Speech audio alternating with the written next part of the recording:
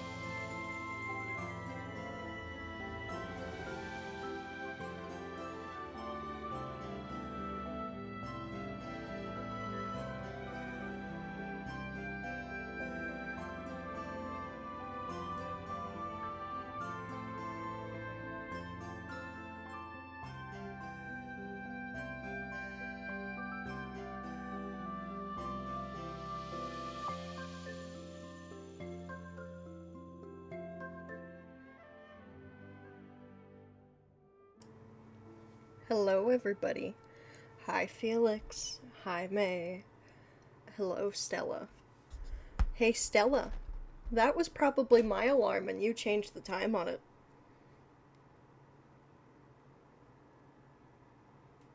Because you've done that before. Guess who doesn't have off today? Me.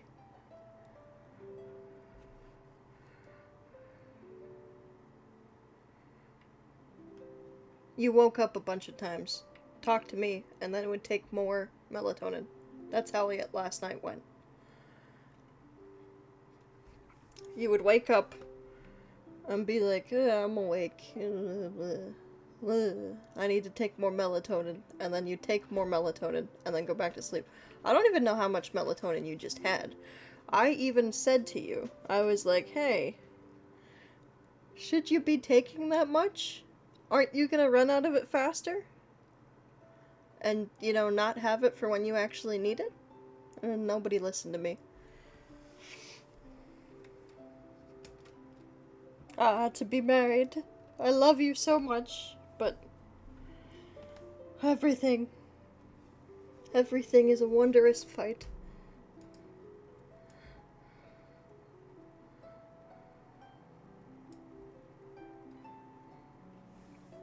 So, it's fine, good night. Wow.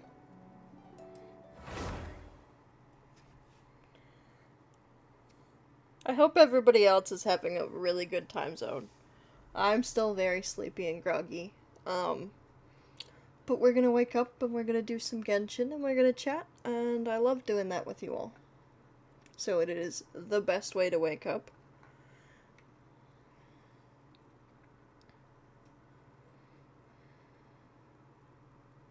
Oh, Felix, if you're still here, I finally got a, Brilliant Radiance on my other account. For the first time ever.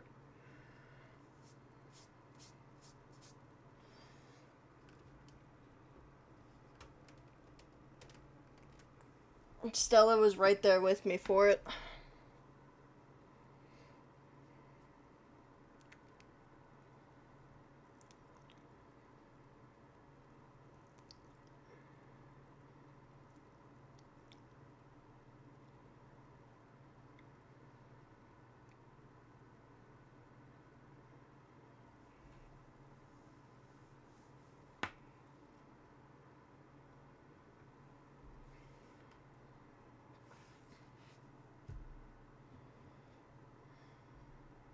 You know, apparently the Genshin launcher feels just as sleepy as I do.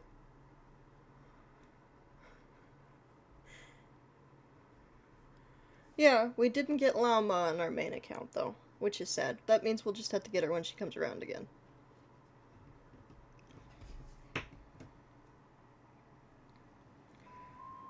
Alright, this is where we left off, because we just finished the war.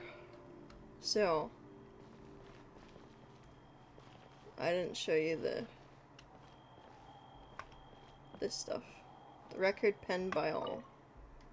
May the Wayab grant you peace, and may songs be sung of your life's journey. What follows is a list of the names of deceased, dense as a forest, written by all those who mourn him. You may see a familiar name on it.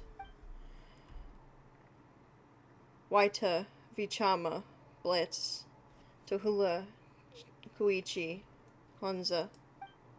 We give thanks for the gift of your life in ours. And we look forward to meeting you once again one day in a world of wonder and beauty.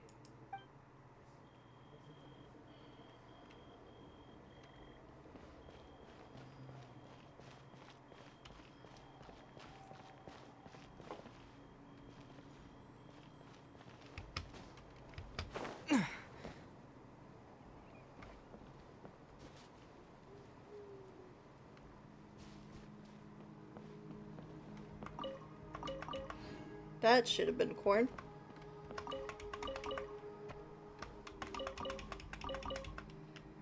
You know what? We'll take what we could get. Why is the llama here? The llama confuses me. Where's the llama looking? Okay, well. I'm not ascending. I'll grab this though.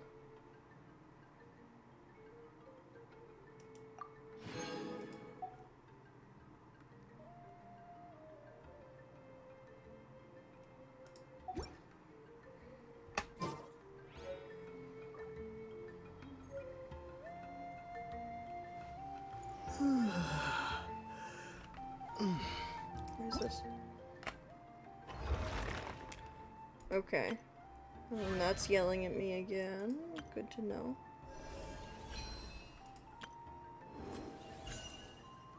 I'll take that. Test run. The knuckle duckle. We're good, I think.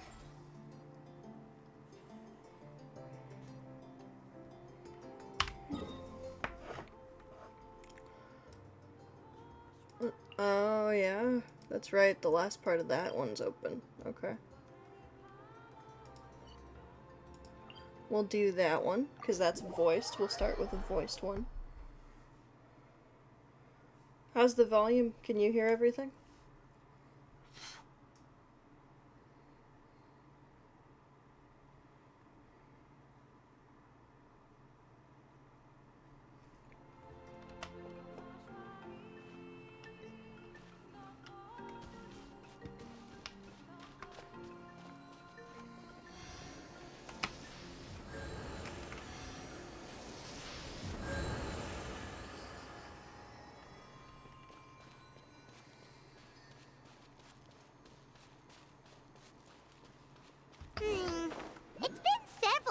now. Wonder if Tlasoli has finished making the Blaze Gem inscription. Since Nechka's birthday is around the corner, let's go to the tribe and buy some things, and then pay the family a visit.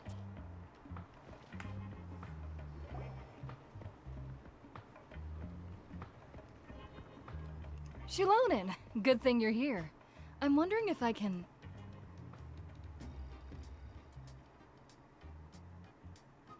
Oh, I should have auto on.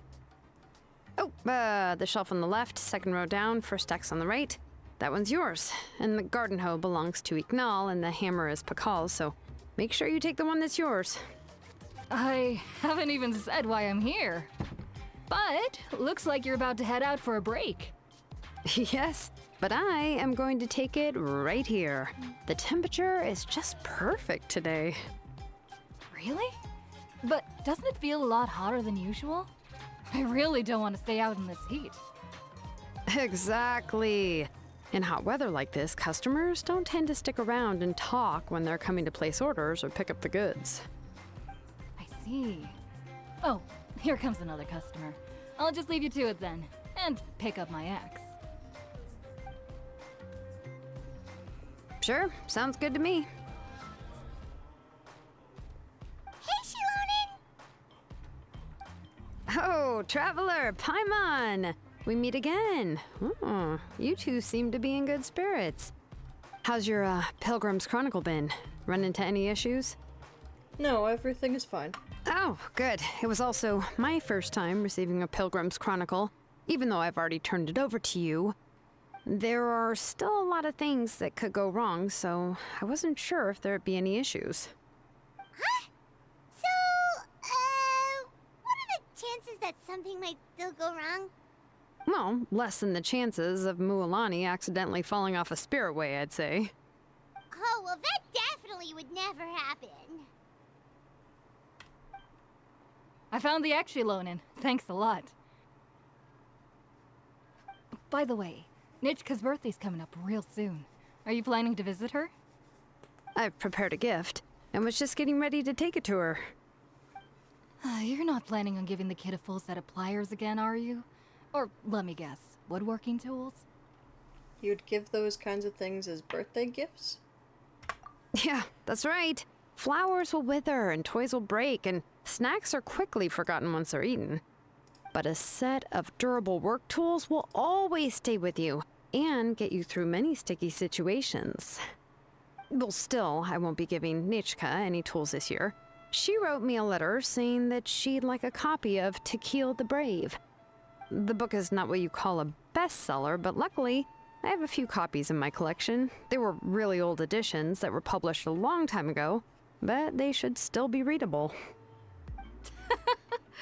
Children her age love fairy tales. The last time I was at Tasoli's, I even brought Nechka... Wait. What did I bring her again? It must have been her favorite thing, but,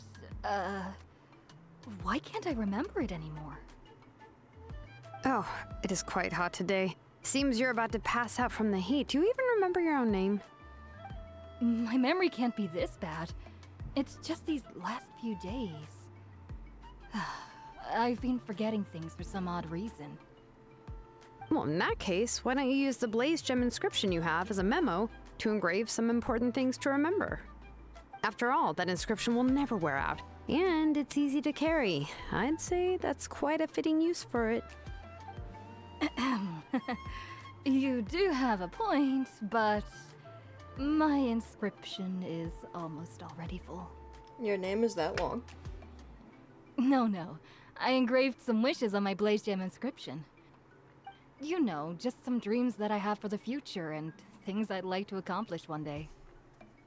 Even though Tasoli has said that from an aesthetic point of view, it would be best for people to keep their inscription because they're losing their short, memories? this Blaze Gem inscription was still made by a That's name a good engraver, theory, May. the forger of ancient names themselves. Everyone thinks that the inscription she made might have some wondrous powers. So, many people who bought Blaze Gem inscriptions engraved their wishes and dreams on them, in hopes that they would come true.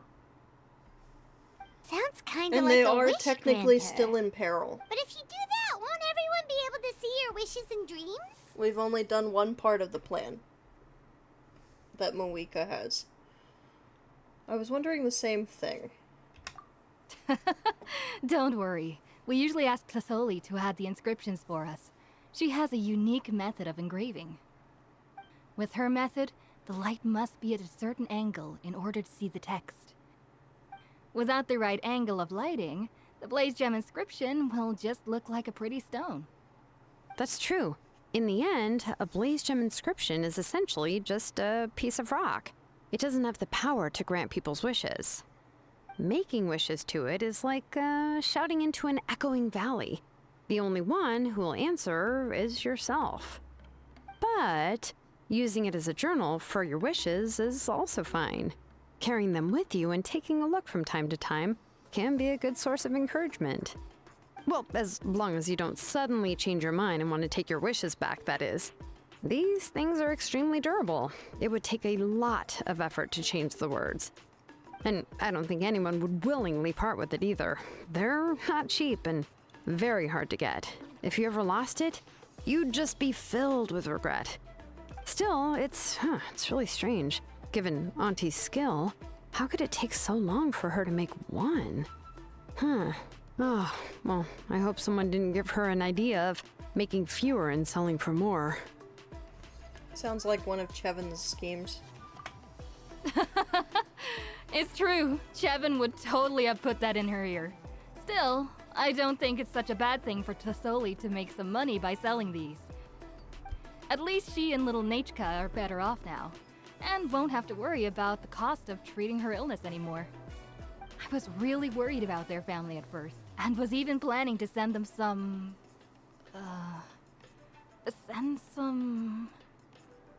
Huh? What was I planning to send to Nachka again? This memory of mine. All right, if you stay out in the heat for any longer, I'm afraid even the inscription won't be able to save your memory. You should, go back. Yeah, get some rest. Right. Right. Please give my regards to Tlasoli and Nachka.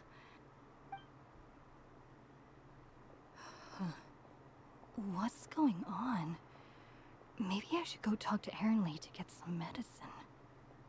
So you'll be going to Nachka's birthday party too, Shilonen? Oh, perfect! Then let's go together! Oh, yeah, sure, but I didn't expect you to know Tlasoli too. She hasn't been coming to the tribe much lately, so how did you get a chance to talk with her?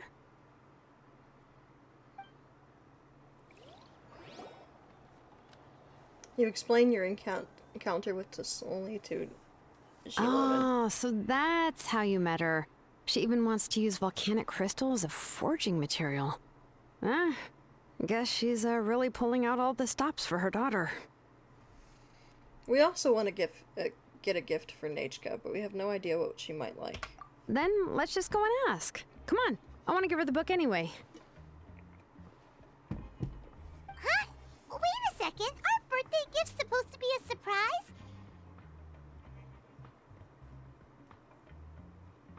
If we ask Nachka, then she'll know what gift we'll be getting her. And that would ruin the surprise. But if you don't ask her, then how will you know what kind of present she would like? Here's another idea. Perhaps you can also give her a storybook based on what she wrote in her letter. That might be a good option. Easy enough. I have loads of those in my bag. But shouldn't we give it a little more thought? If we all give her books, it might seem like we didn't put much effort into it. Shilonen, have you really never asked her what she would like the most? There must be something else she'd like besides books. Unfortunately, no. Nachka's illness has kept flaring up over the past few years. Apparently, she couldn't do anything during that time other than rest in bed. She didn't even have the strength to talk to anyone. It wasn't until recently that she started to recover from her illness and regained strength to write letters to others. Anyway, there's no need to overthink it. Worst case scenario, I can split the book into 2 volumes and we can each give her one. Let's just go and ask Nachka. Yeah, even though it would ruin the surprise, we could at least get her something that would make her happy. Anyway, could you tell us a bit more about the book that you're getting her? Is it really that unpopular? Well, it's a little difficult to explain. You see, there are actually two versions of Tequil the Brave. The premise of the book is pretty straightforward. It's basically about a set of twin brothers working to defeat a demon lord. But after defeating the demon lord, the older brother, Tequil, discovers that the king's spirit has possessed his younger brother, Remock. In the ending of the original story, the older brother kills his younger brother to defeat the demon lord, before jumping into a volcano. This tale comes with a desolate, distant past. In those days, the mountain's teeth were still bared like blades against man and beast, thirsting for the souls of the feeble-minded, human and non-human alike. People who knew that the god of the mountains loved them not, and was to be given a wide berth, yet they were still forced to seek shelter in caverns from the storms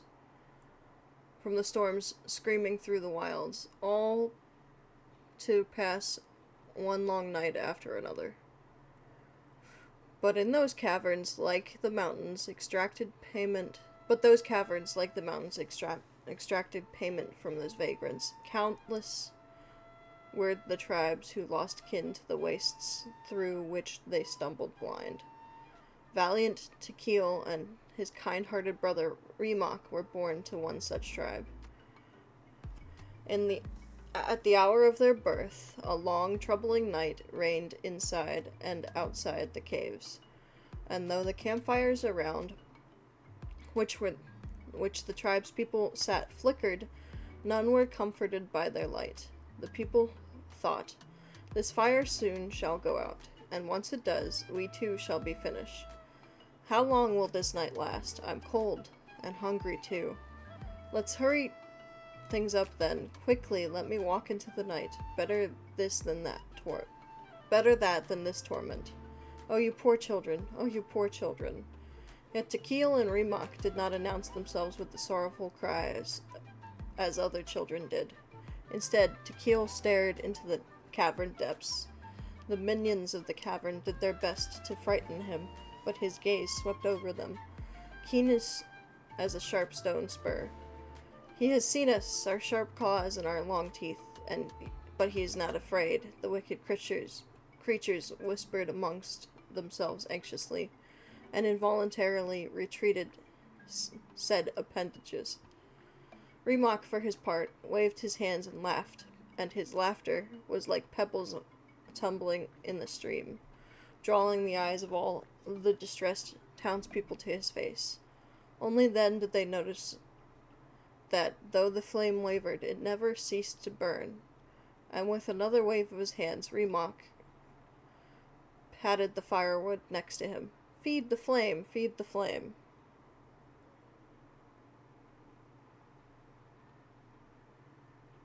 Do you want me to pick one, Felix?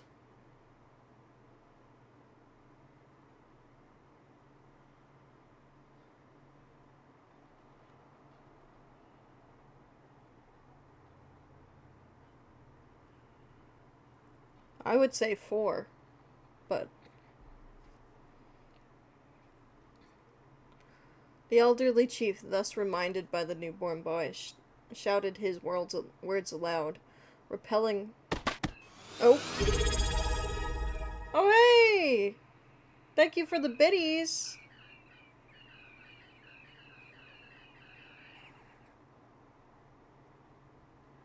I appreciate it so very much.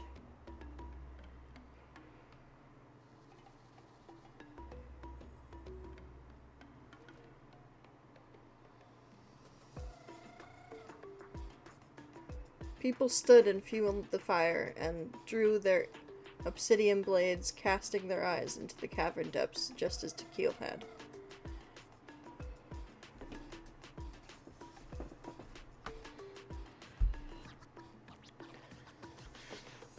The beasts of the cavern were filled with rage and hate, but they knew that these people would not lessen their grip on their weapons, nor would their eyes be shut. Terror had already fled, and so death was forced to retreat. Only when the sun rose again did the brothers close their eyes, falling asleep at their mother's bosom. And thus did the tribespeople depart the cave, having lived another day. These people, who had rejected fear, would live countless days more. Yet the defeat of her evil underlings caught the eye of their master, Kodakul.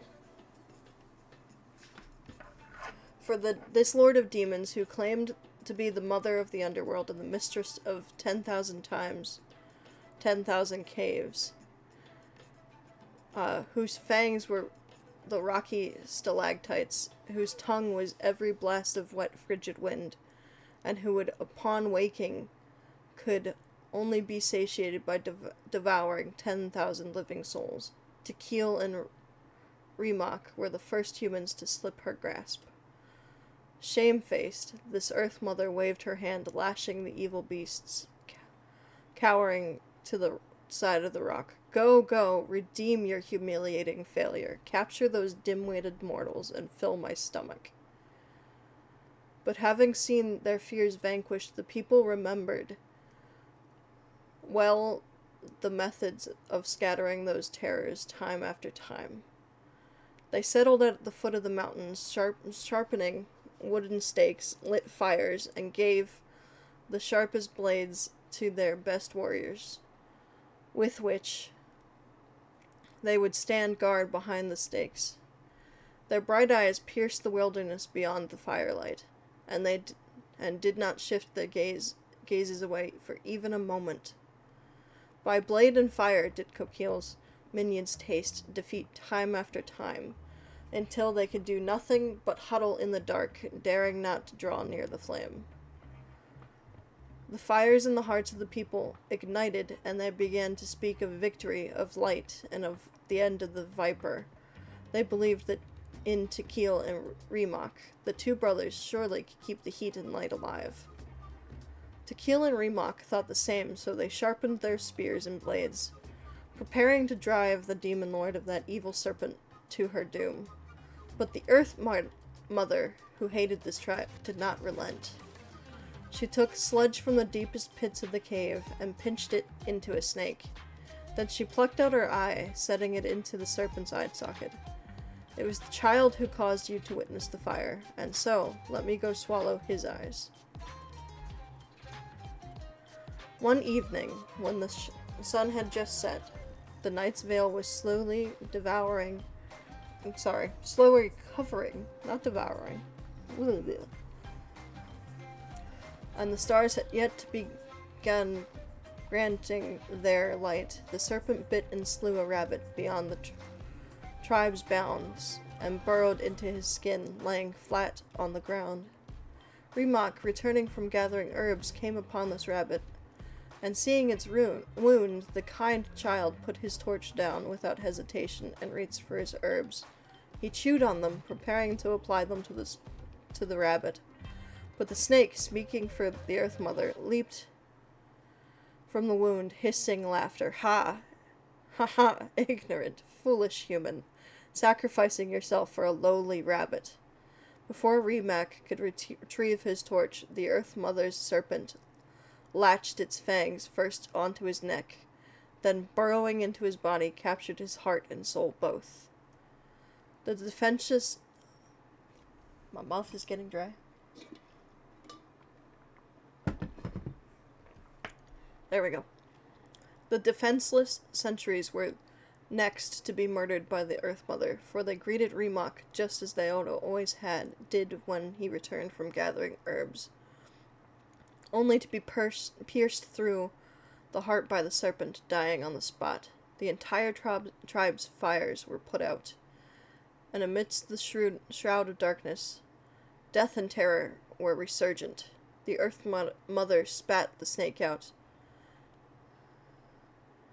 and through poisoned fangs she cried out, "Behold, behold, you ignorant fools, and kneel as you should in the dust." But the sound of rock being struck cut her off, for Tequil, who had been sharpening his obsidian blade, used it to create sparks that set his tent alight. He raised his blade and charged forward, letting fly his blade at the Earth Mother's messenger. The blazing edge cleaved this poison serpent molded from the soil with ease, but Tequil was about to follow through. As Tequil was about to follow through, he saw his brother's eyes and the blood staining his brother's hands. That instant was all the time that the viper needed to escape. Yet nigh fully charred, it was still, and the Earth Mother's eye reduced to almost ashes.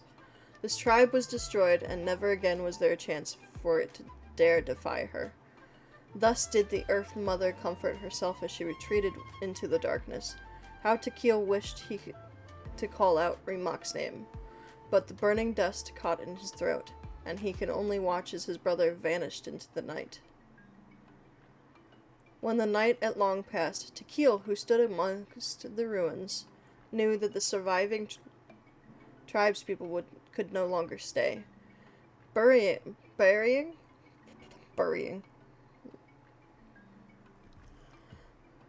his confusion and the pain deep in his heart, he led them on a new journey. They crossed mountains and canyons, dodging fearsome beasts and poisoned insects.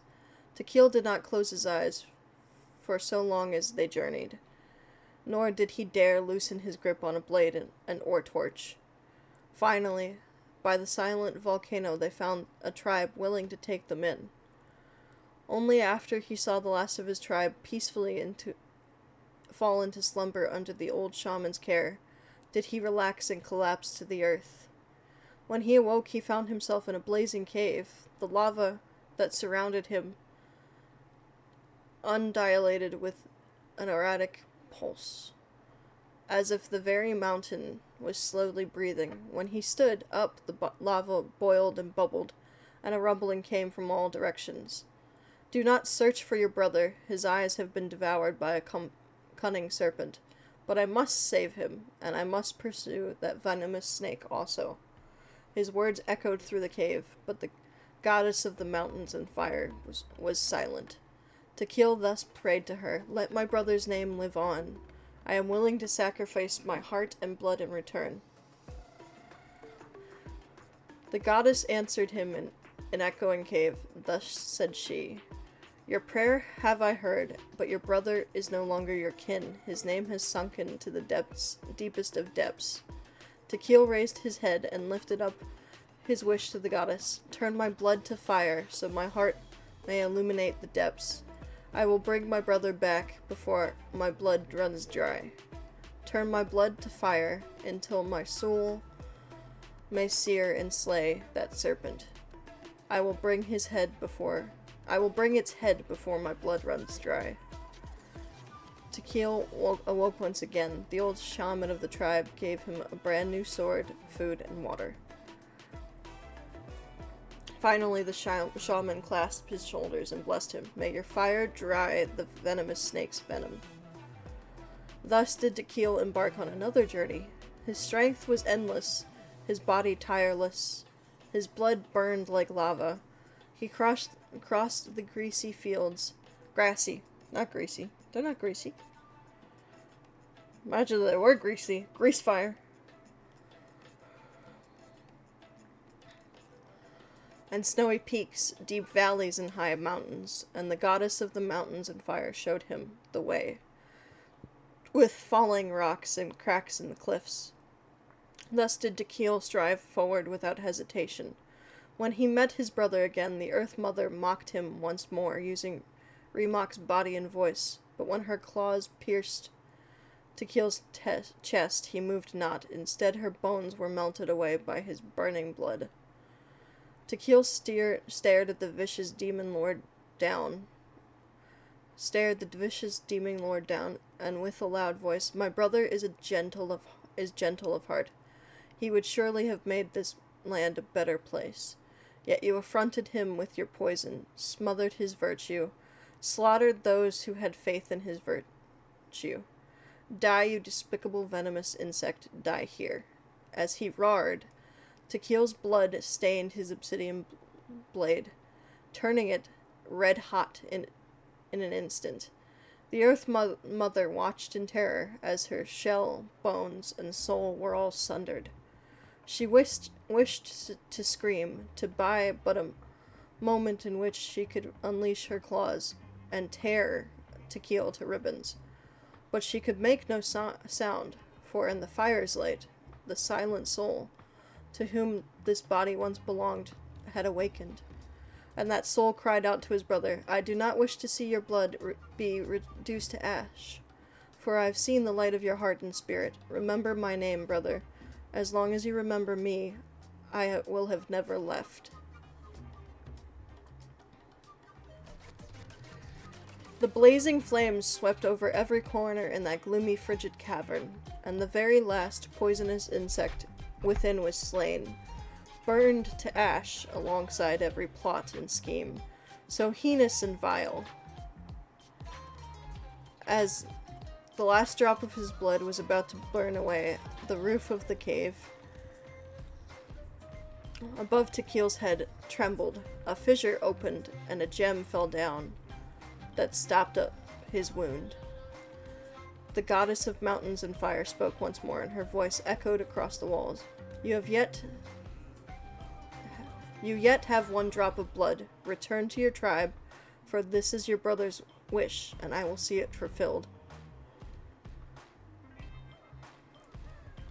One night, the old shaman who had waited day after day beyond the tribe's bounds stood to welcome the returning Tequil, but Tequil refused the water, the food, and the cheers.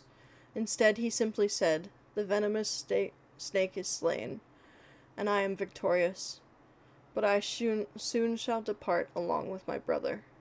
He took the gem from his chest and placed it upon a torch and walked up to the silent volcano. I have but one blood of drop left, but it was not left for me, but rather for justice and fairness, for the good and the brave. Use it and light a fire, a flame that shall never be extinguished. Having said that, the valiant Tequil leapt into the dead volcano. The earth was shaken by his heart and his blood, and the volcano's own heart resumed beating. The blazing lava once more began to flow. The volcano lives, as does the bravery of all the tribes. I remember there was one line that was super popular at the time. If I still remember right, after being possessed by the goddess Coatlicue, Rimac said, I do not wish to see your blood be reduced to ash, but I have seen the light of your heart and spirit. Remember my name, brother. As long as you remember me, I will never have left. So what about the other version of the story? The other version was released only recently. The author heard a suggestion from someone and suddenly decided to try and make a stake in the fairy tale market, so the story was revised. In the revised version, the brothers killed the demon lord together and both survived. According to the author, this gave the story a happy ever after kind of ending. However, the revised version was not well received. After a month on the market, it had hardly sold any copies and the books were collecting dust on the store shelves. The store owners desperately tried to get rid of the book and have resorted to all sorts of promotions and discounts to sell it. Even now, the only edition of To Kill the Brave you can find in the market is the newer one, whereas the older edition is nearly impossible to find. Anyway, I couldn't bring myself to give such a poorly rated book to Nechka, so I spent a few days looking and managed to find a few copies of the old edition in a warehouse. I picked out a copy that looked relatively new and wrapped it up as a present for Nechka. If you're interested, I can give you this extra copy to read. The pages are pretty old though, so please be gentle with it. Oh, and here's a copy of the newer edition too. They gave me a free copy when I went to buy some chocolatl. So that's how they're trying to sell off the book. Could it really be that bad? Even Paimon's curious now. You could read them to me, Paimon, while we're on the road. Okay, but you'll have to carry Paimon for a while.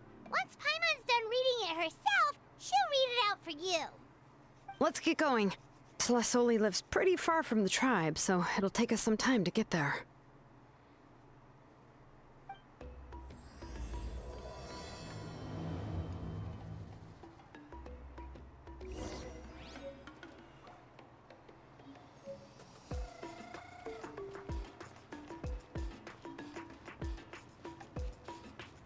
I think I can get it. I did every other one here, right? I think I did.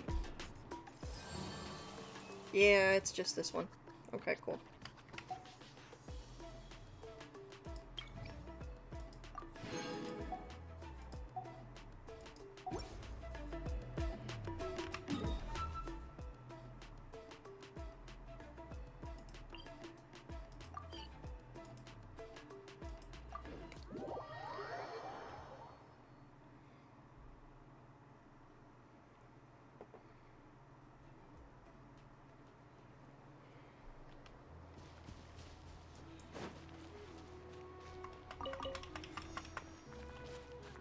Did I actually collect those things? I did not.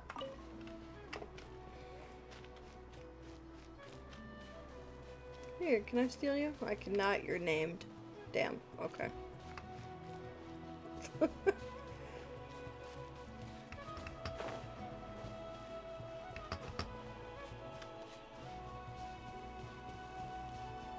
Alright, up we go.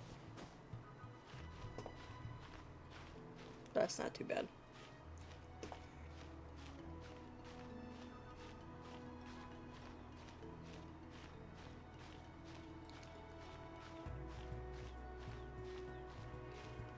Congrats on your raw room.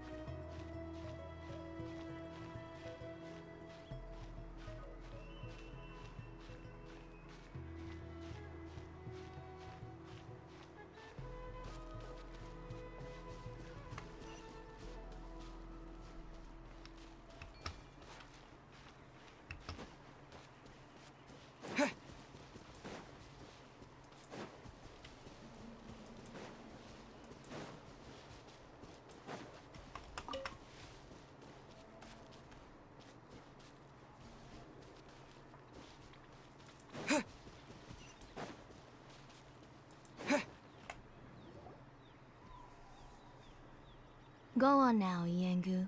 Nachika is still resting. Hey, Tlasoli, we're here!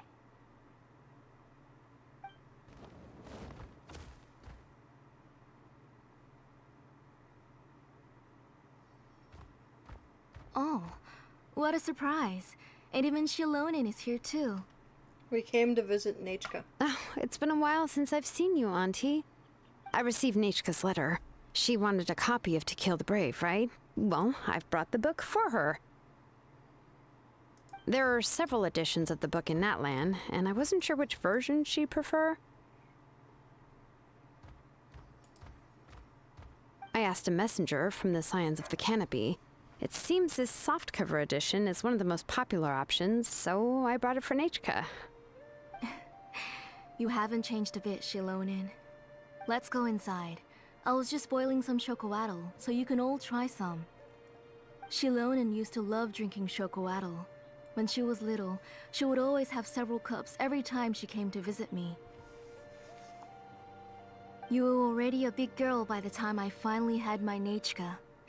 Alright, for now let's... Oh, Auntie, let's go inside.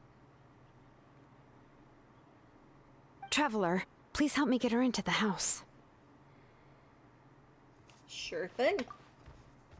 Oh, Paimon will help too! Be good, Yengu, and don't get in the way. All right, let's get indoors. Watch your step, Auntie.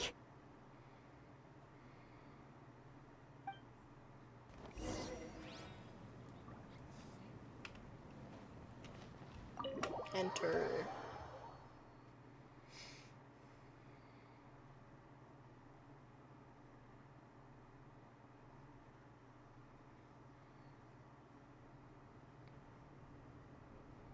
Sorry. Nechka's illness has been flaring up recently, so I was up for a few nights. I suddenly started to feel dizzy in the sun. I hope I didn't scare you. Not at all. Have a seat. I'll fetch you a few cups of chocolatl. Please wait a moment. Oh, I've already brought them over. This cup's for you, Auntie. And these are for you, too. Chocolatl? What does it taste like? Paimon's heard that it can be pretty bitter. Traveler, could you give it a try first? Oh, don't worry. Auntie always adds a lot of sugar. It won't be bitter.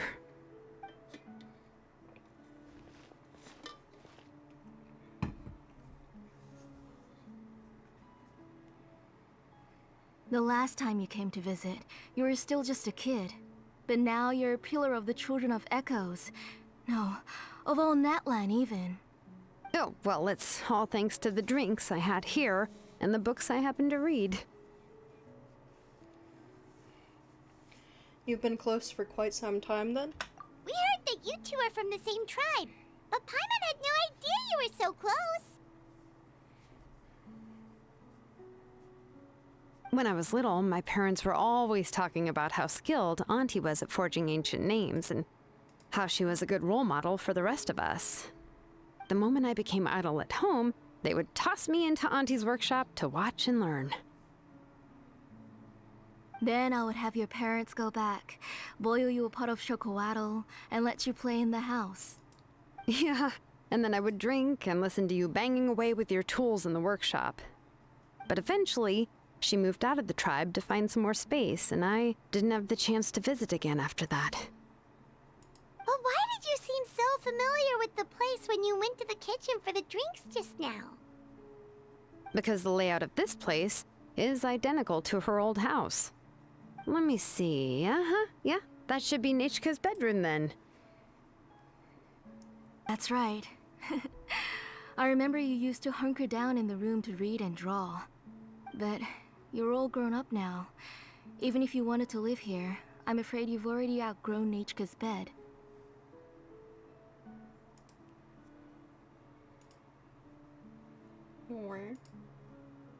You two seem like family.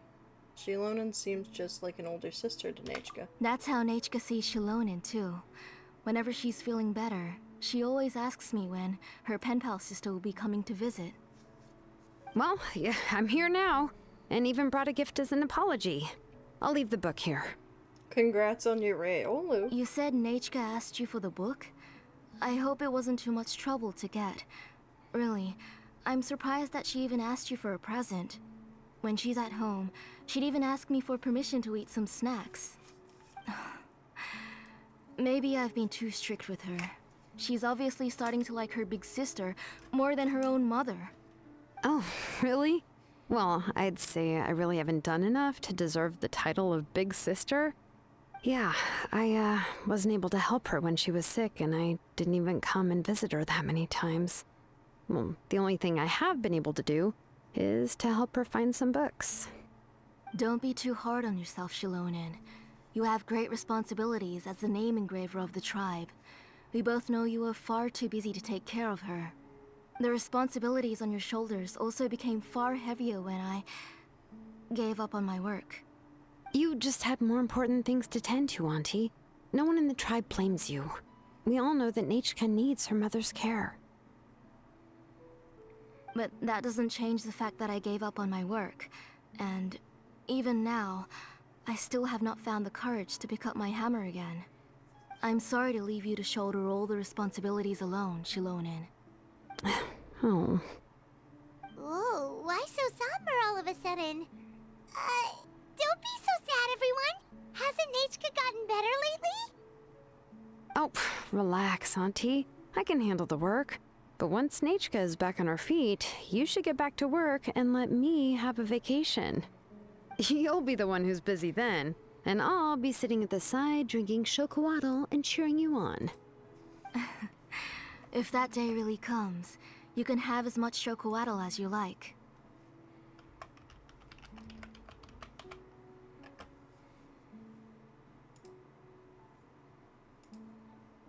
So how did Nachka get so sick? If you asked me before, I wouldn't have even been able to talk about it. But now that she's gradually recovering, I've also gained some courage to face what happened back then. Nachka's illness actually originates from the Abyss. That night, I was in the tribe, having a discussion over the forging of new ancient names. Before we could finish our discussion, the alarm started to ring outside. A horde of monsters from the Abyss suddenly attacked the tribe, so everyone banded together to fight them off. I joined the fray as well, and it wasn't until the monsters were repelled that I got back home with some guards from the tribe. But Nachka was gone. I can't remember how long I spent searching for her. Maybe for 2 or 3 days. In the end, we found Nachka at the bottom of a short cliff. She was holding a dried-up embercore flower in her hand, and there were traces of abyssal corruption around her wounds. I know. It was all my fault. Before the incident, Nachka had asked if I could forge an ancient name for her. Work was busy at the time, so I told her that if she could find an embercore flower, I would use it as material to forge her an ancient name. Oh, Nachka, my daughter. My Nachka. I was holding her in my arms, but no matter how many times I called her name, she wouldn't open her eyes and look at me.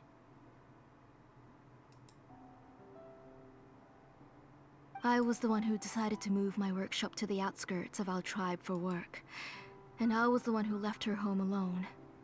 Oh, my daughter. My Nachka. Why do you have to suffer like this? Whoa, hey! It's okay, right? Nachka's getting better. She already has the strength to write letters now, doesn't she? Well, Shilonen has even brought her a gift. Please drink some water first. Things will get better. Sorry. I just can't control myself whenever I remember that time. Phew. Alright. It's not every day that we get guests. I really shouldn't be crying like this. I asked someone to buy some ingredients for me. So, why don't you stay for dinner tonight? I'll make some shrimp bisque, grilled fish and mint sauce, and tower tacos. We'll help. That sounds like a lot to make, and we don't want you to tire yourself out.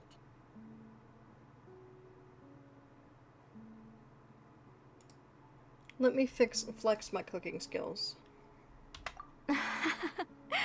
Thank you both, but don't worry. It's just a few dishes. I'll be fine. You three just need to make sure everything gets eaten up. I can't eat a lot at this age. Oh, we haven't had anything to eat yet, so don't worry. We'll make sure there are no leftovers. I promise the plates will be picked clean. Ah, it just occurred to me that Shilonen likes to eat cheesy crab hot pot. Why don't I make that instead of the grilled fish and mint sauce? I remember you don't like picking out fish bones. Both are fine with me. I've learned to just chew up the fish bones now. Oh, come on now. If you don't want to pick out the bones, I can just take them out for you. Anyway, for dessert, would you like a cup of grain fruit or chocolate? Cup of grain fruit. Chocolate. How about a cup of green fruit mixed with chocolate? Okay, got it. I'll go start cooking, but could you do me a favor in the meantime? I ordered a bunch of ingredients, and they should be here any minute now. Would you go check by the door and see if they were already here? If so, please bring them in. Come on, Shilonen. Stop lying around. You shouldn't nap before dinner. It'll ruin your appetite. Hey, I'm not a kid anymore, you know. You don't have to worry about my appetite. That's beside the point. If you don't watch out for your health while you're still young, then when you get older, you'll... All right. I'm getting up.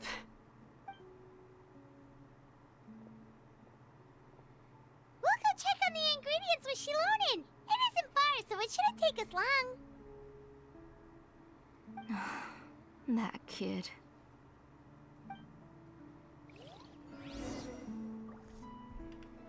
Help her retrieve the goods.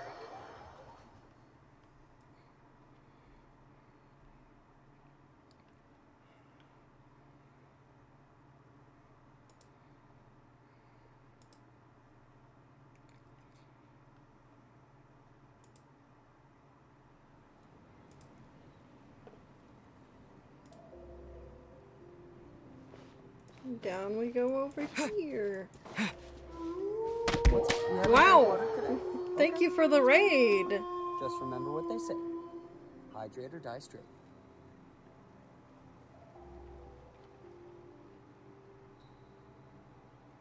You were playing Frambow? How did Frambo? How did that go? Oh, thank you for the follow. Just remember what they say. Hydrate.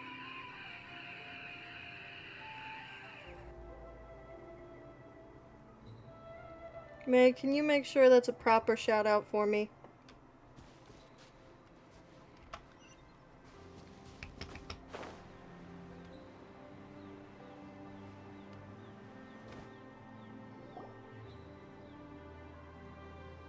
No one's come to deliver the ingredients yet. Paimon thought we'd see someone come flying down on a Yunkasaur as soon as we came out. A messenger from the Scions of the Canopy wouldn't be flying here. They usually come climbing down the cliffs nearby. No need to look. There isn't anyone on the cliffs. So, should we keep walking? I just saw a ghost. Hey, you there. Sorry, but does Tlasoli live around here? Oh, are you the one who's supposed to deliver the ingredients? Yeah, I don't know why Stream Elements' link keeps getting blurred. So,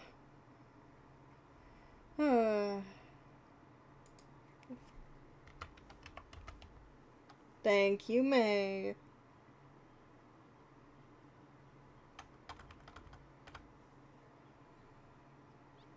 You did do it. Thank you.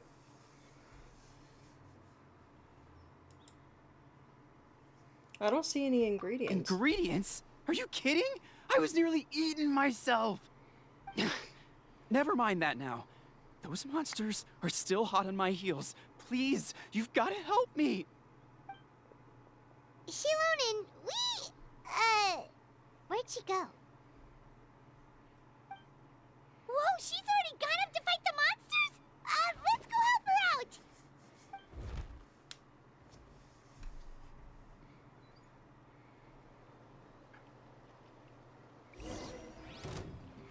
Oh, right.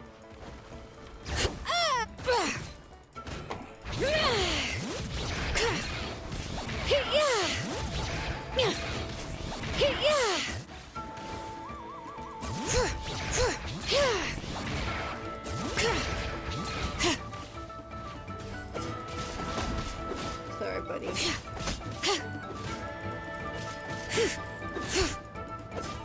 Bring it!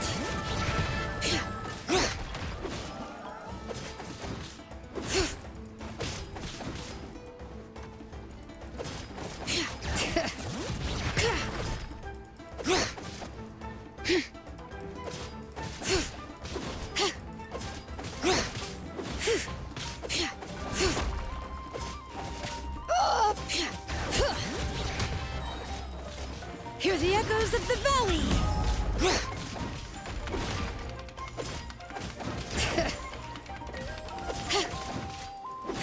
Bellowing thunder! Up to it, Manzai! Now you! Ta!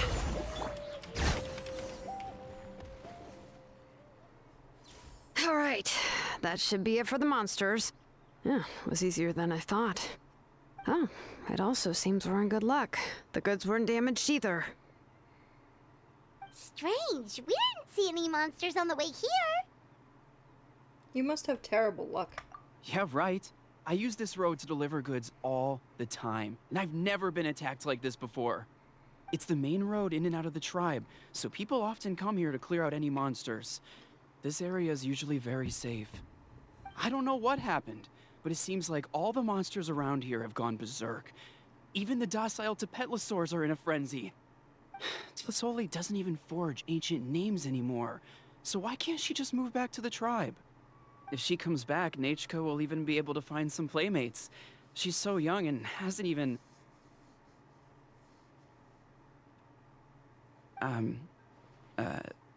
Nachka's playmates. No, wait, I feel like my kids have played with her before. They've even told me about Nachka's favorite game. If I remember right, it was... strange. I always remembered it before. How could I forget all of a sudden? Look at that! He has a In blaze this model, gem yes, I inscription do, too. yeah. Although I had feats before. In my other model, too. They're just little nubbies.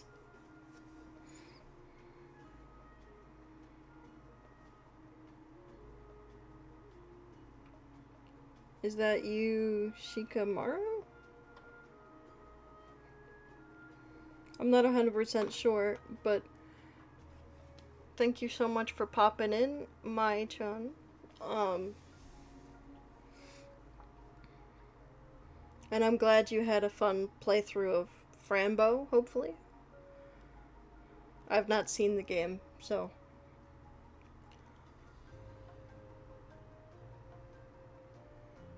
You mean that dude? I don't know. They might have gotten inspiration from that.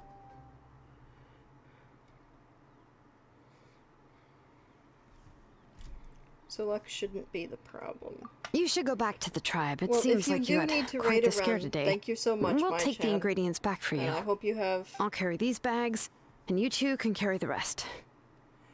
It wasn't scary at all? Or disturbing? Okay. If you do need to rest, I hope you go do so. Thank you so much for popping in and leaving your lovely chat with me.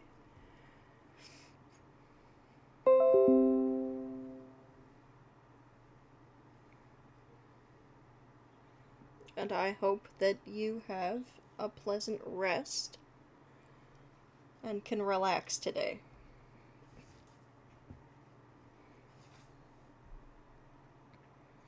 Paimon can help too. Huh? Oh, sure. Paimon can take care of these grapefruit that fell out of the bag. If you say so. Thank you so much. I guess today's just a really bad day for me to go outside. That's so weird. Why is everyone we run into today having trouble remembering stuff? And they're all carrying blaze gem inscriptions. Paimon's not sure how to say it, but she's got a strange feeling about this. Like it's all somehow related. Once you live long enough, you'll eventually start experiencing strange days like this. Let's bring the ingredients back. Otherwise, we won't have anything to eat tonight.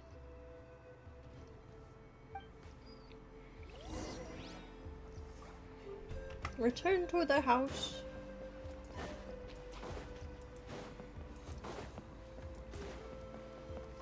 We're gonna grab these first and probably get seen by those things.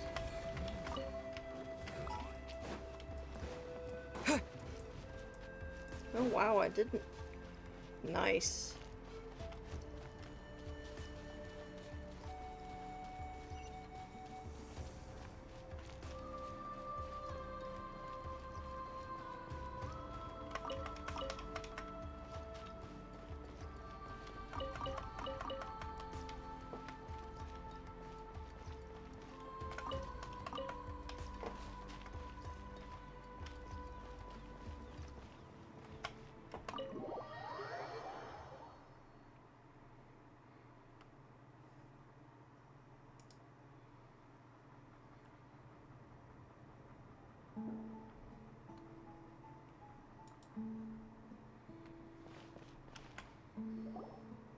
Ah, you're finally back. What took you so long? I was starting to worry. Oh yeah, we ran into some small problems, but everything's fine now. All right.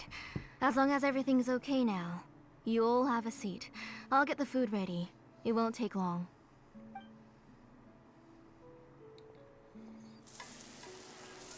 Solely sets to work on the food. After cooking some time, delicious Oh, there's smells so much fill tasty the air. food! You're amazing, Plasoli! They were all pretty simple dishes to make. Don't be shy. Dig in, everyone. What would you like to start with, Paimon? Paimon will help herself. Paimon will have some of this, and this. Oh, and this! Ooh, yeah. Can I get another serving, please? You're done already? Do you even chew when you're eating? Of course! Didn't I say that I chew up the fish bones? I'll have just one more fish and leave the rest for Nachka. It's okay. Just go ahead and eat all you'd like. Nachka can't eat these dishes anyway. Her body is too weak to digest these kinds of things. I'll just make some broth for her. Oh no. But Paimon thought she'd already recovered from her illness. Injuries caused by the abyss cannot be undone. The doctor said the fact that she's stable is already quite a miracle. But it's okay. Nachka can talk to me now and can even hold my hand. That's more than I could ask for. Even if she will never again know that I am her mother. What do you mean? The doctor said the abyss has had an irreversible effect on Nachka's soul. She's lost all her memories from before she was injured. The doctor also said this sort of memory loss isn't like simply forgetting something. Rather, she can no longer remember anything from before that fateful day. Huh? But how does that happen?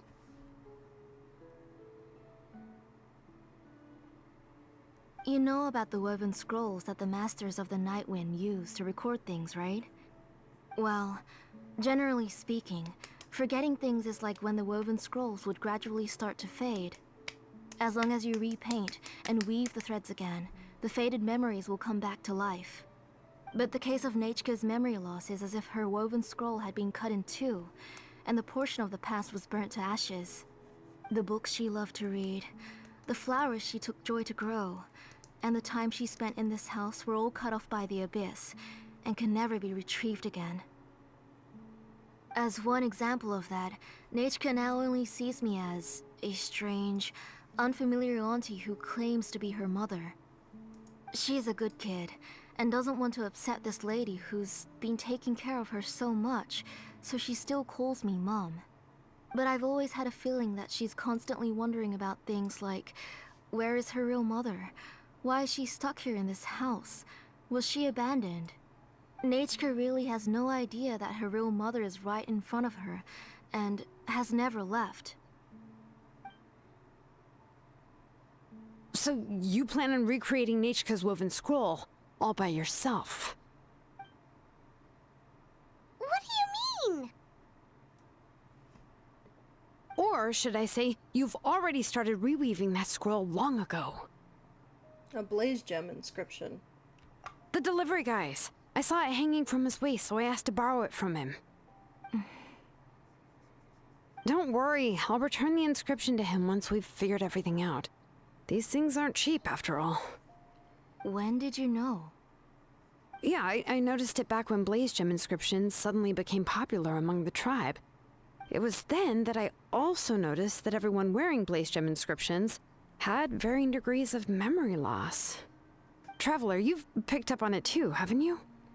Everyone's memory loss had something to do with Nachka. Accessories made using ancient names forging techniques.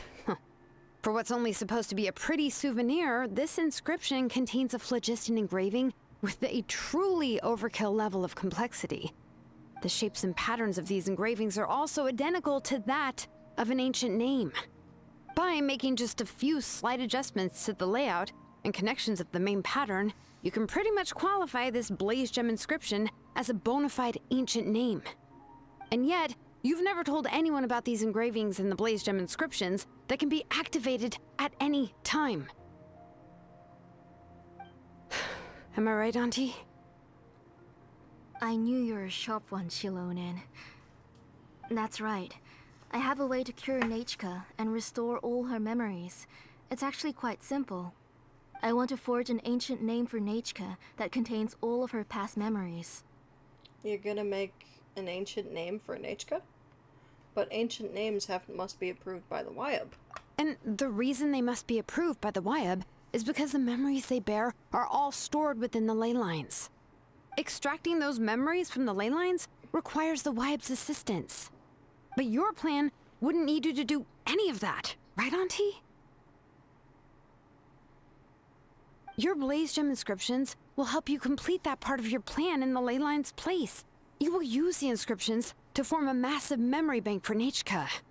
And the ancient names you're trying to forge will be used to extract corresponding memories from the memory bank. A memory bank? Wait, so the reason all those people were having trouble remembering stuff is because the Blaze Gem inscriptions took away any memories related to Nechka? Even though Nechka has forgotten her own past, her life was still witnessed by other people. Using other people's memories of Nechka to reconstruct her past? This is the first time I've heard of such an idea. You've seen through my plans, Shilonin. You're as outstanding as ever. Far more brilliant than me. I intend to use this method to collate all the memories related to Nechka and allow her to regain her past again. Wouldn't extracting memories like that hurt the person carrying the Blaze Gem inscription?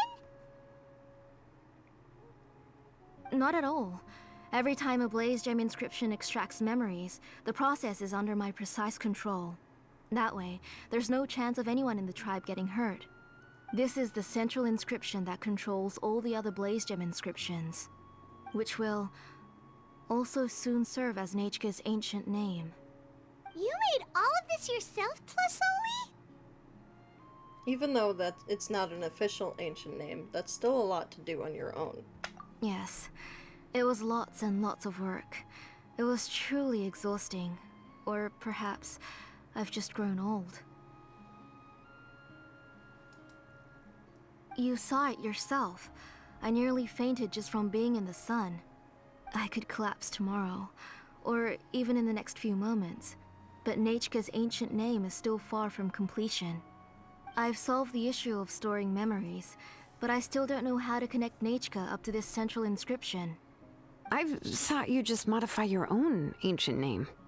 I considered it, but this matter doesn't have anything to do with my ancient name. It's of no help to me, and I don't need its help now. You know the price to pay for making something like this. Yes, I do. But as long as I can get my Nechka back, I'm willing to do whatever it takes. Otherwise, Nechka won't have any chance of reclaiming her past once I'm dead and gone. She won't remember me, and she won't even remember why her name is Nechka. When that time comes, she'll be left to drift around the world all alone, unknowing of where she came from or where she should go. She is my daughter, the one to whom I gave the Nechka name. Whether it be as her mother or as a name engraver, I can't simply stand by and let her name disappear. Shilonin! Wee. Shh, let her think about this for a moment.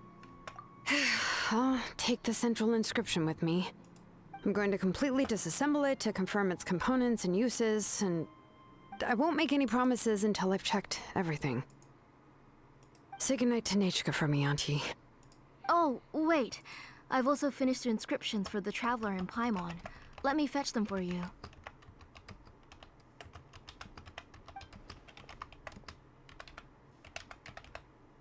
I'm sorry it took me so long to finish them. Hold on, Auntie. The Traveler and Paimon have never met Nechka before, so you can't draw any memories from them. That wasn't my intention. They're just ordinary gifts. Please, take them. Huh? What was that noise? Nechka must have woken up and wants to get out of bed on her own. Sorry, I'll go check on her first. Nachka, don't try to get out of bed. Just tell Mom if you need anything. You go ahead and take care of Nachka, Auntie. Let's go, Traveler and Paimon. There are a few things I want to tell you.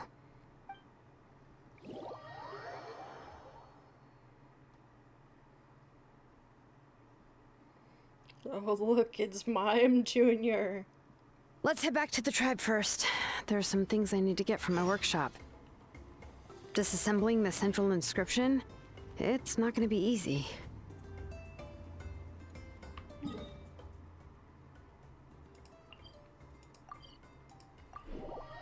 Do do do do do do do.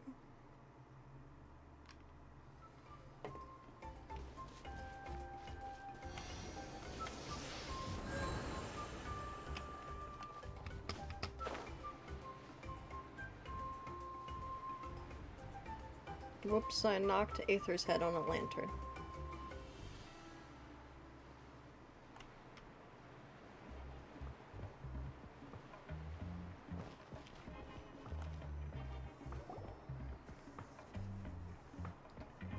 You two can wait outside for a moment. I just need to go in and grab something. The workshop is a little messy, so unfortunately, I won't be able to show you around. But I want to have a look. Oh, yeah, that's not really what I mean. It's not the mess that's really the problem. It's just that the workshop is cluttered with way too much stuff. Books, files, and even ancient texts I got from the Masters of the Nightwind. Everything's piled up to the ceiling. You probably won't know where to step once you're inside. Kachina suffered quite an unfortunate series of events the last time she went inside. Well, I suppose it was my fault for being so focused on searching for information at the time that I forgot to lock the door. After entering the workshop, she was shocked to find herself face to face with a massive woven scroll from the Masters of the Nightwind, and then she turned around and knocked over a huge stack of forging blueprints. She tried to step out of the way, but tripped on a poster tube that was behind her, and then boom! The forging blueprints came crashing down right onto her head. Oh no! That must have hurt. She's lucky I noticed in time. I found Kachina in a daze and managed to save her before an entire set of the history of the Children of Echoes was about to bury her. I then dragged her up to the second floor. Ever since then, Kachina always waits outside the door and doesn't dare take a step in whenever she comes to see me. Are there really that many books inside? Yeah, you're an artisan and craftswoman after all. We thought there would be weapons and armor hanging all over the place. But it seems more like a library than a workshop. Well, my primary work is forging ancient names, which is much trickier than making swords and tools. Aside from the necessary craftsmanship, I also need to consult many ancient texts. You probably already know that each ancient name represents a certain spirit, behind which are countless related stories to support it. In other words, the essence of an ancient name is the physical manifestation of a certain spiritual will. And as a name engraver, when I'm working on a new ancient name, I'm not only trying to give it a physical shape, but more importantly, I'm also trying to understand the spirit contained within the name. And to do that, I have to collect as many related stories as possible and read through them all. But, as you might know, people tend to add a lot of extraneous details when it comes to stories about themselves. For stories that have been clearly exaggerated or altered, I must gather other related stories and information as cross-references. This way, I can filter out all the absurd and exaggerated details and restore the person's life to its true nature. Only in true stories can you find the authentic spirit. And this is the only way for the spirit to become an ancient name that matches its essence. We've heard about the concept behind ancient names before, but after hearing you explain the details, Paimon can't help but think that ancient names are really powerful. If only they could be even more powerful. Well, no matter how powerful ancient names could be, they would never be able to suddenly turn into a blade or allow you to smash through an entire cliff in one punch. It's just a form of spiritual power that's passed down from generation to generation. it doesn't have those kinds of physically tangible effects. Well, take your own names, for example. From the moment you appeared in this world, some person had already prepared a blessing for you. And that person then condensed this blessing into your name and gave it to you as a gift. It may feel like the moment you received your name is already in the past, but it will always stay with you and move with you in the future. Names are blessings for the future from people standing in the past. Well, that's what Auntie once told me. And with this blessing, people will become more confident as they walk into their future. To put it another way, it's like having a lamp in your hand as you walk through the darkness of night. Oh, Paimon gets that. If you're alone when you're walking in the dark, it's easy to get scared and tired quickly. But if someone else is walking with you, then it won't be nearly as scary. And, well, you might still get tired, but it'll still be a whole lot better than walking alone. The Traveler always has Paimon by his side, though, so he'll never have to worry about that. Oh, Paimon sure many wish they could be in your shoes, Traveler. Please, you're always the one who get tired when we're on the road. Paimon's always flying, of course it gets tiring. But we're getting off topic. We can talk about that later. At least try not to eat so much. Anyway, this is what Plisoli told me when I was training as a name engraver. And to be honest, I've only understood 20% of what she said at most. I've never been able to figure out the rest. But doesn't that mean you basically don't get it? Well, that's not entirely true. Auntie and I have at least come to a consensus on the most important thing. You know what? I am sick of talking. We can talk about all of this later. Please, wait a moment while I grab my things.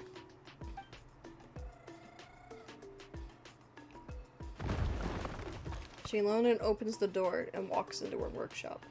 Some unsettling crashing sounds come from the workshop, followed by some agonizing creaks and squeaks.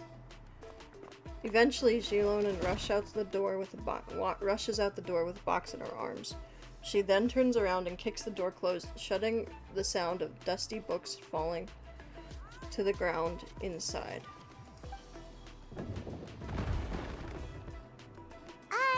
Did you hear a whole section of something collapse in there just now? It's fine, it's fine. It was just a bunch of very old ancient name records. I've already made copies of them. I kept this set of phlogiston wedges in the back, so it wasn't easy to take out. I had to resort to brute force. Come on, let's go disassemble the central inscription. It shouldn't take long. Poor Shilonen needs a bigger workshop.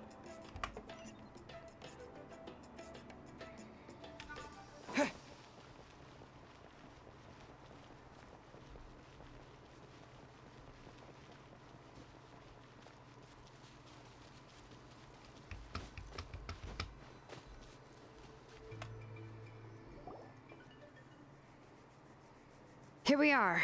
This is the place. This cliff is pretty high. What are we going to do here? Are we going to climb to the very top and then throw this inscription down the cliff? We're disassembling it, Paimon, not destroying it. I'm going to use phlogiston to make an engraving circle on the cliff wall. That will allow me to investigate the internals of the central inscription. Now let me see if this thing can even turn on. I was still an apprentice the last time I used it. Before we attempt to engrave the inside pattern of an ancient name with phlogiston, we always use this to draw out the engraving diagram on a cliff or open ground. Only after we've confirmed that phlogiston can flow properly through the internal engravings can we start formally working on the small internal engravings of the ancient name. If we want to dismantle the central inscription in a non-destructive manner, we'll have to use this thing. I really don't want to engrave such a large diagram with my bare hands. Oh, so you'll be able to see what it looks like on the inside without ruining Tlasoli's inscription? For the most part. If it were just an ordinary unfinished ancient name piece, I'd just take it apart and pour phlogiston into the internal engravings to see everything. But since it's a central inscription, it would be better not to destroy the blessing that Auntie has prepared for Nechka.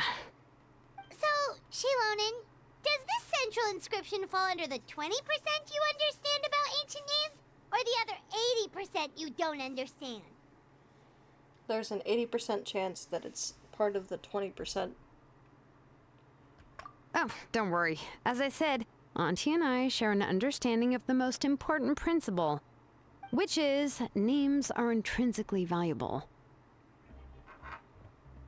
Only by having names can things be sorted and categorized.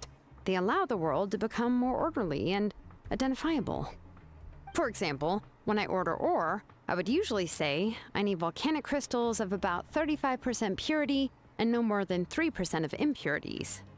Without specific names, I would only be able to go to the ore merchant and say, I want this and this. No, this isn't it. That one. No, not that one either. Yeah, you see what I mean? Names are a crucial part of how we standardize our workflow. Without names, the work would be impossible. So you're taking it from a technical perspective. Yes, because forging ancient names is first and foremost a technical job. There's no debating that. As for the question of why it's important, as long as it does not affect your ability to perform your work, you'll gradually understand it as you put the process into practice. You really care about the efficiency above all else. After all, creating an ancient name is quite the complicated process. Well, let me break it down even further. We're not in the tribe right now anyway. Essentially, by forging ancient names, I'm assigning nicknames to the heroes in Natlan's history. Giving someone a name is a subjective expression. You just need to express your hopes and wishes for them. But giving someone a nickname is a much more objective expression. To come up with a fitting and accurate nickname requires much thought and observation. If ancient names or nicknames aren't descriptive enough, no one will remember them anyway. So the best I can do is gather all the information I could and try to come up with the most fitting nicknames possible. Even a minor mistake in the process could cause people to misunderstand the nickname. For a name engraver such as myself, such mistakes would be considered a major blunder. See, your nicknames need more thought and observation, Paimon. Paimon isn't trying to come up with a nickname for Shilonen. Besides, all of Paimon's nicknames have been very descriptive. Everyone can remember them. Phew. Now I'm curious. Why don't you, come up with one for me? Are you serious? Of course. This is also my line of work, you know. Go ahead. A nickname? Shilonen. Well, she uses phlogiston to forge weapons and make names for others. You'd better make it a good one.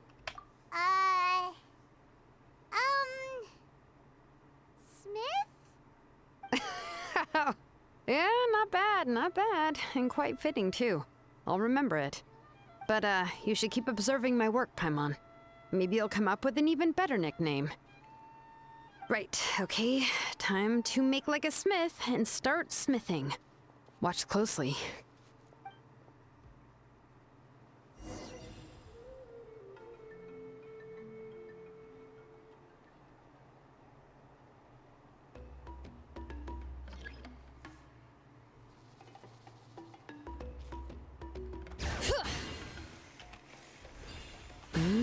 Adjust the inclination by 2 degrees.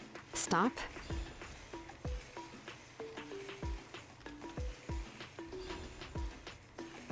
Oop.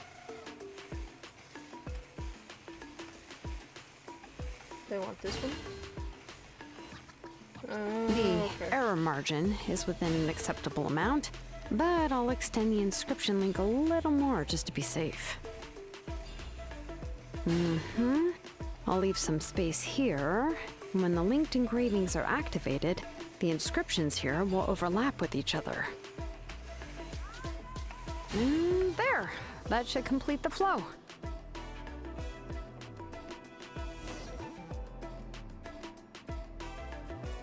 Amazing, Shilonen!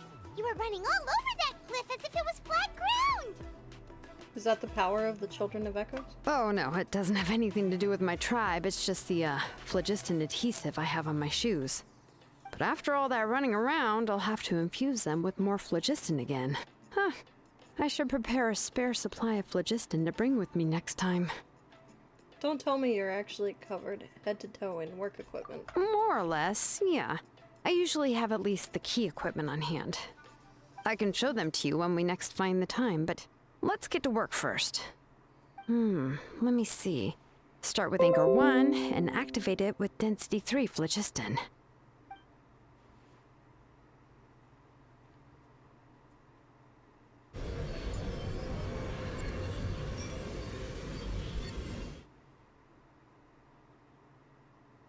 Whoa! A super huge diagram just appeared! Tlasoli's central inscription is even floating!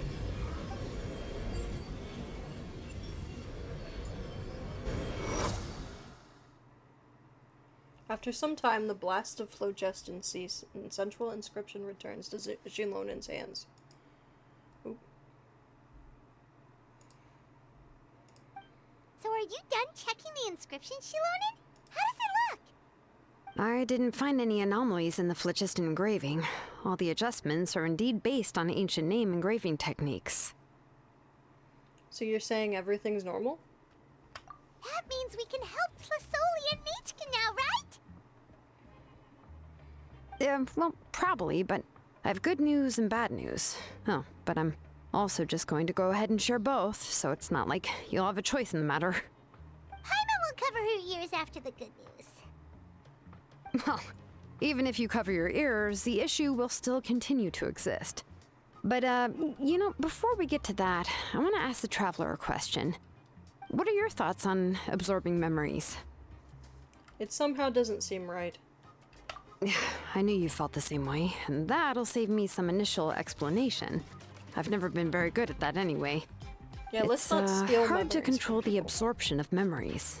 Technically speaking, this type of inscription has the power to do far more than absorb memories related to a single person.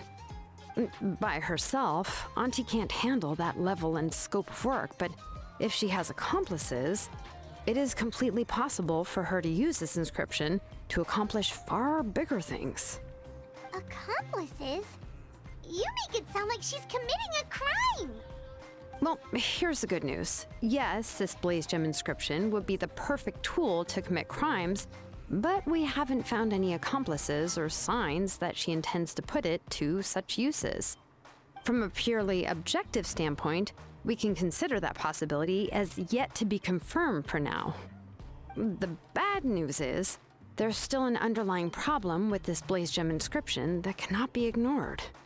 I believe I've mentioned this before. Ancient names operate with the help of the Wyab, granting them the power to read information kept in the ley lines. In this process, the Wyab actually function like relays, helping the ancient name bearer sense the information from within the ley lines.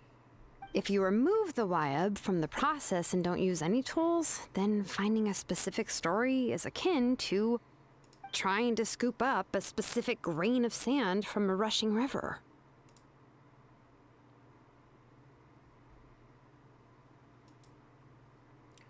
So, before you're even able to retrieve the sand, you most likely would drown. Yeah, exactly. Anyone who attempts to do so will likely lose most of their cognitive function or become a babbling madman who talks to themselves all day long. Now, let's consider the memories that Auntie has gathered as the ley line, and Nechka as the only ancient name bearer of this ley line. There's no way Auntie would let Nechka plunge into the river of memories without any tools. She'd only be overwhelmed by the surge of memories. And considering that Nechka has forgotten all of her past, she'll be unable to work on her own to accurately find the correct past. Only Aunt Tlasoli can help her filter the correct memories of her past. So, if my hypothesis is correct, Auntie is actually planning on turning herself into Nechka's Wyab to help her extract the corresponding memories in the different situations she may face. In an ideal world, This would be perfectly fine, as long as every extracted memory is correct. Nichka would essentially be getting her past back. And I also believe that there won't be any mistakes in everything that Auntie remembers about Nichka. But Auntie is not a Wyub. Her body won't be able to handle the load for long. I see. This is the problem that we can't ignore. How can we solve this problem? No matter how we try, Tlasoli will... She's ready to pay the price. Names are blessings for the future from people standing in the past. I've also made up my mind. Come on, let's go see Auntie. Stretch. Stretch. Stretch, stretch. Oh, my knees.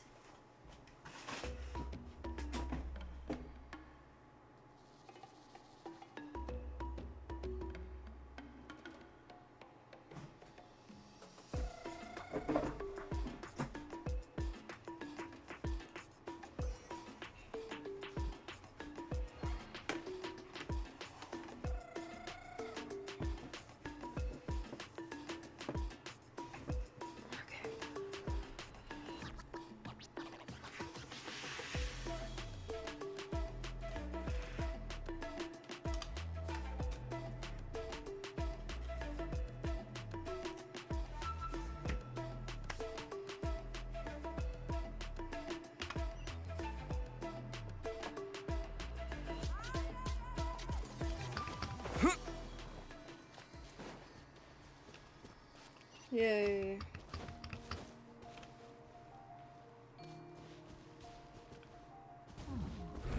Wow. Thanks for kicking me.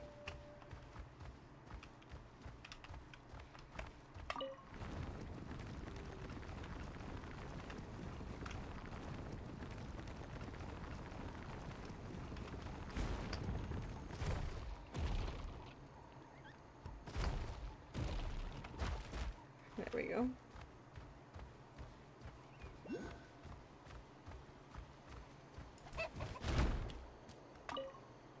I killed the burb.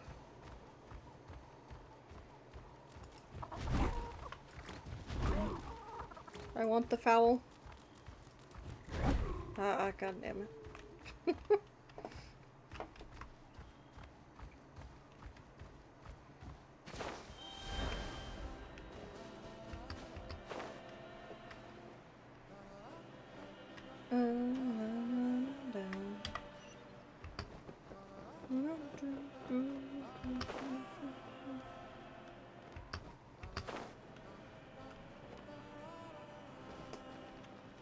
Entered the home again.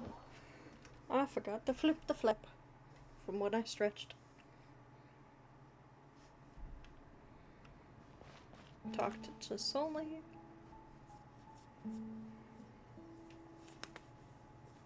Shilonen. It looks like you've made your decision. Am I right? Yes, here's some research that I've done. You can reference it to modify the way the central inscription operates. I'll also help you continue working on the Blaze Gem inscriptions, but I must have complete control over all the inscriptions and the ability to oversee their uses. The memories that can be absorbed by the inscription will be limited solely to Nichka's past. We'll plan a set time frame together from which the memories can be drawn from shortly. If you attempt to extract any memories beyond this scope, then I'll consider that as committing a criminal act and halt all work related to the central inscription. After the memory bank is constructed, the Blaze Gem inscription's absorption functions must be stopped immediately. Only functionalities for outputting memories will be kept. I accept. Thank you, Shilonen. I really... Auntie, you know I can't stand it when you do this. If you needed my help, you should have just said so. There's no need to beat around the bush like you did. Using technology for ancient names to forge other things without permission is no trivial matter. Yes, it's a major departure from the technology's intended use, but it's nothing compared to a child who needs help, compared to a name that's about to be lost. But once this is all over, you must come with me to see Pakal and discuss everything that happened. That's fine. I'm willing to accept any punishment for my little Nachka. All right, let's clear off the table and come up with a plan. I need some time to consider how to let Nachka control the Blaze Gem inscription on her own and extract the memories from her past. Oh, by the way, did you give the book to Nachka? How could I just hand her a birthday present that you specially brought for her? I've picked out a box and packaged it up. Wait till her birthday and then bring it to her. It'll be a nice surprise. No, it's just an old book. There's no need to...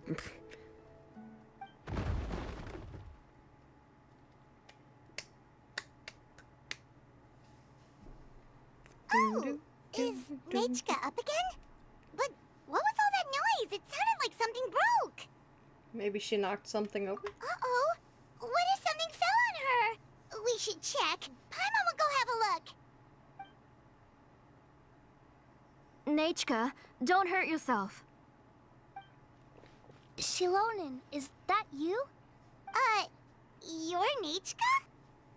How many times have I told you? Don't get out of bed on your own. You were running a fever yesterday. Hello, Nachka. Thank you for the book.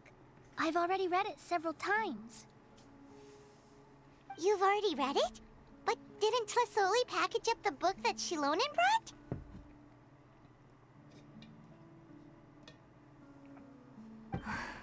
No. She's all mixed up. The one she read isn't from Shilonen. It's one I bought for her before. A few days ago, she told me she wanted a book. I know nothing about these kinds of books, so I had no choice but to go to the tribe and look for a copy. I eventually found one and bought it for her. I put it in her room once I got back. Soon after, she suddenly developed a fever. I was so busy taking care of her that I forgot about the book and even forgot that she had asked you for a gift. Auntie, do you know which version of the book you bought? Which version? The shopkeeper said it was the one with the perfect ending to the story. Apparently that's the only one you can find on the market now. Ugh. It's all my fault. You wasted your money and now it won't even be a surprise. Oh, it's all right. It's just a book. As long as Nachka enjoys it, that's what matters. Oh, right. Nachka probably doesn't know us. You're Paimon and Mr. Traveler. Mom told me about you. Oh! Seems like everyone knows who we are now. No need to introduce ourselves anymore. Yeah, Nachka seems to be doing pretty well today. Since she's been stuck indoors for the last few days, why don't we take her out for a walk?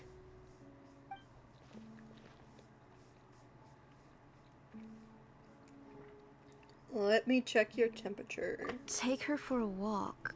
But Seems like the fever's considering her condition, I don't think she...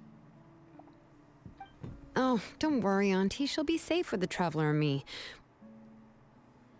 We won't leave the tribe, and if anything comes up, we'll be sure to find the doctor immediately. Besides, it's her birthday in a few days, and we need to go to the tribe to buy some things. Let's give her a proper celebration. What do you think, Auntie? I promise I'll be good, Mom. Didn't you say before that I need more fresh air? All right. As you wish. I also happen to have a few repaired Blaze Gem inscriptions that I need to get back to the tribe. We can go together. Wait for a moment. I'll go get Nachka's water bottle and some towels. Some medicine. Oh, and a parasol. Tlesoli enters Nachka's room after a quick couple Talk of about moments. She being comes back. prepared. We can camp out with all that stuff. It doesn't hurt to be prepared. Okay, let's go. Please be good now, Nachka. Don't cause any trouble for Shilonen and the others. Oh, you can let me carry these. And don't be a stranger, Nachka. Feel free to tell us anything. And even I was quite a handful for Auntie when I was little. Yeah! It's not often you get to go out to play, so just have fun. Everything will be fine. If you don't stir up some trouble when you're little, then you'll never get the chance again. Okay. Thanks, everyone. And please don't worry, Mom. I'll be good. Let's go look for Ignal. I've had her Blaze Gem inscription for a while now, and I'll finally return it to her today. I think I cut her off. Whoops.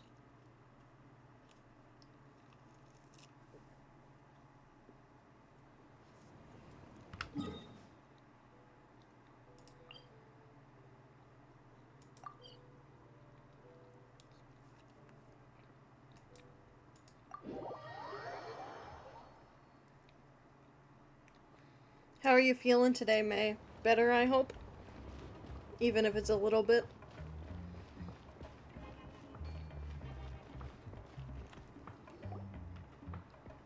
Tosoli, what brings you to the tribe today? Oh, and Nichka too! Oh, she seems to be doing much better now. She's even out and about. I'm sure it won't be long before she'll be playing with Chenille and the others. I hope so. Here, Ignal. This is your inscription. I've finished repairing it. Oh, thank you for bringing it back for me. No. Oh, by the way, Oh, I I'm came across a sorry. piece of good quality ore a while ago. I was thinking of using it to make some pretty jewelry for That little sounded really Nichka. sarcastic. I meant I it. remember that Nichka would become so happy I every wasn't time being she saw a sarcastic, shiny I ring. promise. Right, Nichka? I'm sure she'll You love know that. me. Thank you. My pleasure. Give me a moment. I'll bring the ore.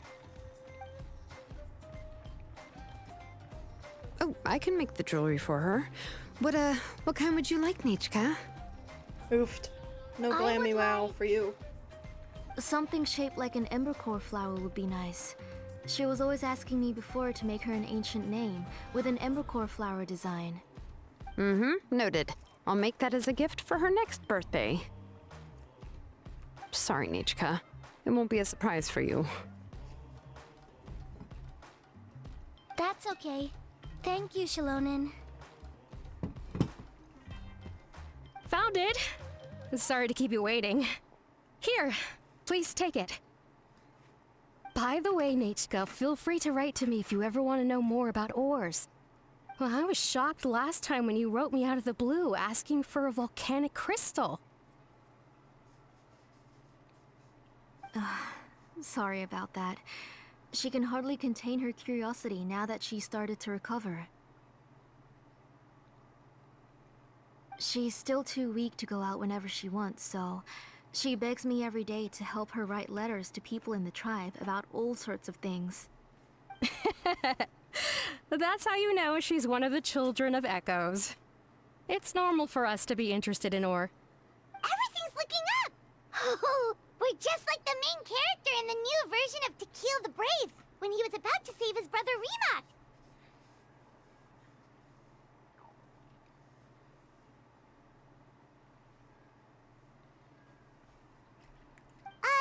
According That was to a the weird story, long we pause. should be right around... let Paimon see.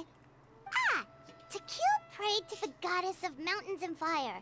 Let my brother's name ever live on. I am willing to sacrifice my heart and blood in return. The goddess replied, I've heard your prayer, but your brother is no longer your kin. His name has sunken into the deepest of depths. Then Tequil said, turn my blood to fire so my heart may illuminate the depths. I will bring my brother back before my blood runs dry. Oh, you remembered that whole line, Nichka! Paimon remembers that's exactly what the book... huh? Wait, what did the book say? You forgot? But didn't you just read it, Paimon? Paimon finished both books in one sitting. A lot of their content is nearly the same, so it's easy to get mixed up. But the ending in the older version is more interesting, even if it's hard for kids to, well, completely understand. Oh, wait! Nichka hasn't read the other ending. It's okay, just wait a bit and Paimon will read it out for you. That's not true. Actually, I already know the other ending. You already know the other ending? But didn't you only read the edition your mom got for you? Hey, what are you all chatting about so happily? Huh?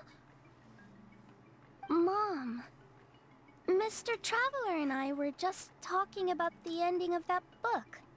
We were just talking about how the bad guy was defeated and everyone returned home safely. It's a really happy ending. That's not the other ending she was talking about. Aren't happy endings always nice? But if you already read the whole thing, then what will Mom have to read to you at bedtime? Guess you'll have to go to bed early tonight, but I'll buy you some more fairy tales next time, okay? Okay, Mom. So, how's the orc? It's pretty good quality. I'll be able to give Nachka a beautiful and durable piece of jewelry for her next birthday. But, you know, for now, let's focus on celebrating her upcoming birthday. Where are we headed to next, Auntie? Next, let's visit Apaish Palan. He should be close by. Stay close, Nachka. Don't go too far. Yes, Mom.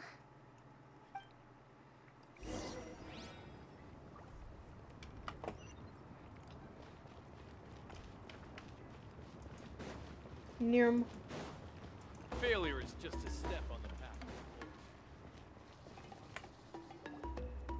Why do my eyebrows keep twitching today? Strange. That means you're about to hit the jackpot, Apaish Palan. I didn't expect to have 2 name engravers coming in today. Welcome. What are you looking to buy, Tlazoli? I'll give you a discount like usual.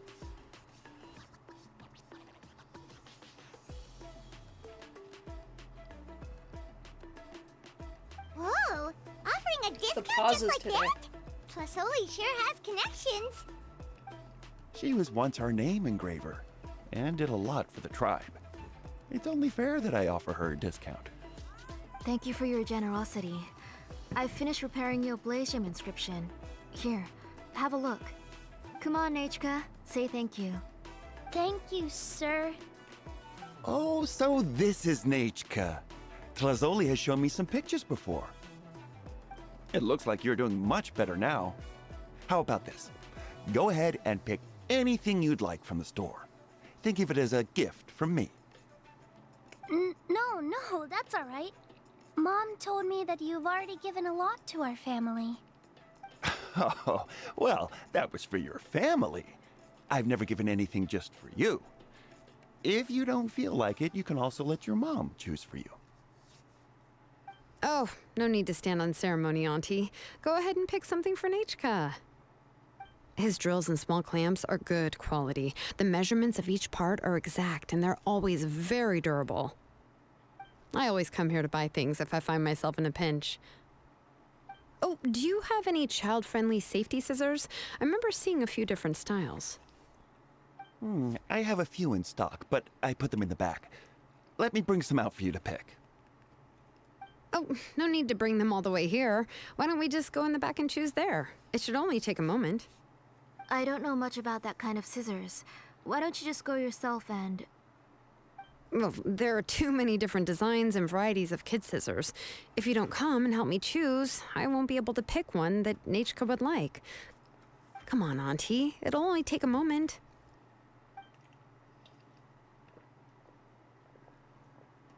And there goes Shalone dragging Tlasoli off to buy more stuff. Ooh, what a busy day. Let's just wait for them here. I won't run off. Paimon, who's your favorite character in To Kill the Brave? Paimon's favorite? To Kill, of course. He went through a lot to rescue his family. In the old version of the story, he was never able to reunite with his family, but he was still really strong and fought as best as he could. I admire his courage. What about you, Nichka? Which character do you like?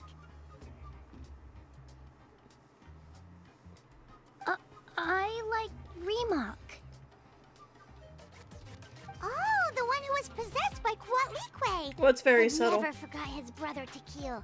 He was also an amazing character. Oh, you mean If it Gilonen? wasn't for his determination, Both he and his brother would have been defeated by Quatliqué in the final battle. Seems like you were really immersed in the story. Of course! A story's only interesting if you can really get immersed in it. Hey, Nechka, why don't we play pretend? You can be Rimac, and Paimon will be Tequil, okay? You just like reciting epic lines.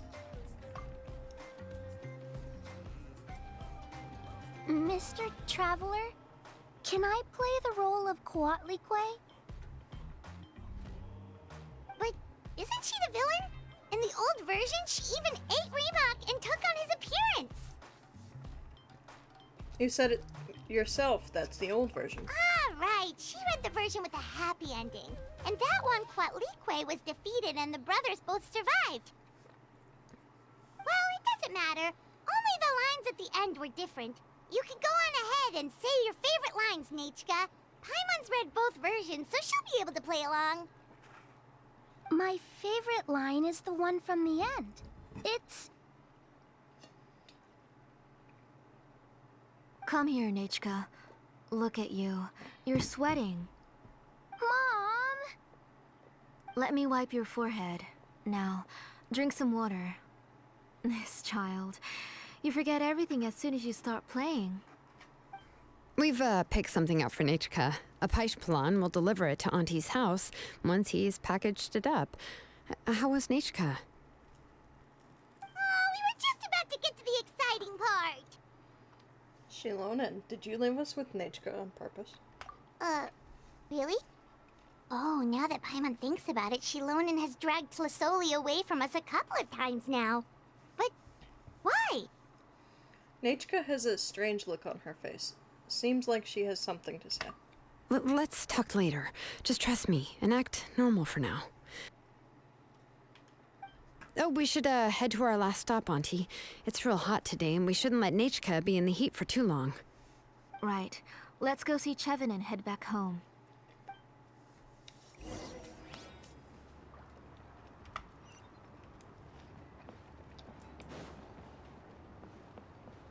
Not the glitch.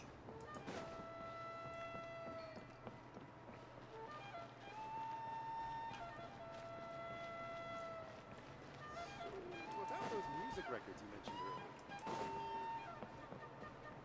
earlier. Oh god, up, down, and all around.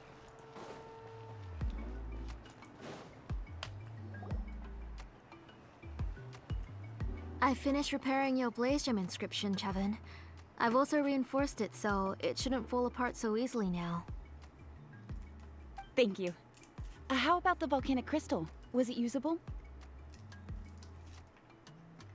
Yes, thanks for that. You're welcome. I just want to see Nechka get better. Thank you, Miss Chevin. It's fine. Honestly, you're both too polite for your own good. I was wondering where you got the ore for such a large-scale Blaze Gem inscription. So you must be one of Auntie's accomplices, then. Oh, Shilonen. We already know what's going on. We're all doing our best for Nechka. You had me worried there. I thought we'd been found out. We'd be in real trouble if Pakal ever got wind of it. To be honest, I won't be able to cover it up for much longer. I've been traveling away from home every few days, and the ore reserves have noticeably decreased. The last time Pakal came and asked me about it, I could only say that I'd been using up a lot of ore to research new styles of jewelry. As for why I had been leaving so often, I said that I had found a new ore vein and wanted to extract some new gems from it. Sorry. I've been talking my head off. Please, come in and have a seat. Sure, we can sit for a moment, but... Miss Chevin, can I go see some of the jewelry over there? You mean Amisha's work? Sure, go ahead. Remember to stay in the shade as much as you can. Paimon wants to go too! We'll go together. Paimon hasn't looked at Natlan's jewelry very closely yet. If the price is good, we can buy you a whole set. Really? Then Paimon's gonna take a good look at what they have.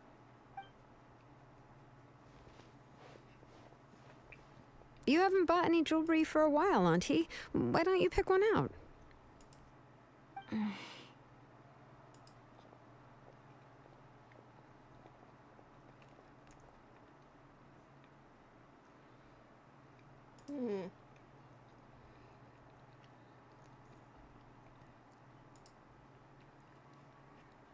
Shilonen's taking Twisuli with her again. Let's keep talking with Nechka. Come on, Nechka! We don't know anything about Natlan's jewelry, so you can help us pick something out! Mr. Traveler, Come here, Nechka. Huh? Sorry, Chevin and Shilonen, but it's already getting late. We should be heading back now. It'll be Nechka's birthday in a few days, and there's still a lot for us to do before then. No problem. I'll be sure to bring her some beautiful jewelry to celebrate. Mom,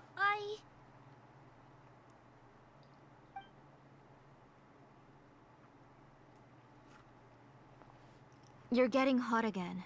Here, Mom will carry you. Let's get going. Right. You forget to take care of yourself once you stop playing. Let's go back and we'll have a talk. I didn't. Nechka, I never taught you to lie. Sorry, Mom.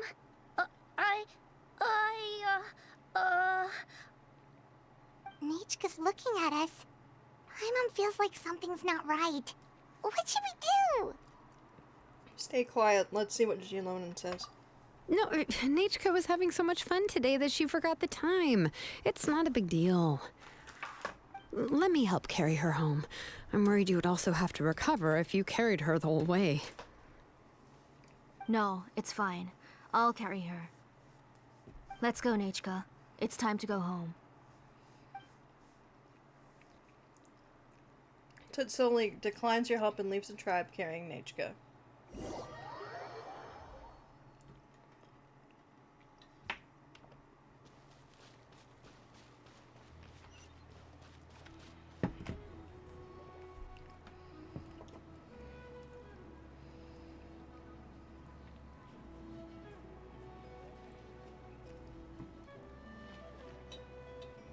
Thank you, everyone, for spending so much time with us today. Please be sure to come to Nechka's birthday party. We'll be there. All right. It's nearly bedtime for Nechka, so let's part our ways here. Oh, Auntie, remember to give her the book, that copy of To Kill the Brave I brought. I went to a lot of trouble to find it. I understand. Really, do you think I'd let your efforts go to waste? It's very special to receive a book from you. I'm sure she'll put it somewhere safe. Right, Nechka? Yeah. Thanks, Shilonen. Oh, put it somewhere? Isn't she going to read it? Well, I've read the story to her many times already. She's even memorized nearly every line. Oh, that won't be a problem, Auntie. Nechka's probably never heard this version of To Kill the Brave. Oh. What's different about this version? The ending. The majority is about the same, but the ending is different from the one that you bought her. The one I gave her is the unedited version that was originally published. It was released long before Nechka fell ill. Oh, but I remember you were never very interested in fairy tales, Shilonen. Huh. Well, I was just thinking that if what you said about Nechka's illness is true, she shouldn't be able to remember anything about her past before her illness. So, the ending to the original version of To Kill the Brave is also part of the past that she should have forgotten. In other words, if she hasn't recently read the old version of the story, then she shouldn't possibly know the ending, right? I don't understand. Why are you so concerned about the ending of this book? Even if she does remember the ending, what does that prove? Maybe she snuck out somewhere when I wasn't watching and read the first edition of the story. Yeah, okay, that is a possibility. After all, she does remember things that have happened recently. In which case, yeah, let's go ask around the tribe and see if anyone remembers Nechka reading the book. There are only a few shops in the tribe that sell books, or we can just ask Nechka where she'd read it. The booksellers all have inscriptions, so there's a chance that their memories... You're editing? So, what are you editing? You admit that the inscriptions can affect the tribe's current memories? I was very clear that I would consider that a crime if and there's would a stop clip all that you work on like, it. one of my clips that you like, you're free to repost them, because they're doing a thing. Just tag me on socials. You're free to repost them because they're doing a new thing on Twitch where if it gets popular, you can get a special little badge.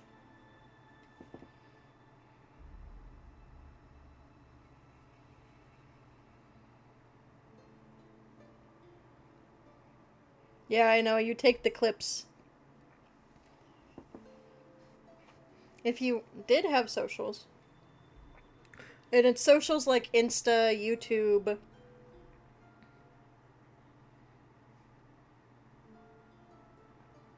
Ooh, that's fun, Felix.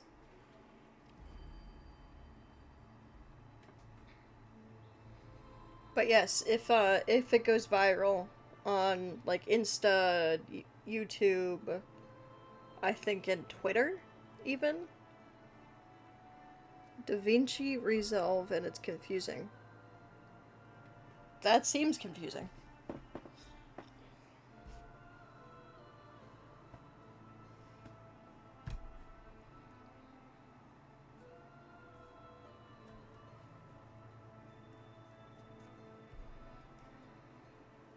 And then you'll get like a little badge by your name. There must be a few more clipper books at or home. something. I do not wish to see your blood be reduced to ash, but I have seen the light of your heart and spirit. I beg your pardon?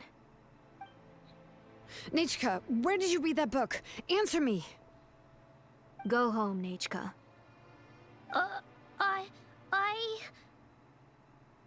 Are you disobeying me? You're the one who wrote me the letter, Nechka. Like a video You're the editor, one who Kerno, wanted the book. Blender, and a Only you unholy love can shot. speak Oh, for God. yourself. We're listening, Nechka. Right here, right now. Remember my name, brother. As long as you remember me, I will never have left.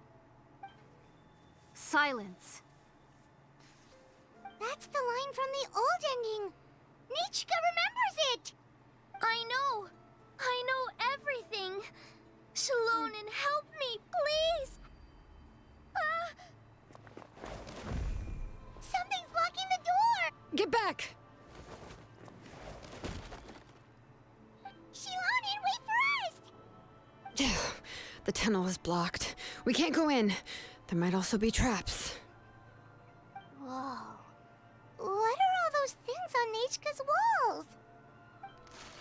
It seems Auntie put all the extra inscriptions she made here. There's no one here. If Where she's did they trying to go? finish that ancient name, You tried animating only one text place and she it could took go. 3 separate tutorials. come on, And 3 follow different me. screens to finally hold it in. Damn. That is... wow.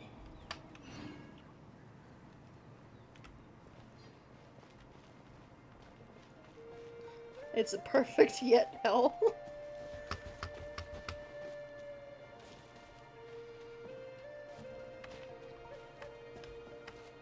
It sounds like it.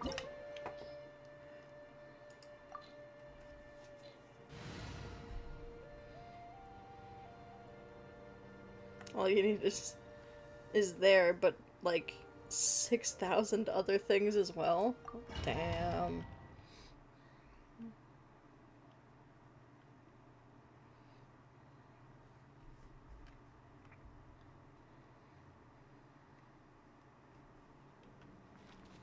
What is this place? Auntie's workshop. It was supposedly closed after she stepped down from her position in the tribe. But it appears that we've all been deceived. Why are there people up ahead?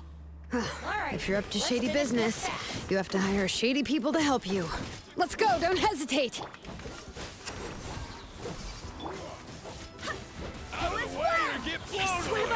forward.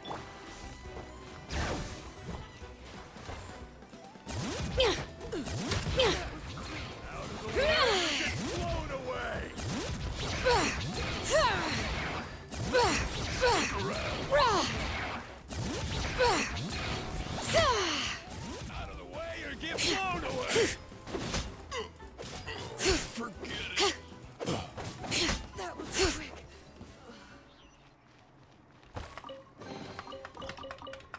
At least it doesn't charge you through things that were free to use, like CapCut. I used CapCut for a little bit. For free stuff. And editing.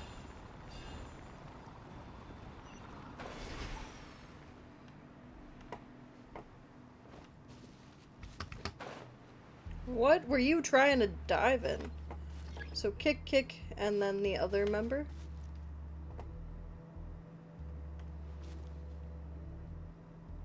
Oh wow. Clicks with skill lower party resistance and elements.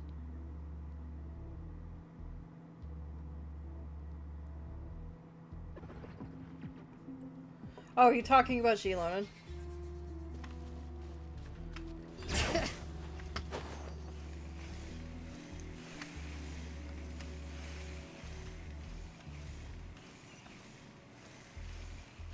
Whoa, well, fuck.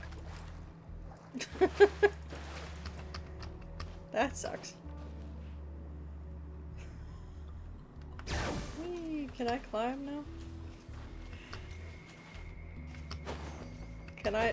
No. Okay, well. We're just gonna climb then. Can I not climb it? Oh my god.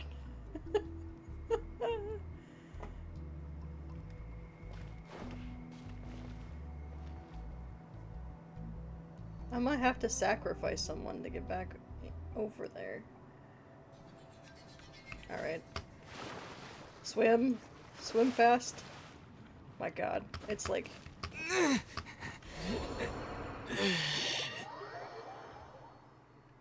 Game design. Woo!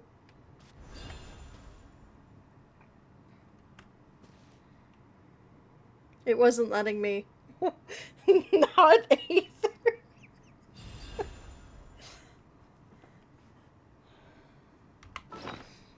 I'll revive him. It's fine.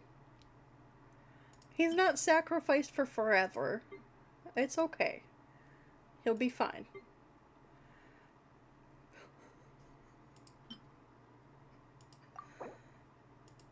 See? I revived him. You're... Oh, you're cracking me up today with those. Oh.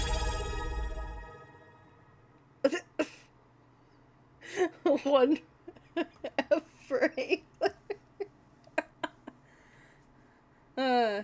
this is the most bits I've gotten today, I think. In a long time. I don't get bits often. I appreciate the bits, Felix. I think the most up until today I've had has been 10.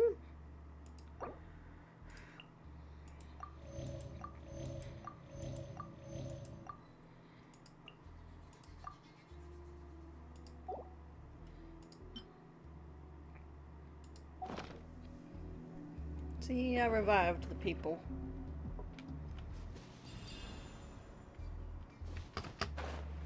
We're just gonna jump here.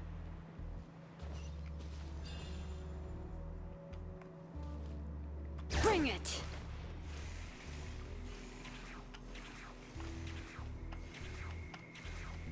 Can I enter? Thank you.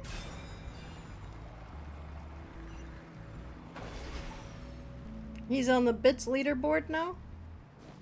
Nice. I think it was just, it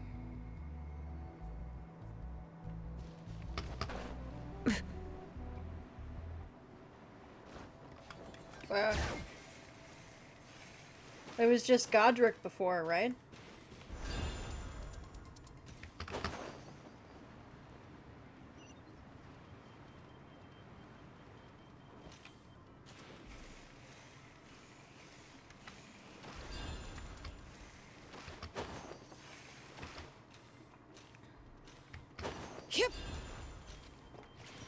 And Curie Pie, who's actually the mama Watch of this this. model.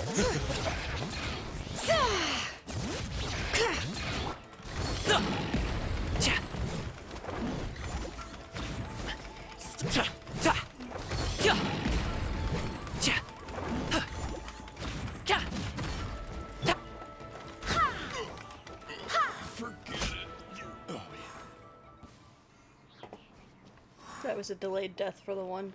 He stood up and then died.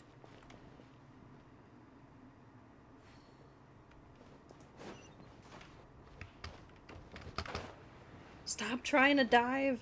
Ah. Okay, hang on. Can I jump? There we go.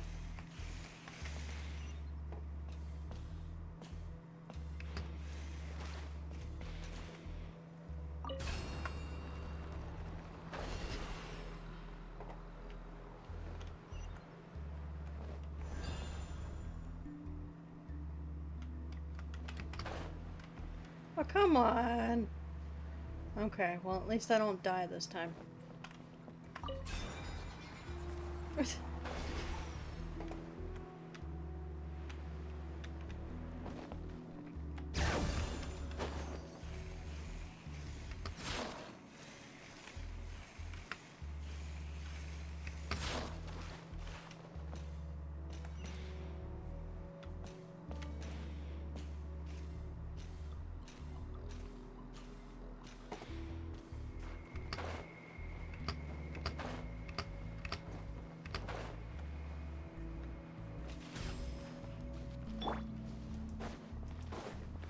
Alright, let's finish this fast.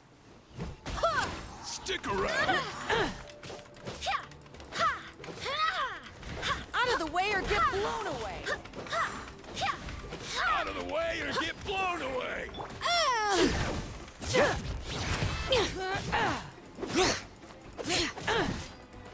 Freeze! Out of the way or get blown away. Dodge this! Cool it! Out of the way or get blown away. Many happy returns!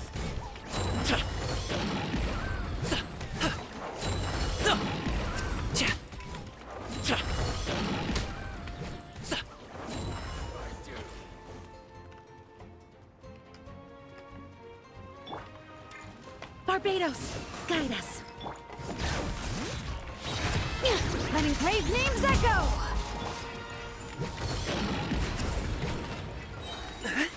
Up to it, Manzai! Oh, weird echo for that one line? Yeah, I caught it too. It was weird.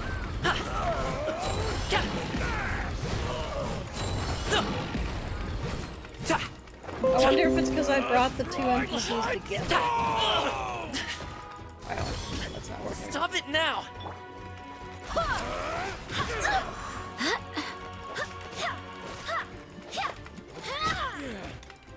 Go as well. Barely. Yes, you are. Wind, hear me. Right, let's go! The door's closed here too. Where should we go now? The transport system seems to still be functioning. Let's go look for the controls and get this cart running again. Maybe it can take us further inside.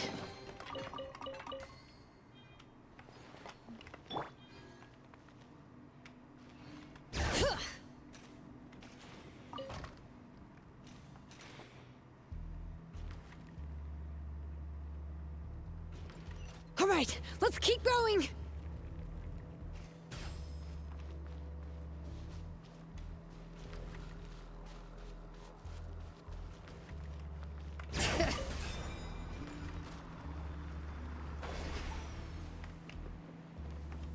No! Ah. Fuck, I didn't get there quick enough.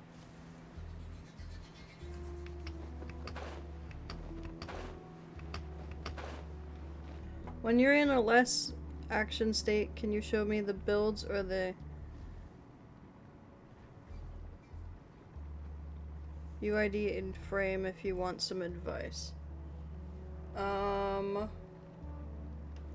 I think I can go into right now. Yeah.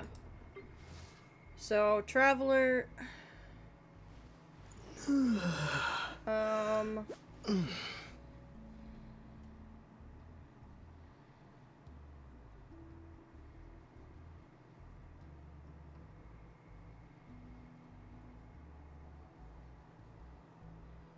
That's the Traveler. He's set to Electro.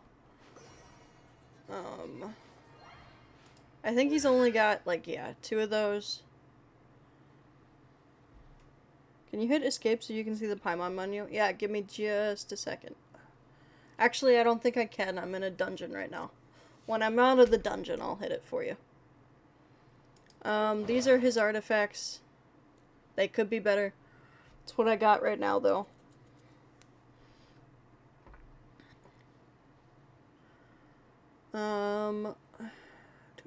I don't think his talents are built up. Yeah, his talents aren't built. Stella's been in charge of building the characters, so I've let Stella take care of it. Yeah, I don't think anybody's talents are built up. He doesn't have any cons. You can use Akasha to Stalky Stalk? Oh. These are his artifacts. This is his attributes.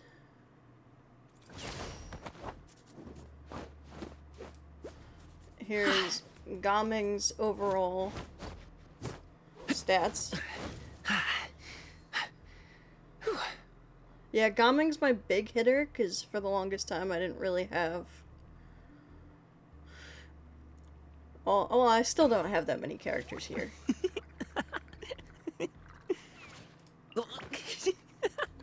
I'm still using Kaya.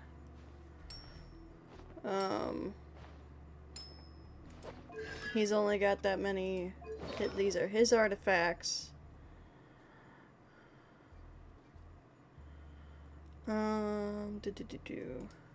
Here's his attributes from the top.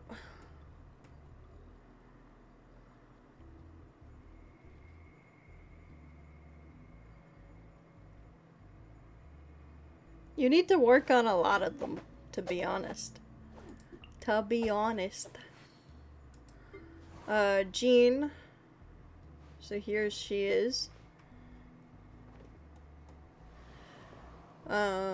Here's Jean.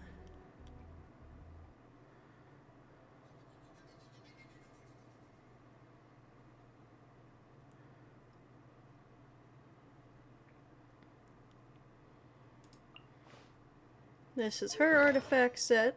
She has 1 gold, apparently. We're just joking with you. You're fine.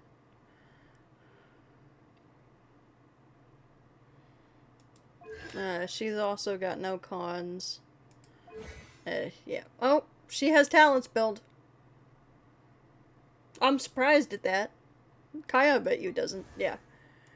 Jean is the only one with talents build.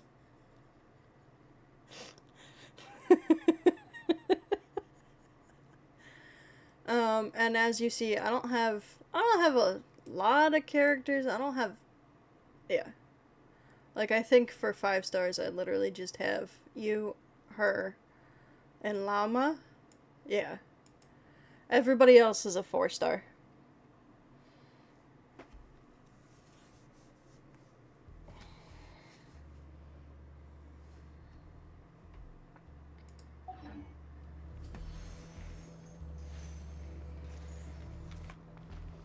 Bring it! Okay.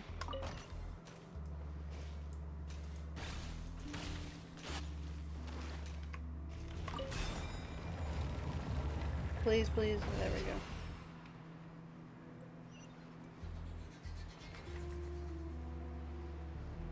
Gina's our healer. She has a purpose and saves people. I didn't say that she didn't. But shouldn't, like, the hitters hit more? Just saying. Excuse you? Are you stuck?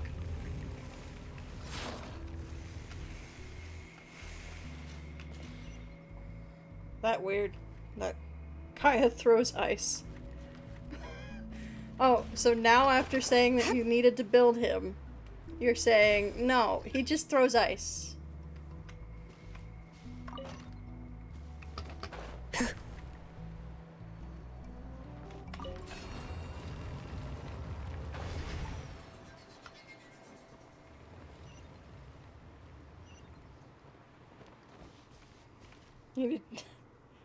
You do need to... He builds ice bridges. Yeah, and that's a nice traversal trick. Alright. Epic cutscene coming soon.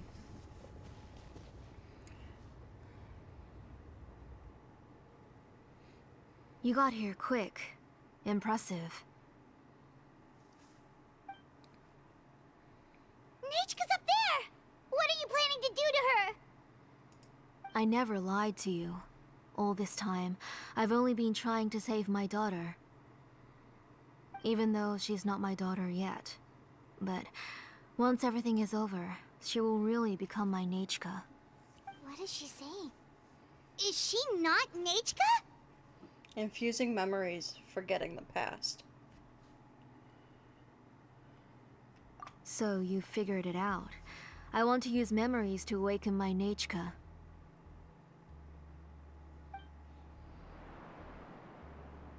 She has stayed in the Night Kingdom for far too long. She's afraid of the dark and cold. I'm the one who made her stay there alone, so I must bring her back. Don't worry, Nechka. Mom hasn't forgotten anything. She has always remembered your name. So is Nechka already dead? I'm afraid so. Then, who's that girl lying up there? She's a child from my tribe. Her parents were killed in the same abyss attack. But wouldn't you know it, her birthday is the same as that of my Nechka. I raised her and took care of her for many years. I thought that taking her in would help me feel better. I was so happy the first time she was willing to call me Mom. But then, I suddenly felt very, very scared. Is she really my child? My child's name is Nechka. It could only be Nechka. How could I be happy? My little Nechka is still waiting for me to get her home. As I said, I only want to bring Nechka back, even if it costs me everything. And now, the time has come for me to pay.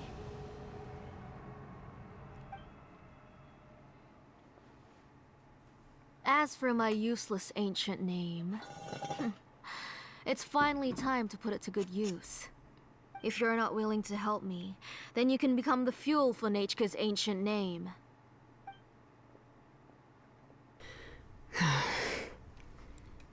Shilonen, you have yet to make a move. I take it you're examining the inscriptions around you. It's no use. I've already set up the Blaze Gem inscriptions, and the engraving diagram has already begun to run. It's all thanks to your ideas. Now, the central inscription will finally become Nechka's ancient name. After Nechka returns, I'll make sure to invite you to her birthday party.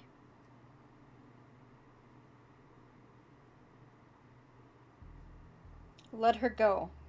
You're not gonna go up there, are you? Nechka's already dead. We can't let her harm an innocent child. There's a flaw in this engraving diagram. The weak point is almost about to activate. So on my mark. Don't worry, Nechka. Don't worry. Mom is here. 3. Mom will always be with you. I'll never forget you. 2. Wake up, Nechka. Now. Please, wake up. 1!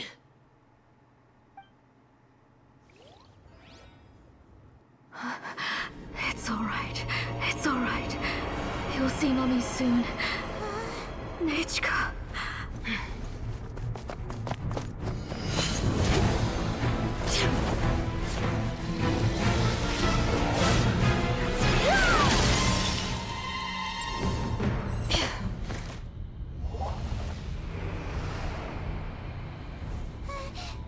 Keep back! Those are distorted thoughts. And the mists are the thoughts' twisted cries. If you become tainted by them, they will control you, and you'll never be free again. Where are you? I don't want medicine. It hurts. It hurts. Why am I alone? Nechka, why? No more medicine? Will you stay with me forever? Please never leave me again.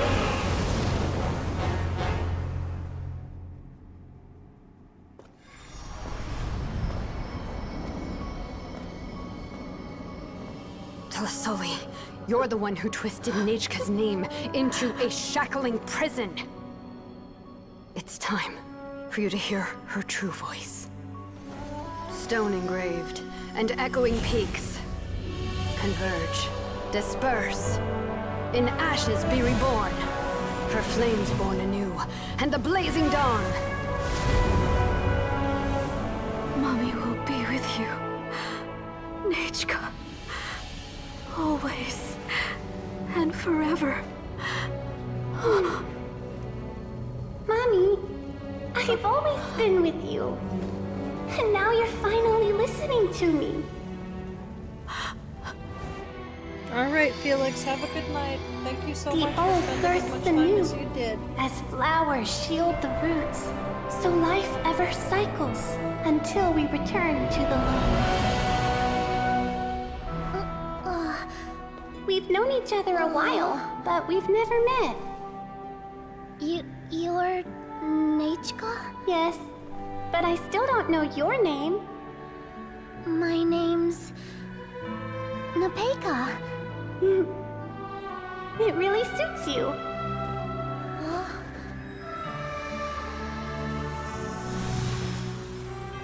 Napeka,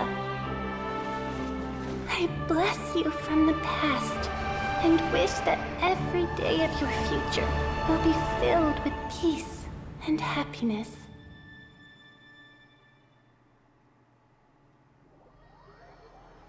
Thank you, Felix. You have a good rest.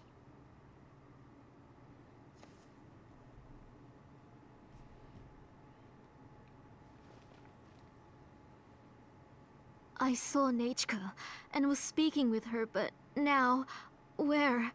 Where did she go? Nechka? Nechka? Where are you? Answer, Mummy. Please. Please.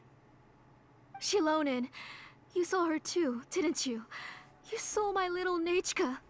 I felt her hands and hugged her. I was right. I was right. Those gray shadows were just a minor mistake. I just need to restart the ritual again. Alright, I'll start it again and Nechka will... Have you still not come to your senses, Auntie? What senses? I was not wrong. Nothing about what happened was wrong. She's just a little upset and was trying to ignore me. That child sure knows how to throw a tantrum. But I understand. I can accept that. Enough, Tlasoli! The person you summoned with the Blaze Gem inscription wasn't the real Nechka at all. You collected memories of Nechka from countless people, but you forgot one thing. Among what you gathered were not only real memories, but also countless emotions. Didn't you realize what kind of emotions people would feel upon seeing Nechka's condition? When people held a dying child's hand, when they felt her faint breath and saw the helplessness in her eyes, when they sensed her body growing colder and colder, What could they feel but abject pain and sorrow? I took those emotions. You absorbed those emotions into the Blaze Gem inscriptions and solidified them as a piece of her past. Those gray figures were projections of that past. They could only reproduce the appearance of Nechka in her sickly state. What the real Nechka wished to say was drowned out by those twisted and painful thoughts. I didn't want things to turn out like this. All I wanted was to remember Nechka, to see her again. Nechka has always been with you, Auntie. Everything has long been recorded on your ancient name. The one you said was useless. You exhausted every option and sacrificed everything in the hopes of saving your daughter. That is undeniable. But have you forgotten the true meaning of your own ancient name? My ancient name is Undugu. The immovable love between you and Nechka has already been recorded in your ancient name, but you chose to ignore that. Names Magic are and mothers blessings should from the never past mix. to the They future. really You shouldn't. told me that, Auntie. You gave Nechka her name, her Magic first and grieving blessing. mothers is even worse. But now, you've turned her name into a prison by taking an innocent child captive, and you've imprisoned yourself. Nechka is everything to me. Without her, I can't see any future for me. And as for blessings... what blessings have I had since the day she passed? I see her in my dreams every day, grasping my hand, telling me she's in pain, asking me to hold her.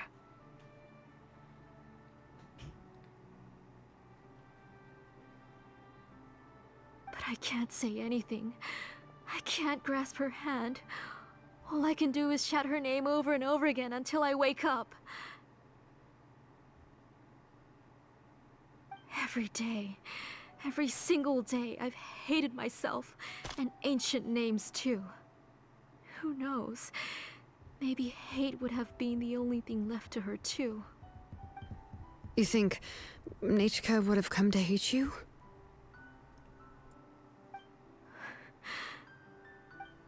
Auntie, do you still remember the last words Nechka ever said to you? Do you remember what her final words really were?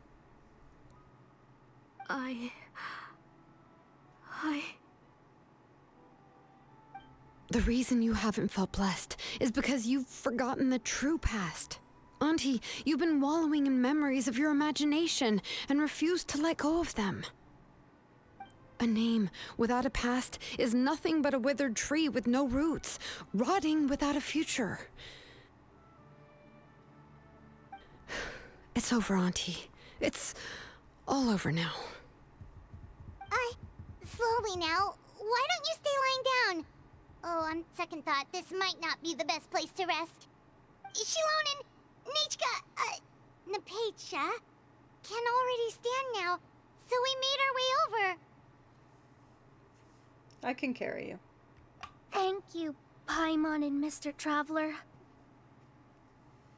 I'm fine, really. The real Nechka helped me just now, so it doesn't hurt much anymore. That's good. If you became Nechka, then this story would really become the To Kill the Brave. This isn't the place to chat. Come on, let's get out of here. But what about Tlasoli? Oh, don't worry. She won't be able to cause any more trouble now. It's all over. You leave the workshop. Once outside, Shilonen asks you to go to a certain spot.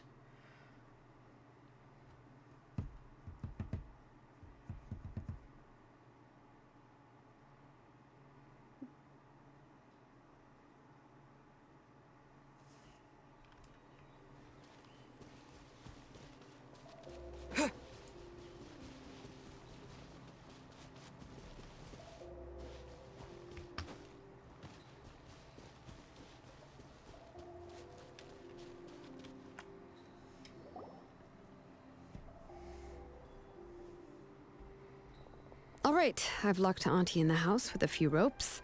I'll take her to the tribe shortly to be punished for what she did. As for now, we can get away from the house and get some sun. After dealing with all of that, I'm completely out of energy. She's already planned out everything. Shilonen sure doesn't waste time. It's still so scary to imagine. Tlasoli wanted to turn her adopted child into Nechka, and she even nearly succeeded. Hello, hello. Thank you for the follow, even if you don't remember when you followed.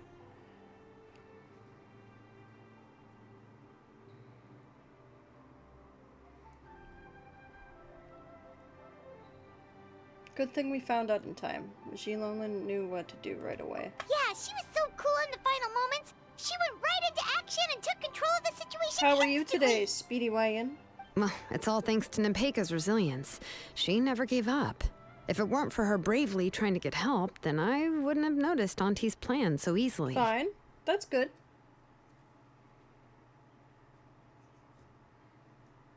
You're so smart, Nepeka. It was thanks to all of you encouraging me.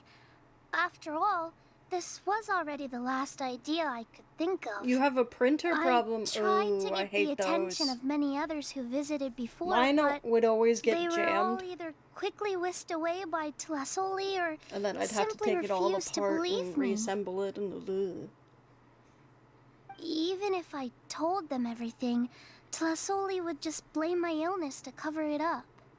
All she had to do was start to cry, and then the guest would try to comfort her, but completely forget you have to about insert me. paper back and She put would text on the inspect all other the side. letters I didn't sent do and that any before. gifts I received. No. And then, if I didn't comply, she would force me to drink some strange medicine.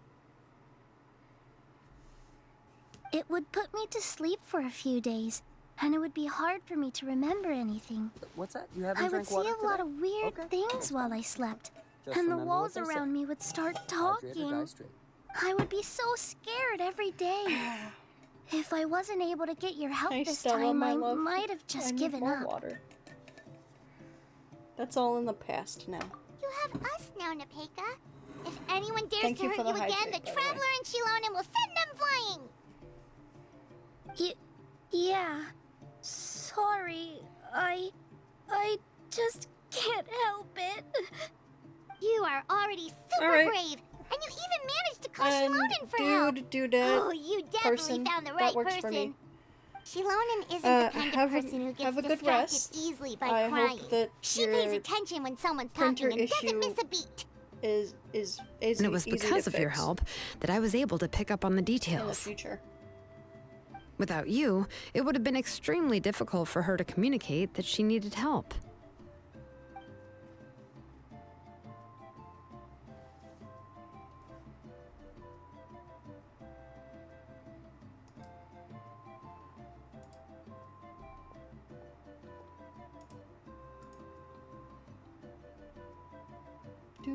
Tlasoli would certainly be more on guard if I tried to speak with her, and would probably have just kept Nepeka locked up in her room again.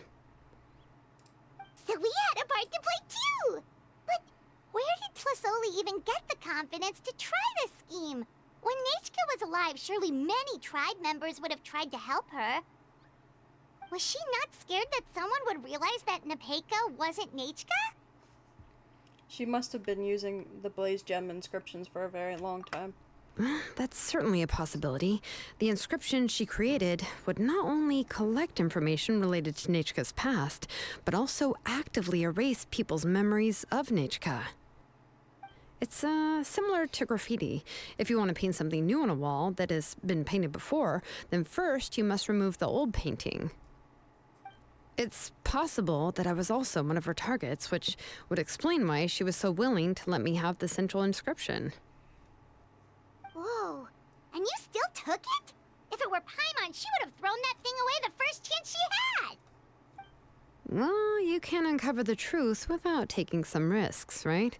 If I hadn't disassembled the inscription myself, I would have never realized her actual motives.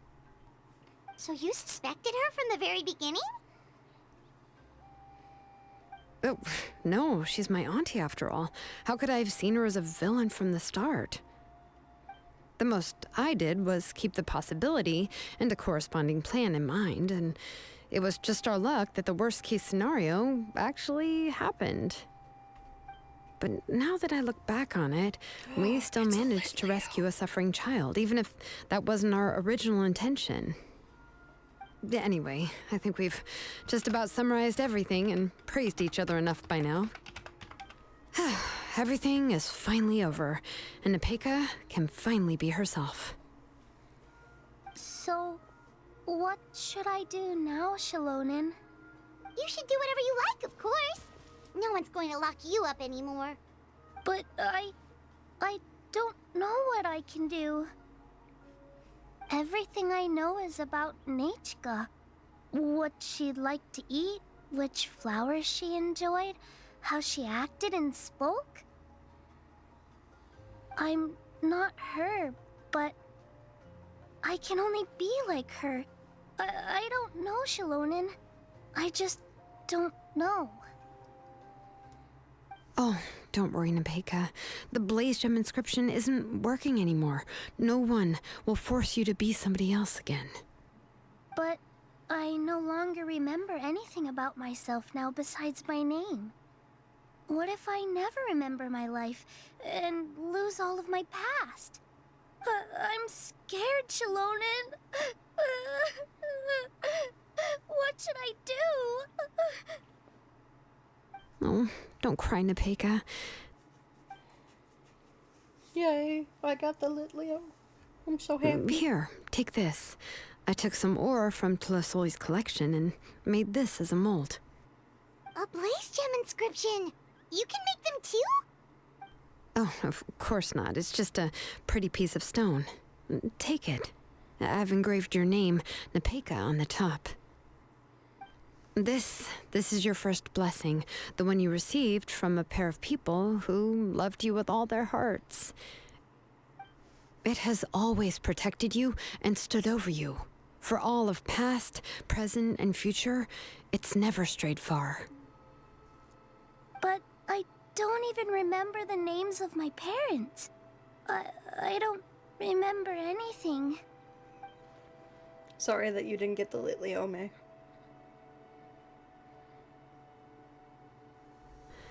Huh. I won't make any big promises and say everything will return to normal. I'm not sure what kind of future you will face. I can only promise that no matter what the future holds, your name will never fade. This is a blessing given to you by a name engraver. You'll continue to grow and mature as a sapling sprouts upward and becomes a healthy tree, or as birds spread their wings to fly high into the sky. Your name is your starting point, as well as your guide. Remember your name and everything you've experienced, and you'll know how to step into your future. You just want the weekly mission? Okay. Thank you. I'll do my best. You can do it, Nepeka! We'll always be with you. Thank you all. Shilonen, Paimon, and Mr. Traveler. If you really can't come up with what to do, don't worry. Just relax and take it easy. We're from the same tribe after all. If nothing else works, I can always go to the elders and look up your history. And until then, you can stay at my workshop. I can handle another mouth to feed. So you do have a backup plan. Do you think you can find anything about her? I don't know if the plan will work. I'm not even sure who I should look for. Well, rather than placing our hopes on a plan that relies so heavily on luck, we should just focus on ourselves. Well, anyway, enough about all that for now. Let me take Tlasoli back to the tribe first. Come with me, Nepeka. Oh, gosh. I nearly forgot that we haven't even had dinner yet. What would you like to eat? Huh? Thank you for the stretch. Anything. I'm not picky. I'm gonna get up and get myself Let's go. more water. We have a lot of work to do. Second. We have a very busy future ahead of us. I mean, that one's always gonna work. Oh, and one more thing. Happy birthday, Nepeka.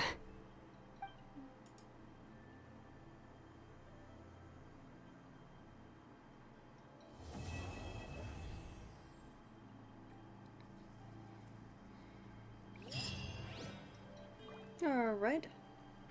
That was that.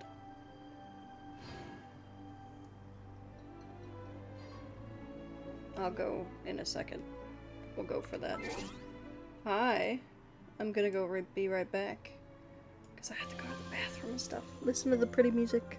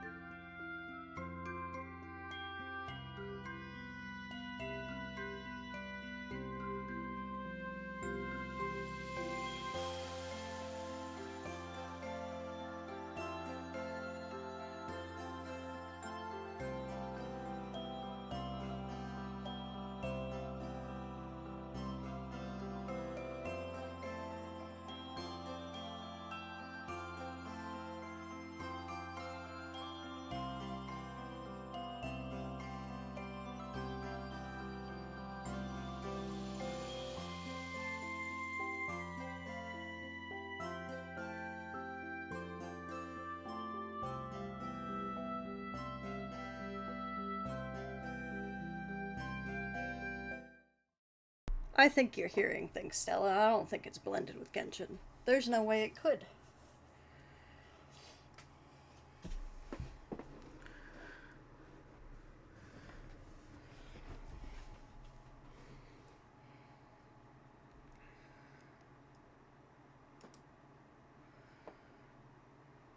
They're on different scenes, and Genshin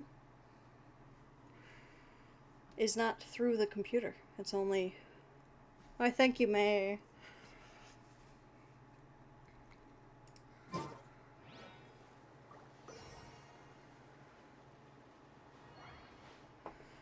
And plus, I've muted my mic, not only, like, by the mic, I muted,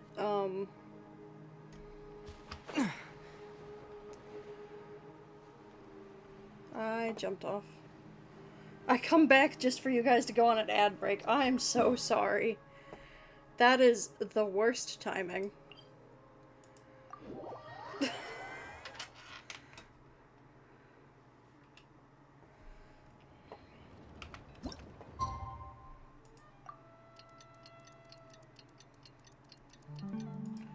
But yeah, they're on separate scenes, and like when I mute my mic, I mute it in OBS too. Awesome.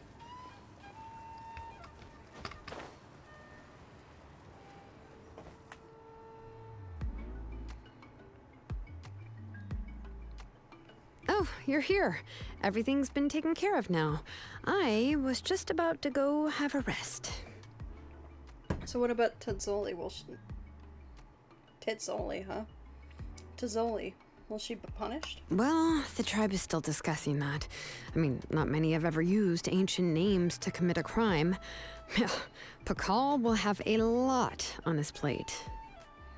What I do know is that Tlassoli's workshop will be closed permanently, and any remaining incomplete Blaze Gem inscriptions will be completely destroyed. And as for the completed Blaze Gem inscriptions, I'll be handling them, which, whew, yeah, yet another hassle to deal with. Anyway, at least her ancient name is fine, otherwise we'd have a real mess on our hands. Oh, and speaking of ancient names, I actually have some good news. The memories that were absorbed by the Blaze Gem inscriptions can be restored to their owners. Now, once all the Blaze Gem inscriptions stop working, the memories will return to their respective owners. So everyone's memories of Nachka will all come back? Yeah, that's right. Huh. Wait, now that I think about it, in her attempt to get Nachka to come back, Auntie made the entire tribe forget about her. Now, Nachka really is gone, but everyone is about to remember her. Phew, what a bizarre turn of events. How's Nepechka doing? She's resting in my workshop. I contacted others from the tribe and told them about my plan to conduct an official investigation into her history. The tribe hasn't responded yet, so I'm planning to take her in for now and teach her some crafting skills. But that's for another time. For now, she should just rest and sleep. After all, she's got a busy future ahead of her.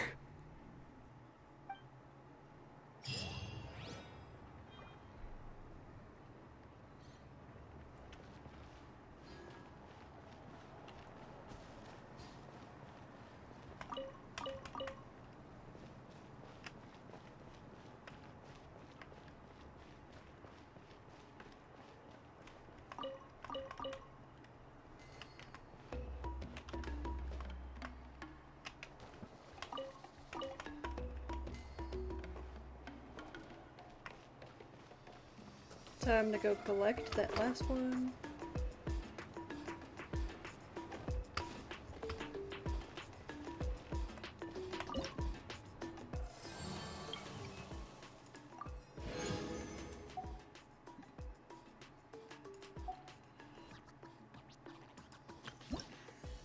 Do. Alright.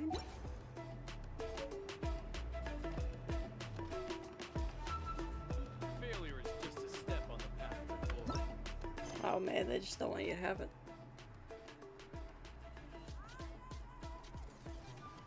Lost in the Sands, that's Sumeru, Fontaine.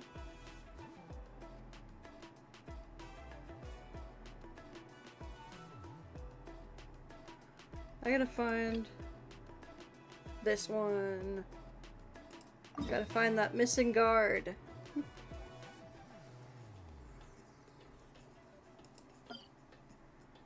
Confirm. We're gonna go here real quick.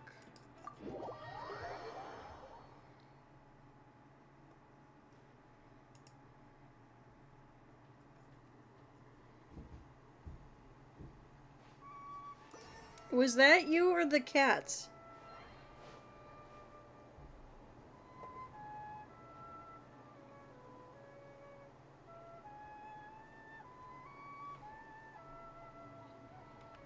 Hello? You're worrying me. You're making noise.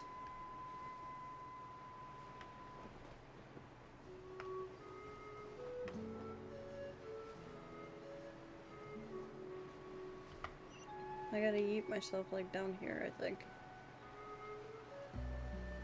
Oh, hey, this is also something I had to have found. I had to find and set up.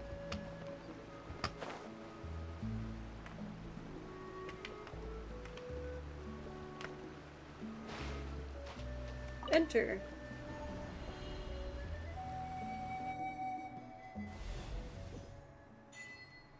Maybe this is a good place to camp. Look, it's Marcus. It was you. You fell? You good?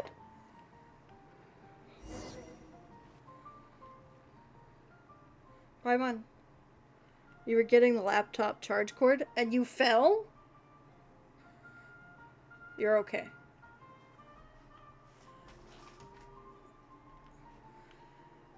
Paimon had a guess when... Oh.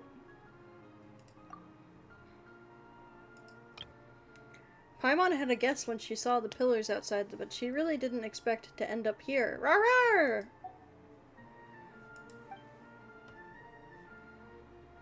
You didn't fall, you knocked everything off your desk. Oh, okay. Wait, the laptop was on your desk. Is the laptop okay? Looks like you like this place at least. Though it does make sense after all. You've spent a lot of time here before you met us. Paimon wonders if those glowing pillars will disappear after we leave this time. Still, let's clean up a bit first and then rest for a while. Laptop is on the bed and dying. You, Marcus, and Paimon tidying up the place together. Now it's looking pretty good. Rawr, rawr! You're pretty excited, aren't you, Marcus? Do you have something you want to tell us? Rawr, rawr! Rawr, rawr! Huh? Do you want us to turn around? You didn't prepare a surprise for us, did you? You're real easy to read as an open book. Alright then, we'll play along. You and Paimon turn around and all you can hear is the continuous clanking and jingling. It sounds like Marcus is tinkering with something. After a short while, Marcus lets out a rawr rawr! It's probably time to turn back around. Whoa, that's a lot of stuff. Let Paimon have a look. Let's see. A super straight branch, a really round rock, and some strange food with a weird color and smell. Well, that's probably been left out for who knows how many days. You carefully selected and collected all these, didn't you? Are they gifts for us? Rawr, rawr! Still, we can't eat food that's been left out for too long. Whoever eats it, and that includes you, would get an upset stomach. So we gotta deal with that first. Rawr, rawr! But this branch really is something. Yeah, it feels like it'd be every bit as impressive as a master sword when you wave it around. Rawr, rawr! Well, we'll happily take it all. He just put it all in Paimon's secret stash's backpack pouch. Maybe they'll come in handy someday. Since Marcus gave us a gift, we should give him a gift in return. Let Paimon see what she's got in her secret stash. Just what have you squirreled away, Paimon? Paimon said it's her secret private stash.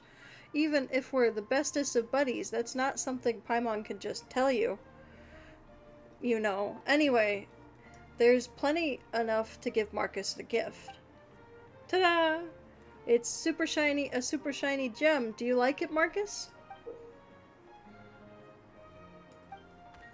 Rawr, rawr!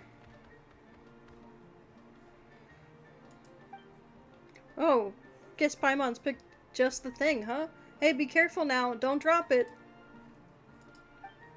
Oh boy, why does Paimon feel like you lose that gem if you hold on to it like that? Why don't we find the Children of the Echoes? If anyone's got gemsmiths who could shape it for us, it would be them.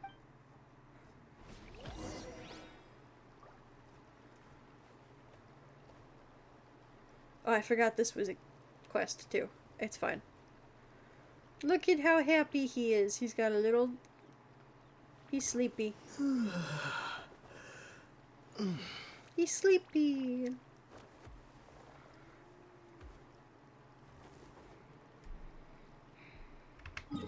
Alright.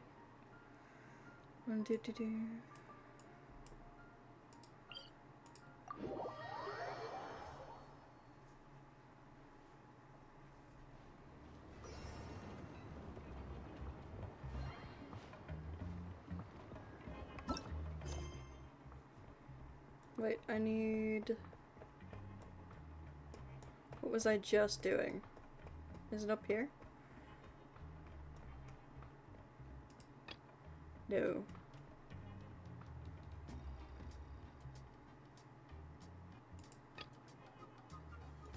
No.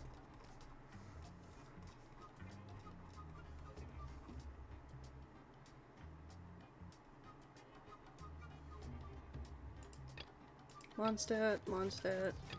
Leeway.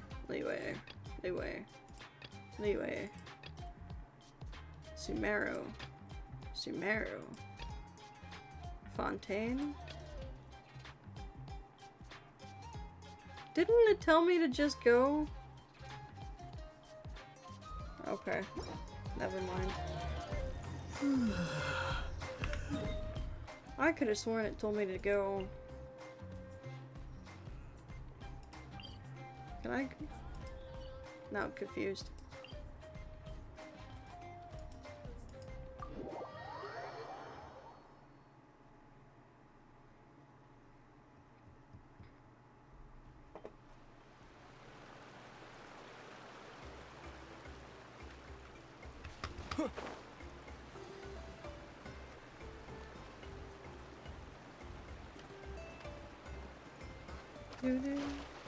Oh, I landed on a bird. Don't attack me. Yeah.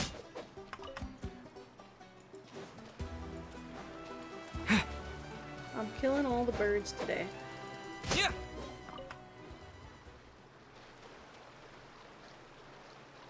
It's a capybara. He's floating. Look at his little peats. Oh.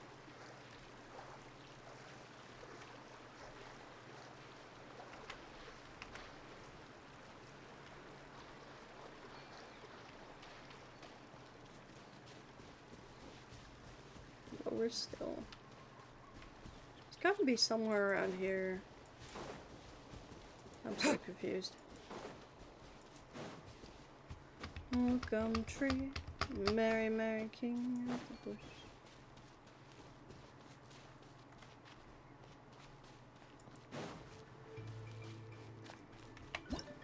What does that want? Okay. Hang on. Now I'm curious about this one. Where'd it go? I'm gonna confirm to that too. Oh, can I not navigate to it? Okay. I have confusion. It's all fine. It'll be fine. I'm fine. We're fine. We're good.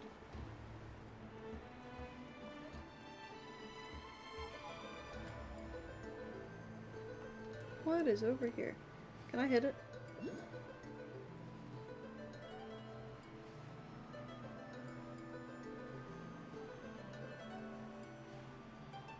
Why isn't that working? Mix it up. Come on now, mix it up.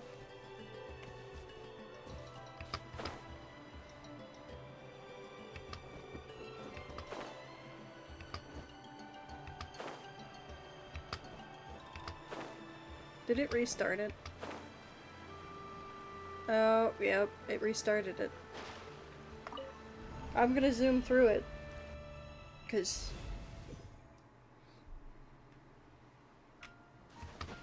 No, apparently not. It's weird. Rar? How are you? Touch his horn? Rar! What Paimon touched you? Don't wiggle, you're tickling Paimon's swamp.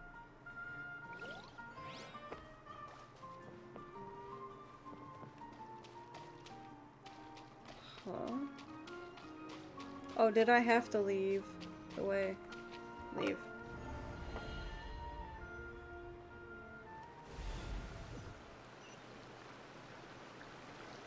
Apparently not. Okay, anyway.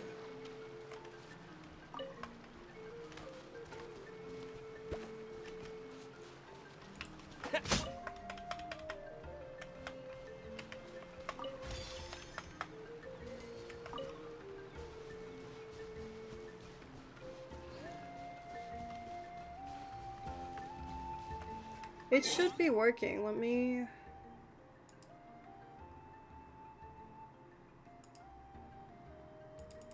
see why it isn't. Not that one.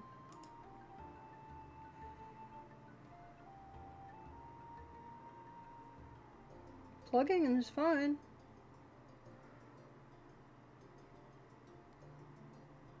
Must be a mix-it-up problem. I don't know. I mean, I guess I can manually change it. That's no fun for anyone, though.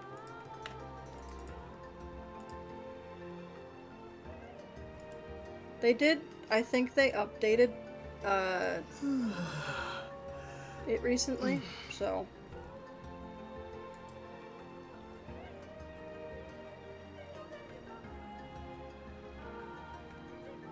I'm now weirdly floating, though. Hang on.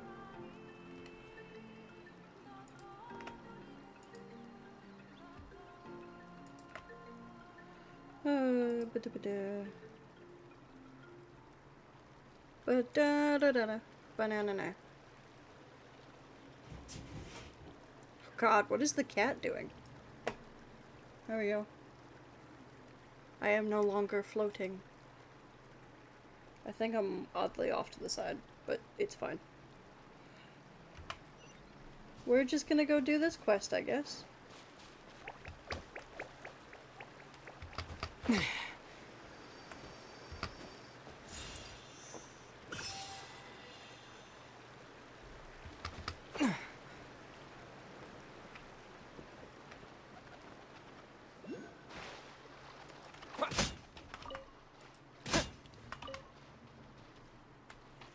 Oh, it was an autumn deerling. Damn, I forgot to catch that.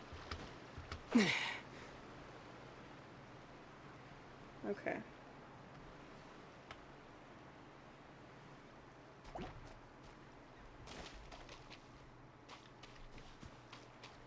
Autumn deerling's actually my favorite. Funny story.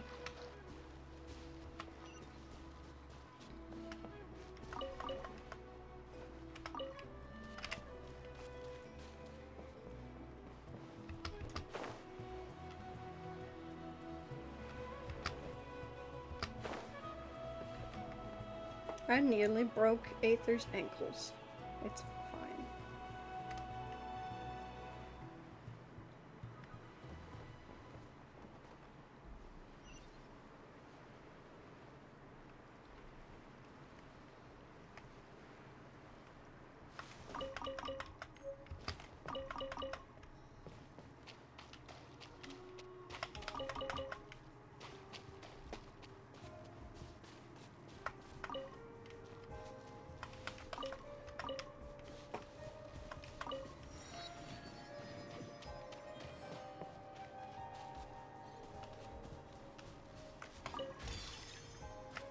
How dare you? You already killed him once today.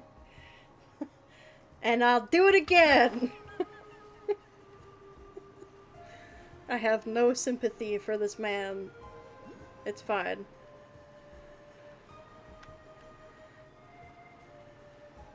He is... I mean, he's old. He can handle it.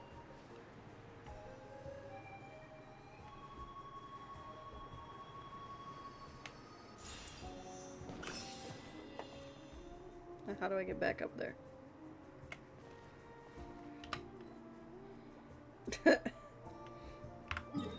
Good thing there's a portal.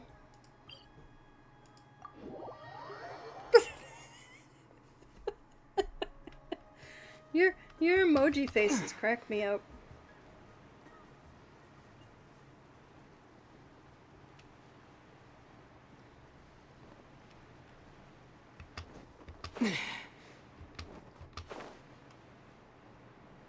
Ah, someone's passed out over there. That's Tiosk, isn't it?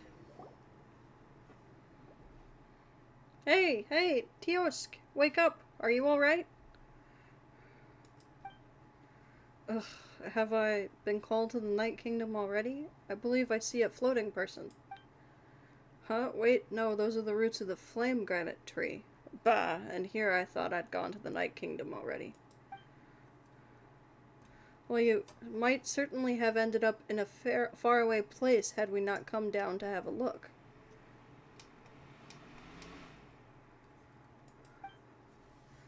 Thank you so much. I wanted to come down and check on things out, but the temperature changed drastically for some reason, and I collapsed. Wait, no, hang on. First off, how did you get down here in here without a pass? Oh, we've got one. Come on, traveler, show him. That'll teach him to let passes pass, but not people. This is what you're looking for, I believe. Yes, this is one of our passes. Sorry, could I get your names? You introduce yourself to Tiosk. T-Sock? Probably T-Sock. Traveler and Paimon. Huh, I see. I didn't expect to see it in the hands of an Outlander. That's quite novel, but rather strange all the same. Why, is this the wrong pass? Right pass, wrong people. In truth, green patterns on the side of the pass have names hidden in them, and this should be the one that was lost a few days ago. Let me guess, you found a pass and came here, in which case, the most sensible thing to have done in my absence would have been to send this back to our tribe. But you chose to come down here instead, and you know my name. Did someone instruct you to then? Someone who knew about passes, but not all the details. A courier then? What the? You know your stuff after all. And Polka told us not to tell you. Told us you were some overly serious, stubborn, thick-headed. Oops. Oh, her was it? Good. Then I know who to settle the score with once I get back up. Slip of the tongue. But still, she only asked us to come down here because she was concerned about you. Oh, really? I'd say she did it on purpose. Didn't she figure out... Oh. Excuse my yawn. Didn't think she'd figured me out, despite my efforts to hide it. Still, she did send me an Outlander unrelated to tribal affairs, like delivering a pillow to someone about to doze off. Well then, brave warriors, could you hear me out? I have a request. I can't tell the rest of our tribe about. I'd have preferred to solve this myself. But as you can see, I ended up laying on the ground here. Yeah, you're just a guard. Why did you have to investigate this cave too? Why did Paimon sound like a pirate for a second there? Yeah, see, I have my body a little too far over. Hang on, let me fix it. You need to be able to read. There we go.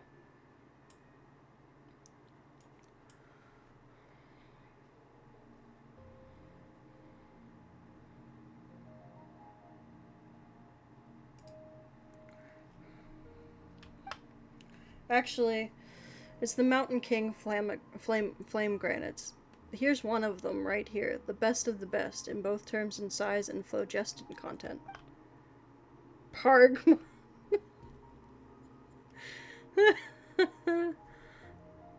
It's just, they were supposed to ripen over the last 2 days. And yet, as you can see, they're all green, still green and blue. I see red, but okay. No signs of maturing at all. I mean, I guess this is the green and blue that he meant. But that one has red. As their name suggests, they are to be offered to the Mountain King, and their importance needs no words to explain. Also, this isn't just about the Mountain King Flamigranate. Most of the fruit grown on the mother tree amidst the cliffs are also green as can be. I've taken care of them for so many years.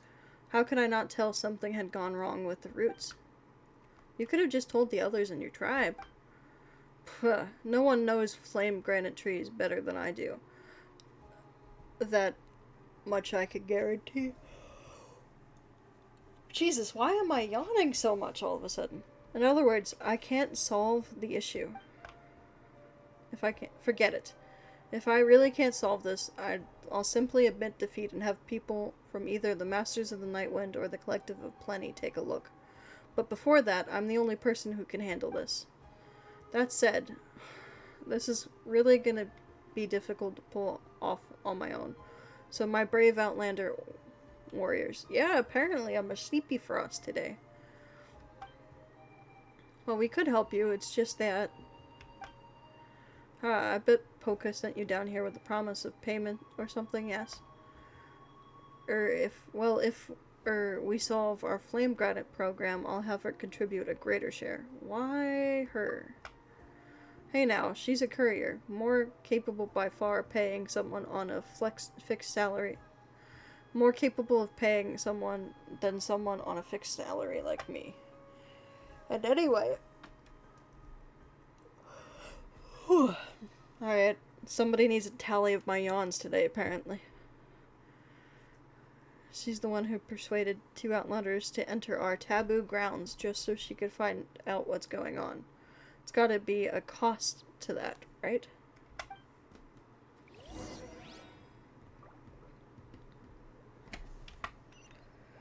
Exploring the roots.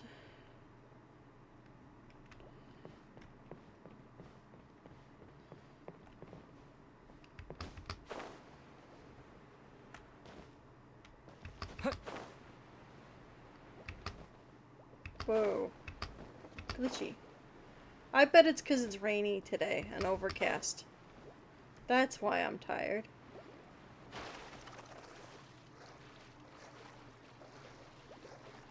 I can't get those ones, the water's too deep. I can get those now, though. I think.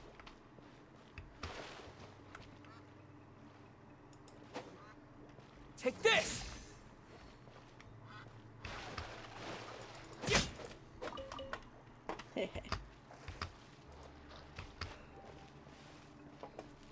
Two birds, one stone.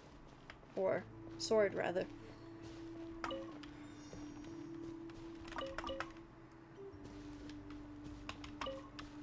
Mushroom dance. Mushroom dance. Whatever does it mean?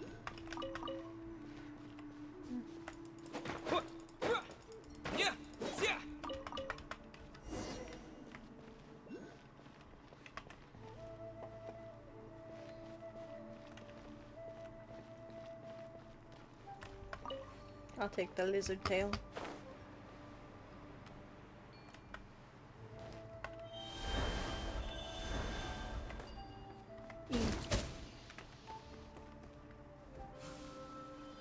Die. Boom.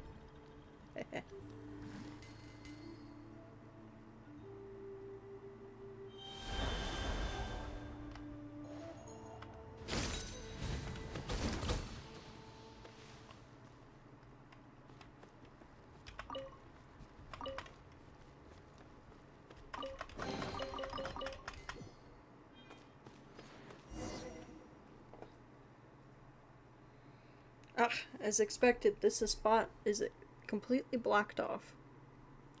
That said, I found out what's causing the temperature change a moment ago. And as I thought, it's because there's this solidified lava blocking the airflow. What do we do then? We could just blow it up.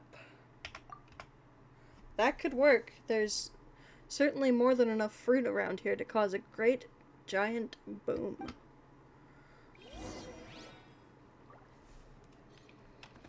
I get to be destructive with a dinosaur. Sorry, a saurian.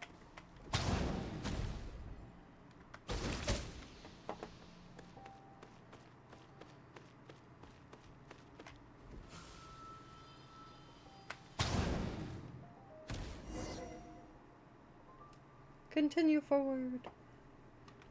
Yay.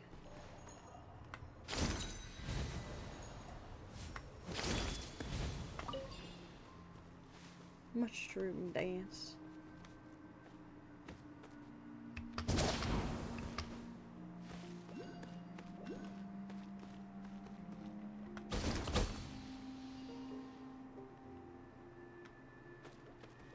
Okay.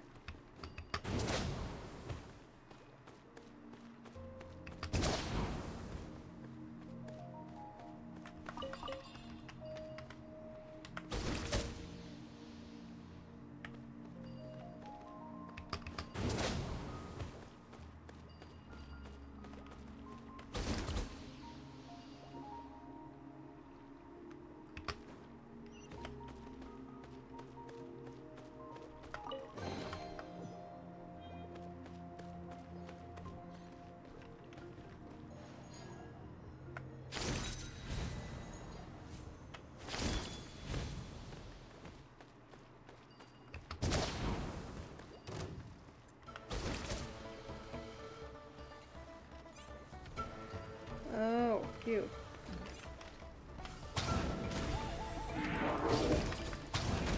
Okay, let's oh god. This board. Get up, Saurian, so I can leave you. Thank you. Here! Don't push your luck. Don't get frostbite.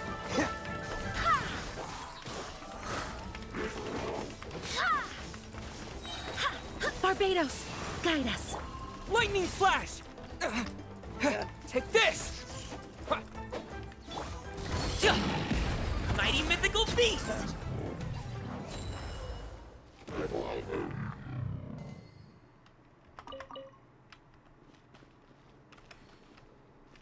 Okay. I'm gonna grab this real quick while I'm here. Good things come to those who wait. Congrats on your wingle.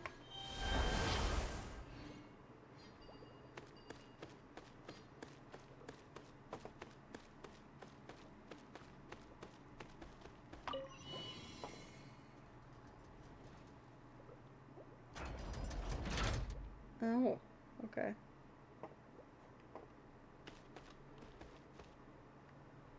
How do I... Okay. Okay. Let's... How do I get out? I'll probably just... There we go. I have to trap one to get the other. The Pokemon you were hoping you didn't catch? I'm sorry. Good things come to those who wait. Infuse the phlogiston.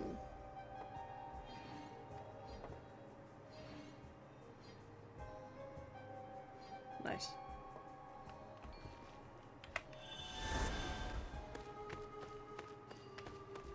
Eve. Eve. I was about to say.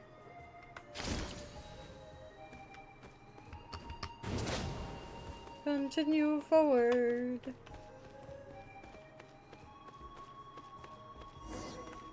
More lava is blocking our way.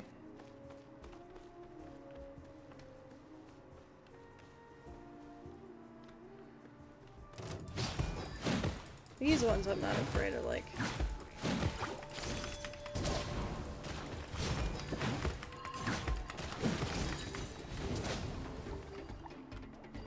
Wait.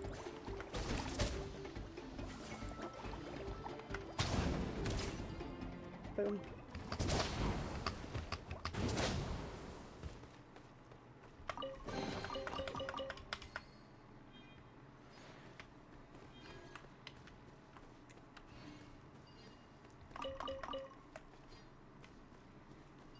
We're gonna grab that. We're gonna shoot.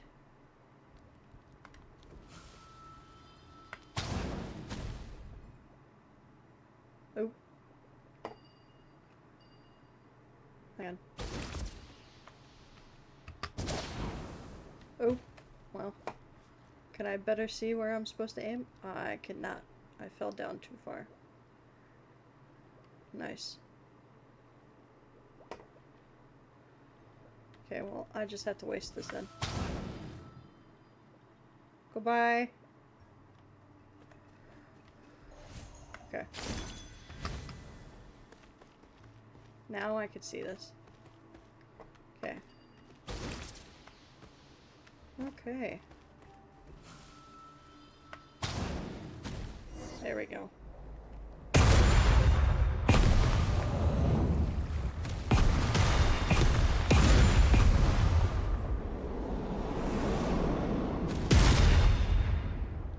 Explosive fruit.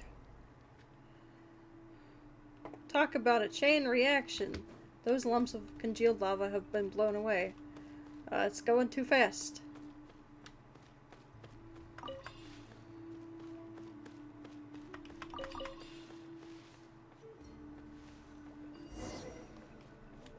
Alright. Examine the roots.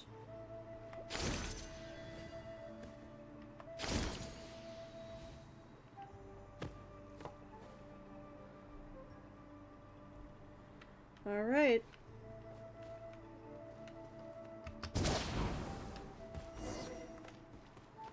Go to the lower levels.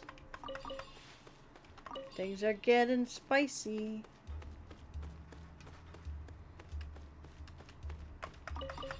Paimon knew it. No wonder Natlan's so hot. Could this be where the phlogiston is coming from? Everything's going too fast. Here, we're gonna heal you. Thanks.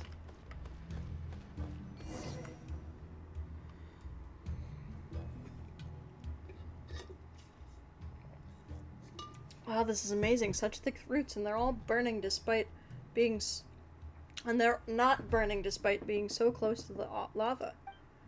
Of course, the roots of the flame granite tree not only endure proximity to liquid phlogiston, but their fibers can even absorb it and grow as a result. As such, being close to the lava isn't the normal state. The roots should really be immersed in the lava. Seems like the issue was with the lava's surface.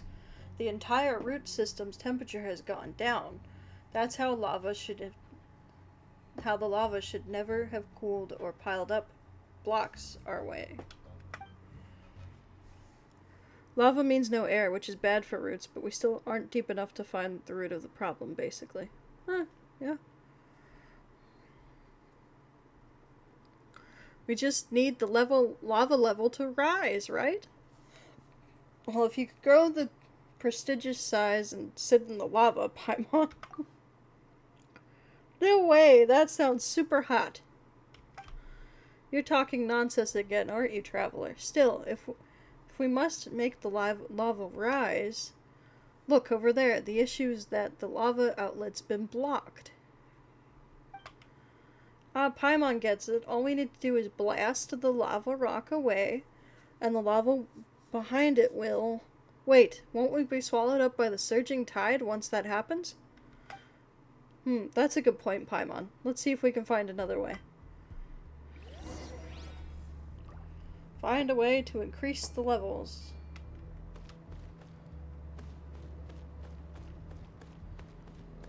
I need...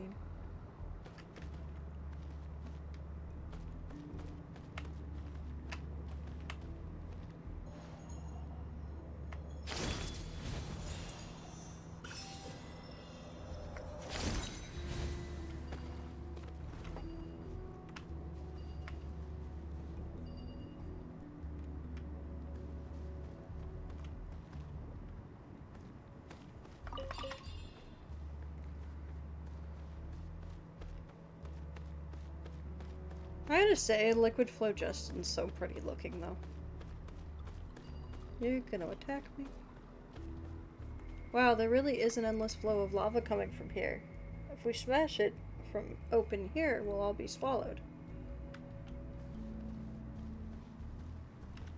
Yeah, I know that.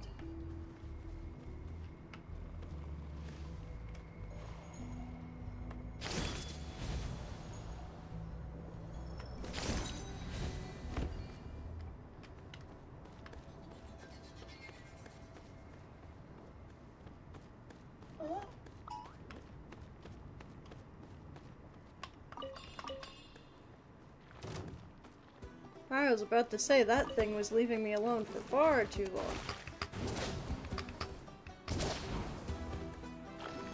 Ah, cute.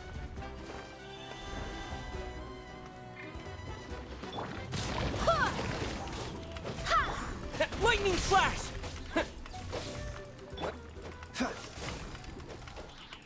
Come back here. Oh, you know what? Fine. I don't really feel like fighting you, to be honest. I don't think I get anything for it.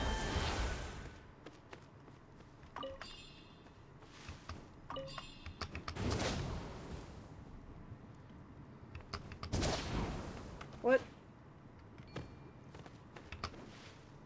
It looks so drinkable. Doesn't it? It looks like a fun, like, juice almost.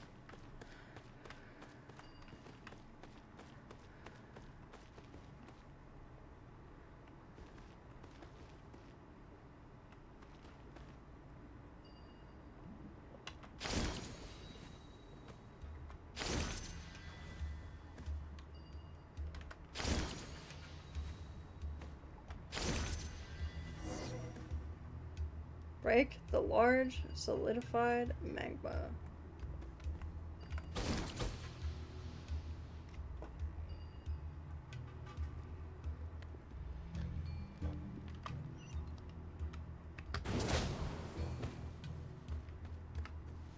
Should be the back of that big rock. Let's smash it, and then we'll be fine.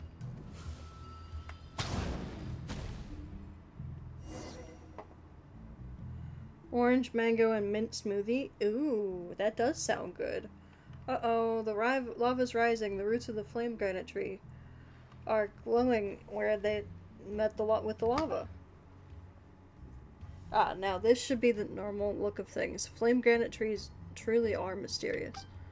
When I followed my father around as a little lad, it was like witnessing this scene that convinced me that I must take care of the trees as he did.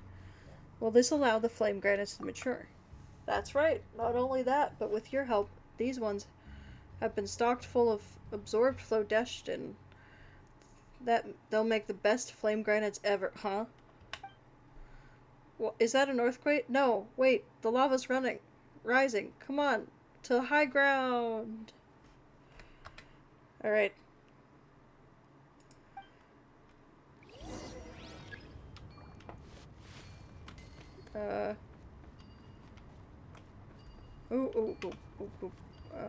E. E.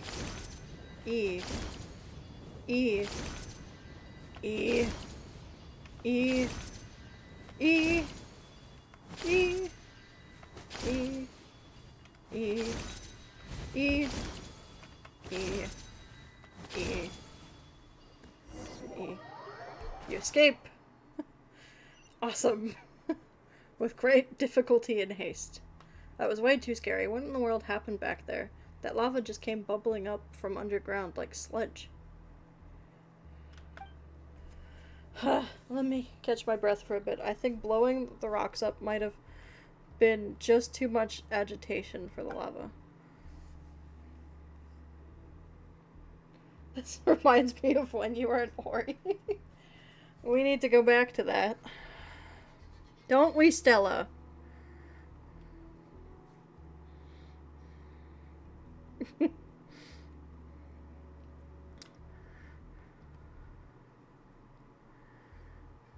Still, you don't think it'll be a problem that it surged up so high? You know, when a withered flower sucks in too much water.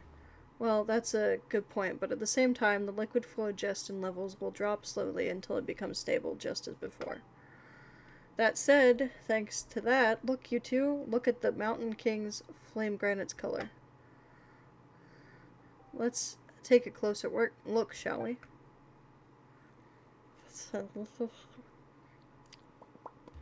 We could do that Wednesday if you want. Wow, such a good, perfect coloration. Whoa! No longer is this green, but a ripe orange.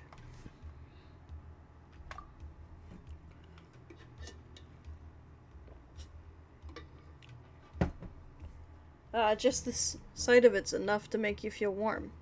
Perhaps we'll be able to pick them up after a few days of observation.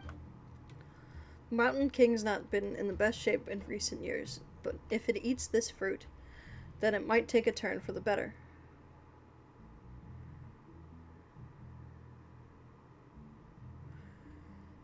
I can play them still as they are. You can play Ori. It's been a long time.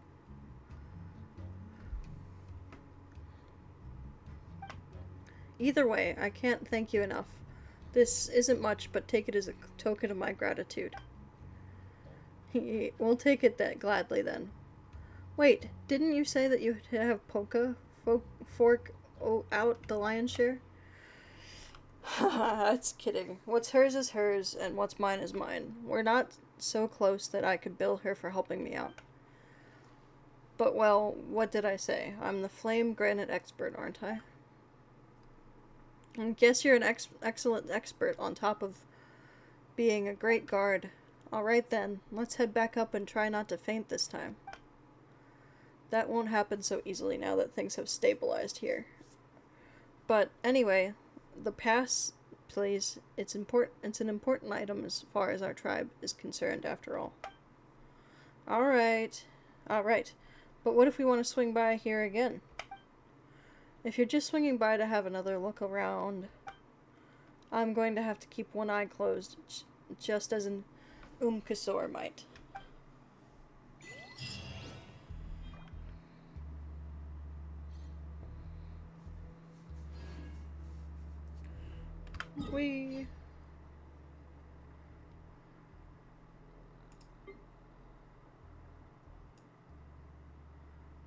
Hang on. Where? On Earth? Okay.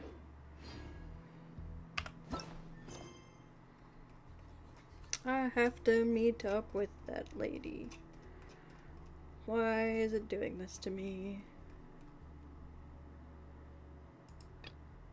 No, that's Fontaine. Did I not? Oh, maybe I did. Oh, I have... For the fairest. Maybe this place is a good place to camp. Okay.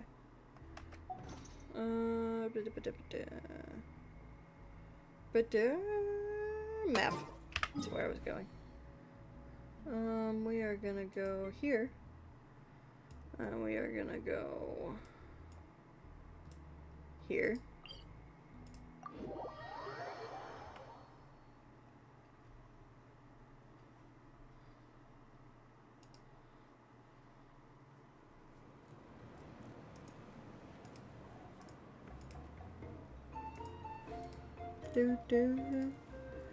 Do do do do do do do do do do do do.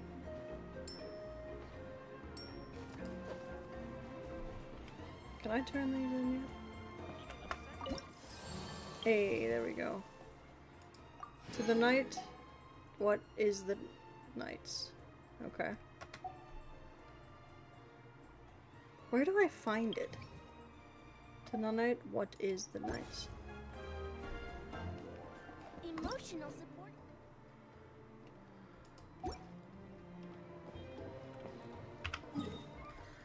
There's gotta be a way. Because as soon as I finish this, I can go to a new... Alright, let's look it up. And see where I can find it.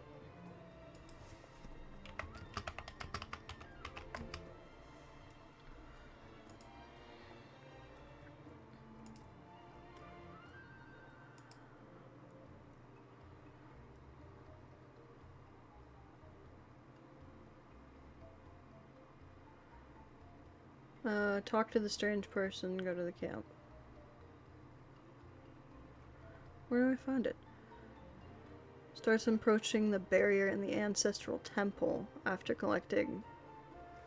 Aha! That's over here! Got it. That's what that is. That's over. Hang on. That's over... What? Hang on. There's like a temple area? No, I'm confused. No, the waters. Not that one, I don't think. No, I'm confused.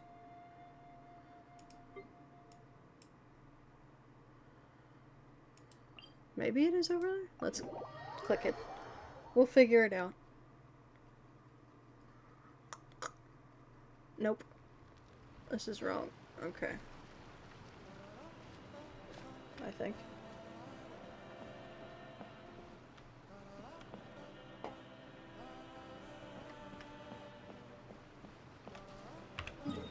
There's like a temple area. Oh, it's over here. That's right. Okay, now I get it. It's fine. I got it. I'll get there in the end. It's fine.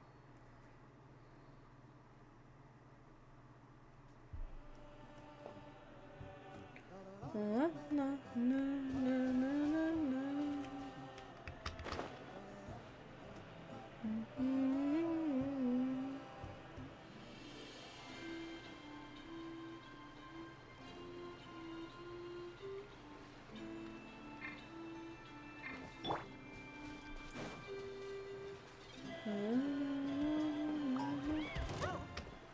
Jump over the babies.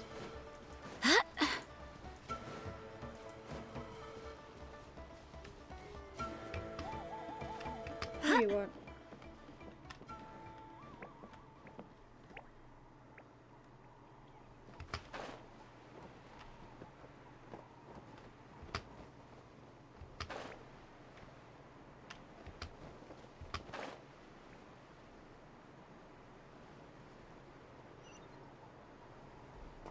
Well, first and foremost, I'm gonna grab this.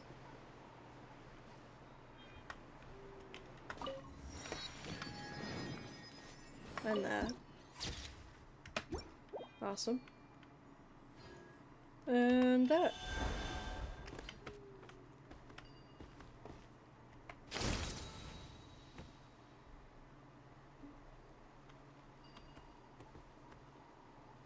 I don't think this is where I was supposed to be. I think I'm too far down now.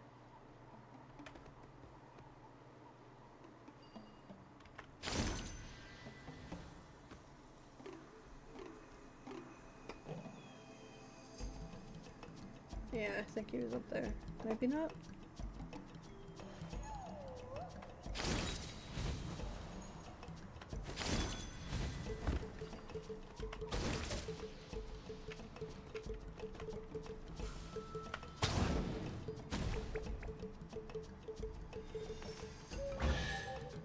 Nice.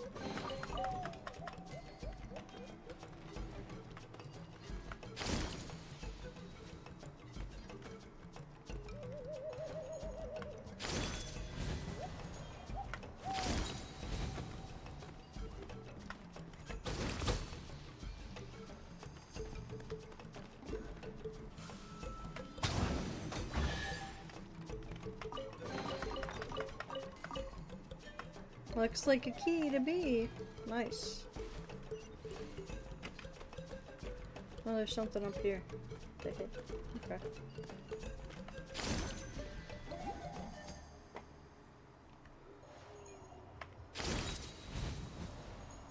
Yeah.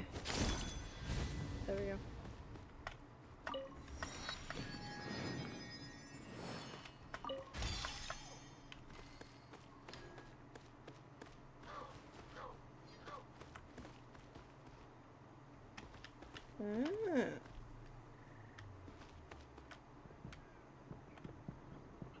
Okay.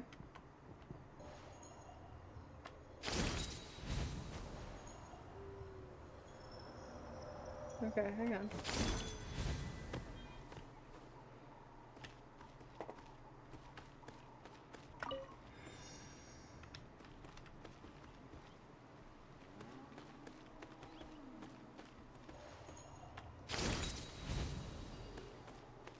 Okay, can I change the color? Oh, hey. Okay. Oh, got it. Okay, so I gotta fling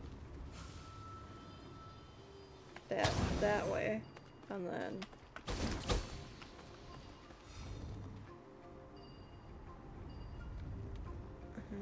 okay, maybe not.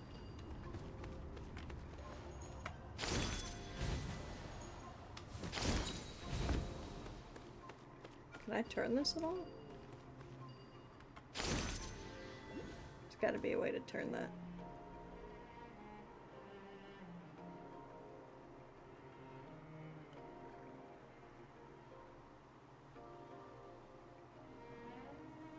Can I? Hang on.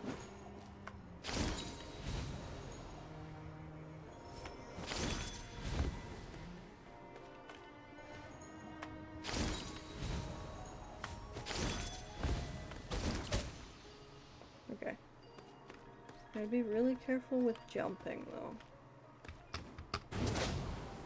Oh, hey. Nice. Can I? Okay. I can't see. Yeah, see? It changes the color of it too. Okay. That goes really fast.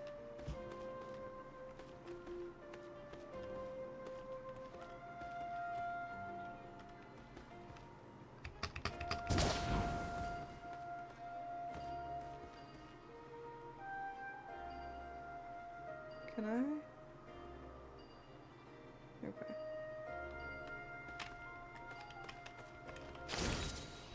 No, nope. Oh, fuck. Oh, fuck. Okay. Damn.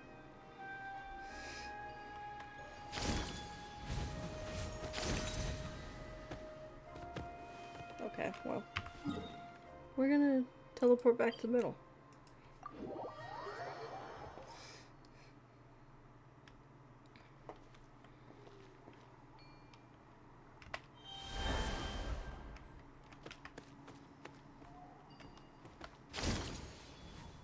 Actually, what's over here?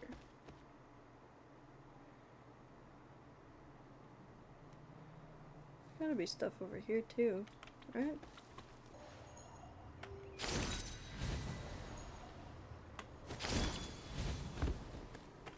Oh, it's a spin crystal. Okay, cool. I'm just gonna gently leap down. Okay. Oh, I only have... okay, one. One of three. Okay.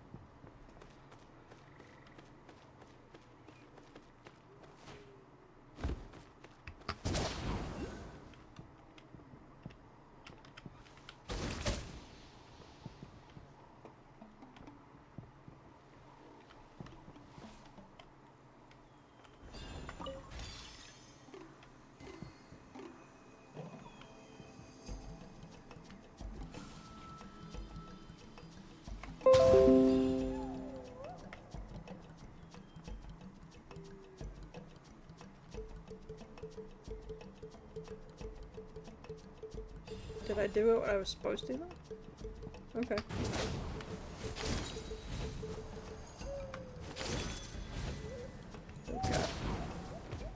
Okay, well.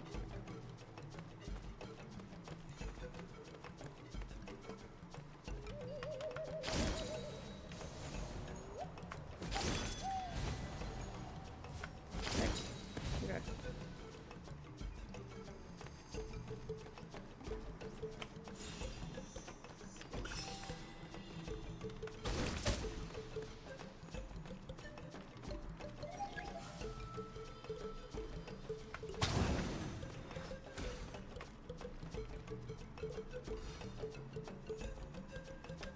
Okay, so it's going the right way.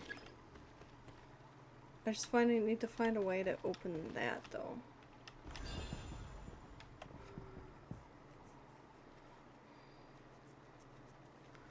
How do I open that?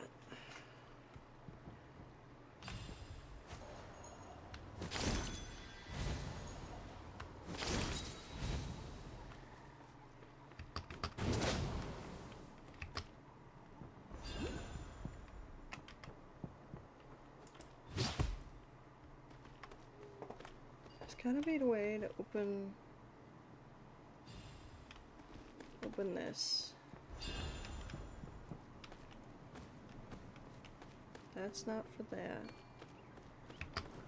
Here, we'll do the heal.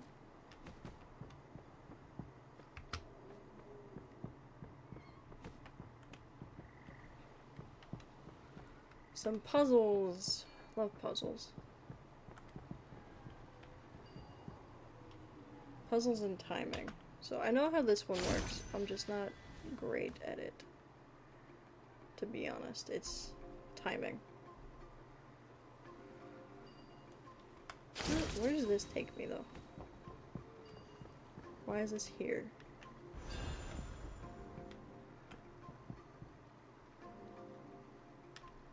No, it's too low, I think.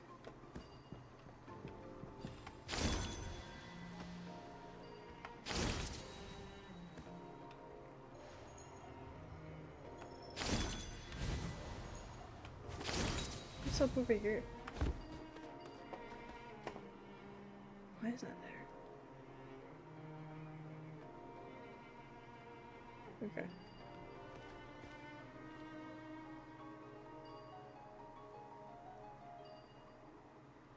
Can I open this, and then open this, and then shoot it there?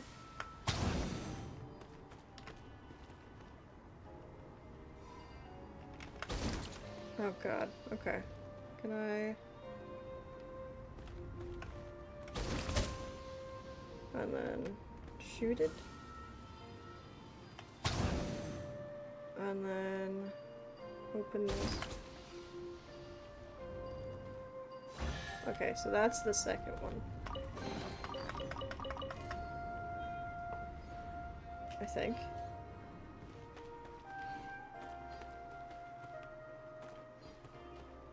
Congrats on your Carablast. I just need to figure out how to open the last gate.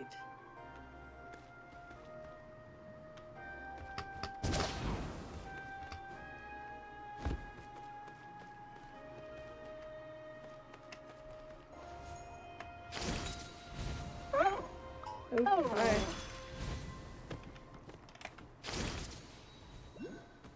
So last gate there. Oh, it's open now. Okay.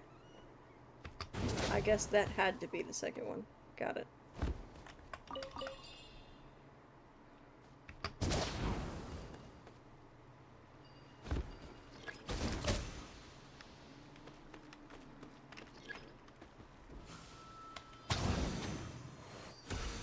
Oh.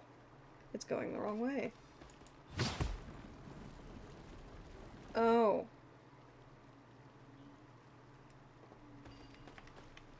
I see what the issue is. Okay. So it closes the gate when it's facing this way. Can I have it sent this way, though? Or does it only go... And then... Haha. Timing. Got it. So I have 3 keys now, I think. Yeah, there's a chest there. Okay.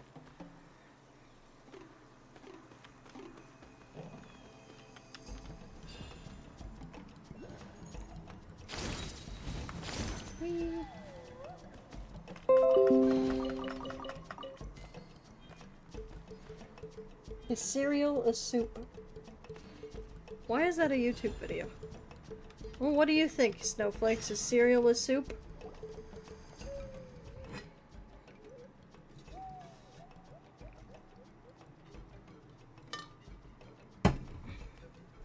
Look, Traveler, there's a sealed gate over here. Don't ask, but Paimon's got a feeling that the strange things we picked up nearby must have something to do with getting it open. Weird. Just... No, soup is hot unless specified. Okay. Weird. Just what could be behind this gate? Rawr! It could lead us to a monster's lair, maybe a treasure cave. That's what Paimon's gut is telling her to. Rawr! Don't get too excited now. Right. Personal opinion. Okay. I mean, some would define soup as just a bowl of liquid with food in it. Food liquid, specifically. Edible liquid.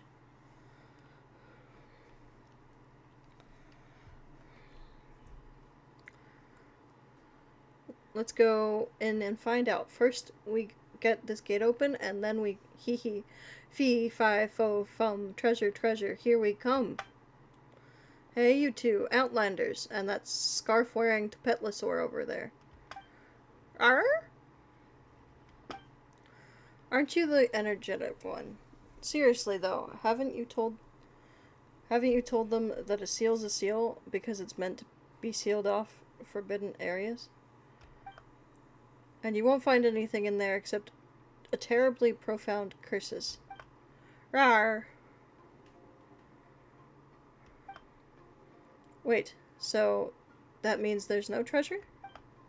Oh, I'm sure there is, probably. Yes, but what it is something you Outlanders shouldn't be poking around, for the forbidden ground that lies behind that door is also holy ground. Only experienced couriers who have completed the trials and received approval may enter. Within, it is said, lies a medium which our ancestors communed with the world of night. Speaking of which, I wasn't gone that long, was I? And yet here you are with the 3 trial completion keystones in tow. Impressive. When it comes to climbing up and down looking for stuff, you won't find many better than us. Rawr! Even tribal couriers may not match your speed. Well, you're still not permitted to enter these taboo grounds, but my camp is nearby. How about I treat you to a quick bite, and then you can enjoy a comfy rest. Roar! We're not hungry yet, since we've come this far already. Don't worry about it. You can rest. Paimon will keep watch. You sure you won't just sleep sounder than I will? Seriously? Grr, Paimon will show you. You two sure seem to get along well. Alright, come along now, my camp, and rest and await. We'll prepare some hot food, guests from afar, and should chance allow, we may have much to talk about. Thank you for the lurk!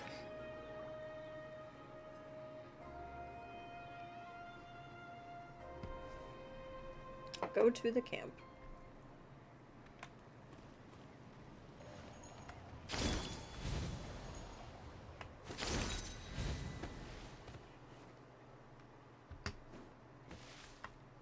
What am I stuck on? The bush, apparently. What is going on? Climb, thank you. No need to stand on ceremony. Want to try my cooking? If you want to make some yourself, I've got a recipe in the box over there, along with some things that I don't use. Feel free to go through them. You carry recipes on you? I drew a bunch of copies myself, as it so happens. Might be of use, might not. But it could save a life if you run into someone who needs saving, wouldn't it? Wouldn't you agree? Huh, you've sure given this some thought. After all, you're only yourself. You've only yourself to rely on when you're outside the tribe. Actually, we haven't asked your name yet. My name? Call me Legba. Are you friends? You introduce yourselves to Legba. So, Paimon, Traveler, Marcus, the little Tepetlosaur. A marvelous fate it is that you had to meet here in Natlan. Speaking of which, Traveler, what were you doing near the tribe's taboo grounds? Treasure hunting? Secret seeking? Neither. Mere curiosity brought us here. Yep, who wouldn't be curious after seeing a great sealed gate anyway? Rawr! Decent people, I'd say. Hey. Whatever the case, don't get any funny ideas about the place, outsiders. I will not permit you to enter. That is where our ancient ancestors re-established contact with the night. And since that day, more and more tribespeople have been able to enter the Night Kingdom's gates. What sort of place is the Night Kingdom anyway? Well, I've heard that it's where all the people of Natlan go when they leave this world, and only a few ever return. There, they say, the water flows like a luring light. There, they say, monumental obsidian tablets stand. It is no place for you to be curious about, even more so than our taboo grounds. So, about the thing you mentioned earlier, the one that communicates with the night world. A medium, yes, an ancient tool which our forebears made contact with the Wyab, the envoys of the Night Kingdom. Whoa, an ancient tool. Rawr! Perhaps I said too much. Whatever. Today, a stable connection has been established with the Night Kingdom, and so a medium has been long unnecessary. If you ask me, such methods were quite crude to begin with. Still, it is a sacred relic for human tribes. Rawr! Alright, we get it. Good. Be right and proper. Do not trespass upon taboo grounds. That is the way. Your companion is clever. A clever child indeed. I too had many such bright children, but now I walk alone. Many years has it been since I left the flocks. Night has drawn sooner than I expected. Honestly, hearing so much stuff she doesn't really understand is making Paimon sleepy. Well, look at me, getting all carried away like this. Bring me the occasional person to talk to and I get all chatty. If you don't mind, would you like to rest here for the night? I can prepare bedding for you, and I'll be out patrolling at night anyway, so you'll need not fear for your safety. Thanks, that's very thoughtful of you. Rawr! Laying on a bed of warm grass, you swiftly drift off as the campfire flickers by your side. But you feel as though some faint noise lingers by your ear, preventing you from falling into a deeper slumber. Until something cold and moist makes contact with your cheek, dragging you from the thick, dark night of dreamland. You open your eyes to the sight of Marcus's friendly, familiar face. It seems like he was licking you to wake you up. A moment later, he realized he is trying to show you something. A strange obsidian stone. Rawr? Did you find this? Rawr, rawr!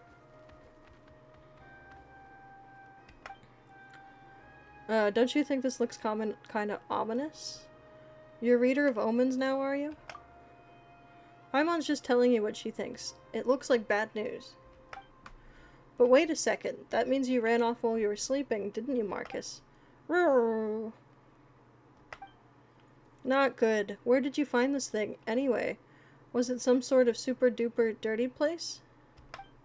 Roo! Marcus? Traveler? Little Paimon. We're still here. What's up? I heard here upon hearing Marcus's cries. What happened? Rawr! This is unbelievable. This obsidian statue is the medium our ancestors once used to communicate with the Night Kingdom, sealed behind the great gate deep inside the Forbidden Grounds. Did you make that little Tepetlosaur dig it out for you? You stole the tribal relic? And to think I even prepared this camp for you and a place for you to rest. Hang on, we can explain. It wasn't on purpose.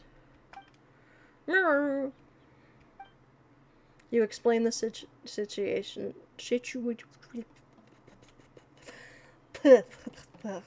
The situation to Legba. So that's what happened. To think it slipped my mind how this little one can simply tunnel everywhere. A failure on my part. Still, this is a problem.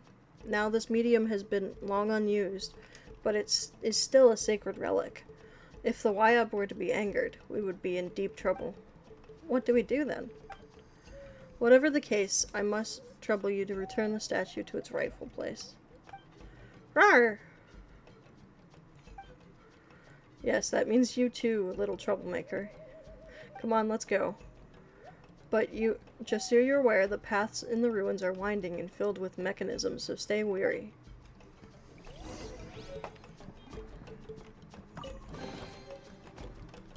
Ah, I got the recipe. Very nice. And a hero's wit.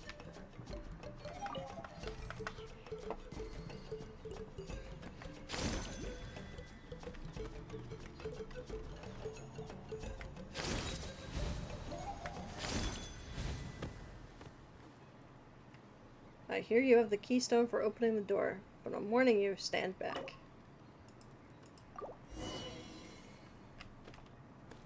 Let's head deeper in. Watch your step. Of course, for your own safely is utterly irrelevant. What's important is that I'd rather you not damage the statue. Do you have to emphasize that inscription on it has been eroded by relentless passages of time, but you can still manage to vaguely make out some of the remaining text that says, "Offer to the Lord of the Crossroads, offer to the guardian of the land and of night, when an obsidian mirror is bathed in twilight. Deity awaiting the decaying night's dreams, an envoy who accepts us, she will show the ancient dream."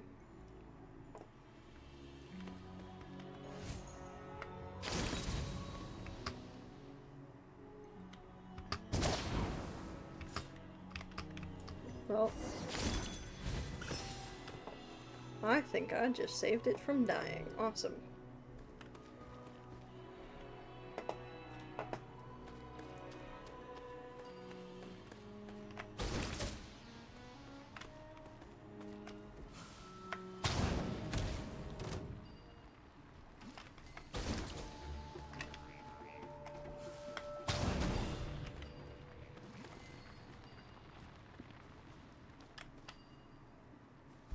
The glitchies.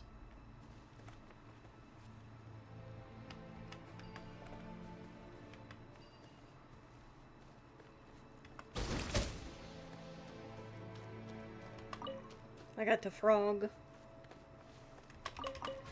I got another frog.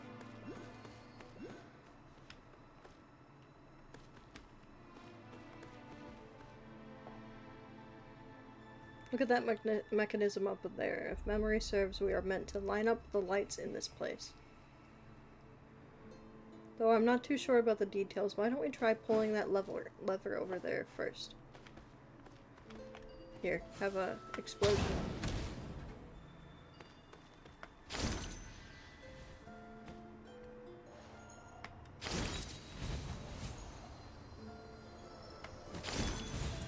Hey! What? I'm gonna drown. Well, that wasn't great. I was supposed to be on the stand there. It's fine. I'm just gonna slowly swim my way back. Not a big deal. We're gonna ignore the fact I accidentally killed the Yumkasaur. It's fine. They didn't have to make it so realistic. But they did.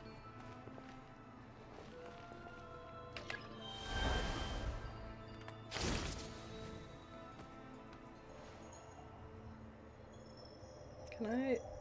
Here, let's aim high. And low this time. There we go. Now I stand. Unlock. Oh, I gotta lock it. Okay. My bad.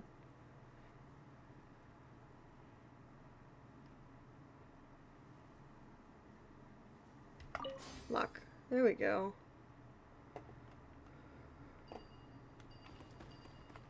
Back to the middle now. What's over here?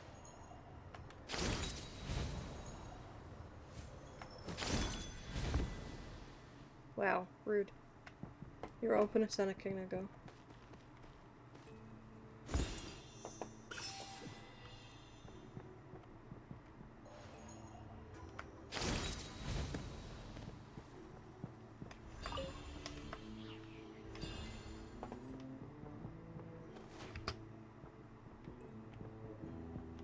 Okay.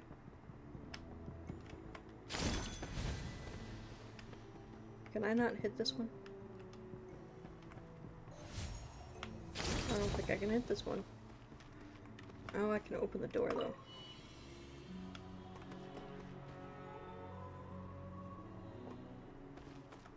Now can I?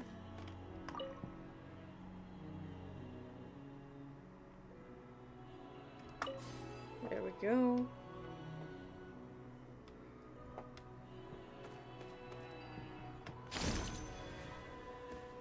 Now I think I gotta go over here.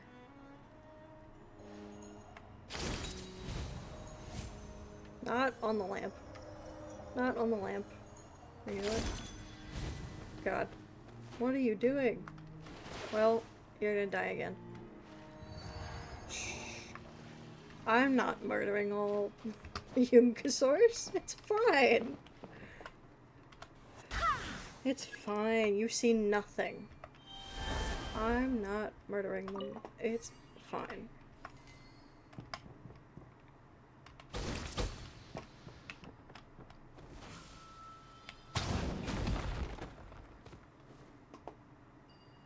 Okay.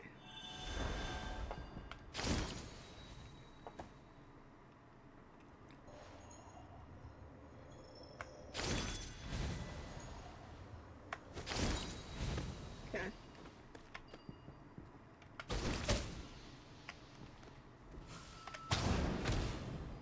No? Oh, that's just broken. Okay.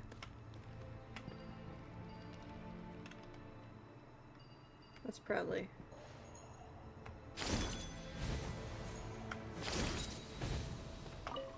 Unlock the mechanism again. Okay.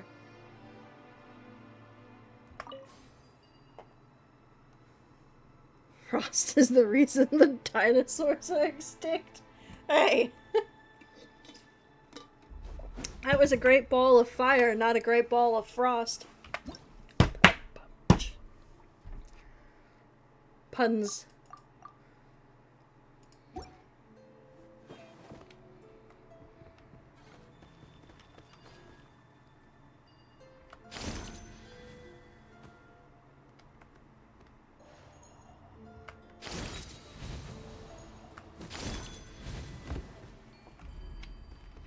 Open the door.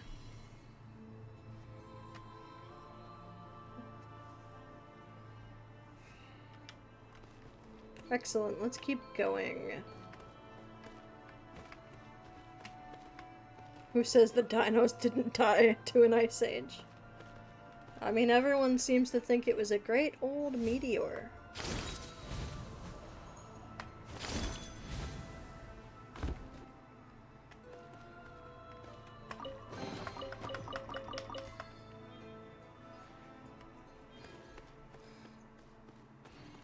Over there is where the altar is. It is believed to be guarded by the Wyab.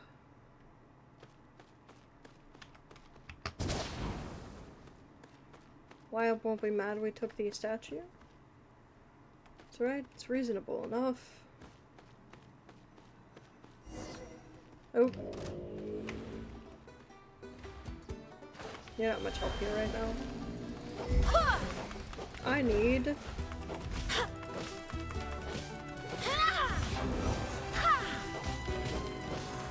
air. The lamp.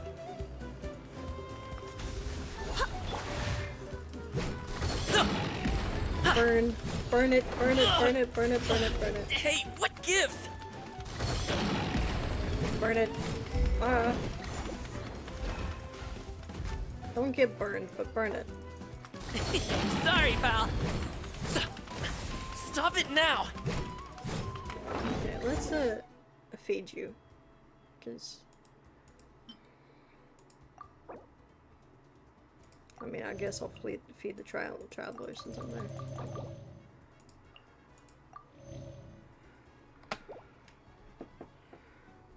Why is there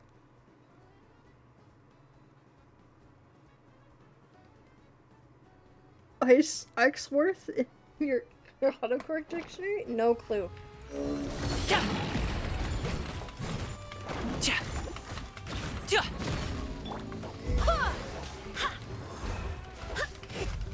I just Take this!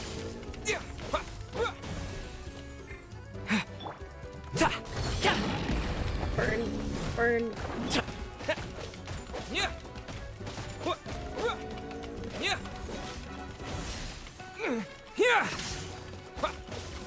Awesome.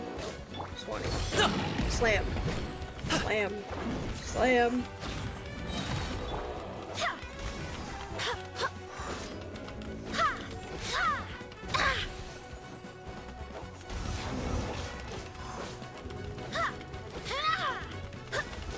God, I hate this thing. Go as one!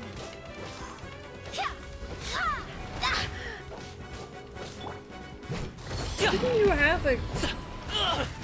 I could have The feeling's sworn mutual. you had a cue that I didn't hit comic. Barely a scratch. Is there though? Well, I mean, I guess for you it is barely a scratch. Ouch. Lightning flash! Yeah. Can I? Can you? Oh, not you. I meant to hit. Free! Go as one!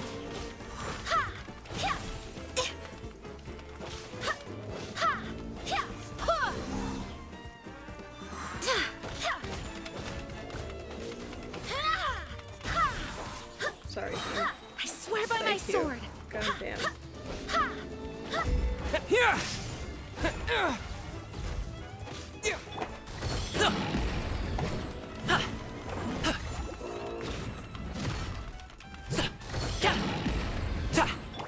Here. Take Yeah. this! This. On it.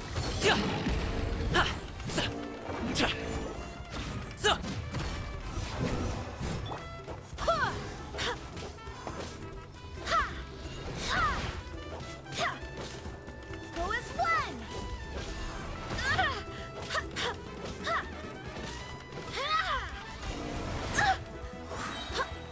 Here! Up to it, Manzai. Ta. Ka. Ha. So. Ka. Cha. Ta. So. Ja. Ha. Ta. So. Cha. Wind, hear me.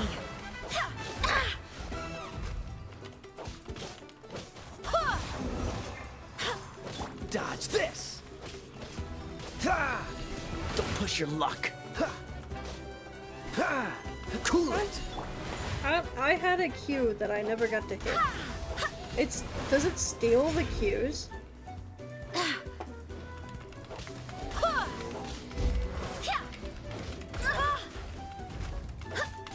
Does it like null and void the cues? That's interesting. And also, it sucks. Go as one!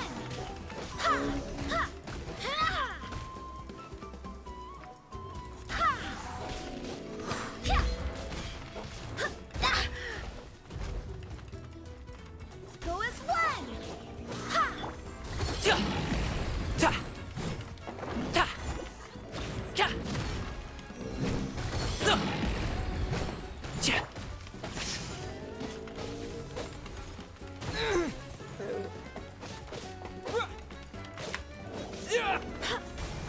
Barbados, guide us.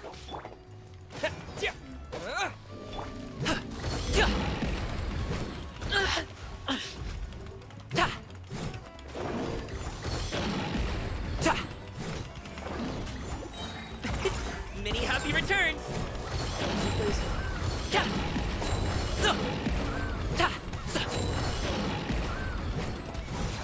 The end is inside.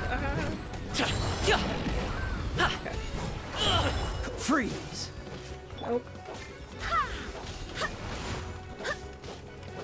Sorry, James. Yep.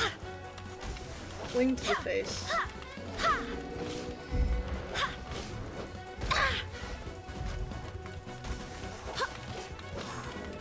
My nose itches! Ah! Why now?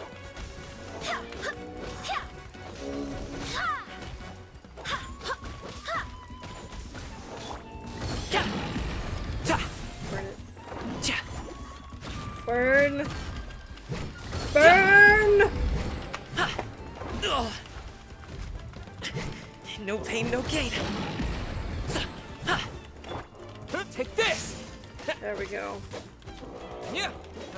Come on, it's right there. Oh my god. Huh.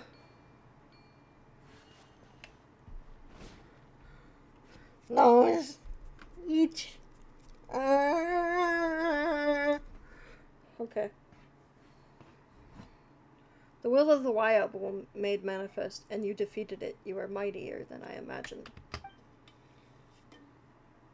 Most tribesfolk would have retreated in reverence as soon as they laid eyes on it, but for no one knows the reason why such a manifestation appears.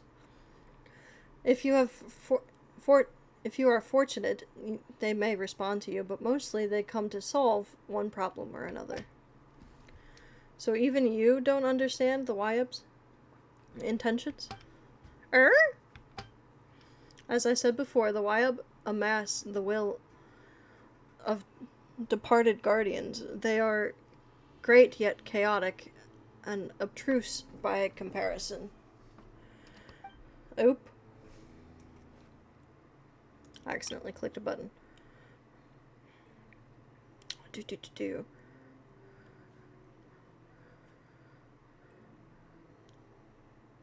Just like their realm, the Night Kingdom, legend has it that in the days after the dragon with blazing wings awoke from within its volcano, and wretched humanity could barely eke out survival from its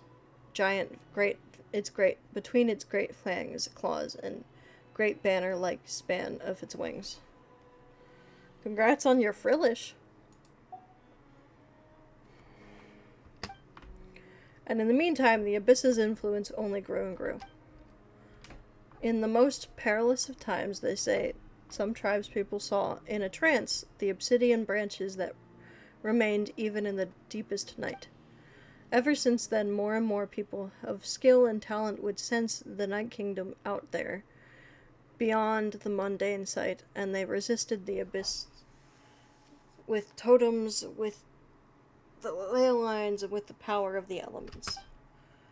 It was the ancient altar where our tribal ancestors could use the obsidian to communicate with the Night Kingdom.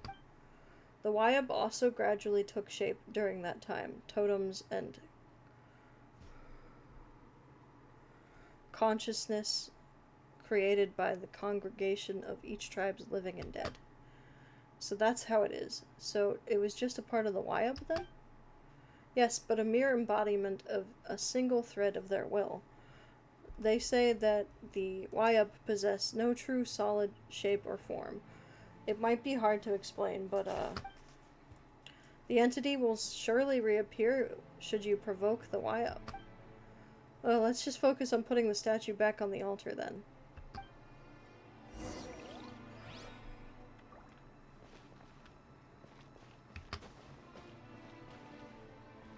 Make the offering.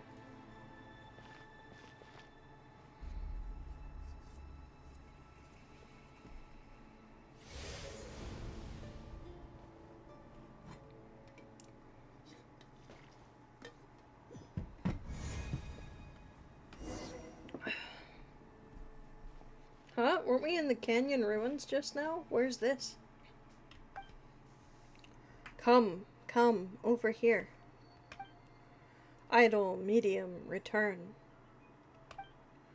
The gentle voice drifts in as from far away, like whispers carried on the wind. The cold consciousness constantly calls out to you, though, the obsidian statue in your hand. Through the obsidian statue in your hand. Return, return. Traveler?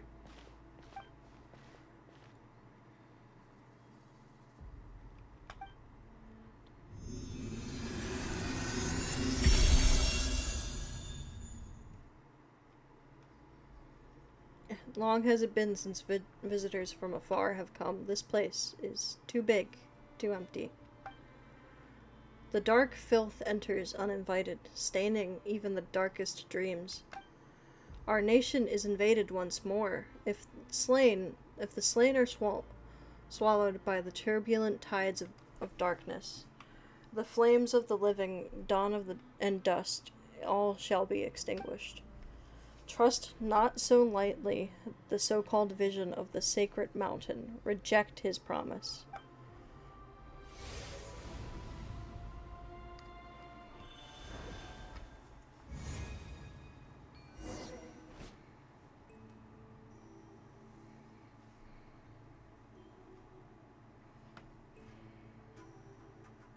You've returned. You gave me quite the fright there, vanishing once you got close to the altar. I thought you'd been abducted by the Wyab. Rawr! Well, we got quite a fright ourselves. That place was super freaky. There was even a huge stone tablet that spoke to us. What's wrong, Marcus? Were you worried? Roo!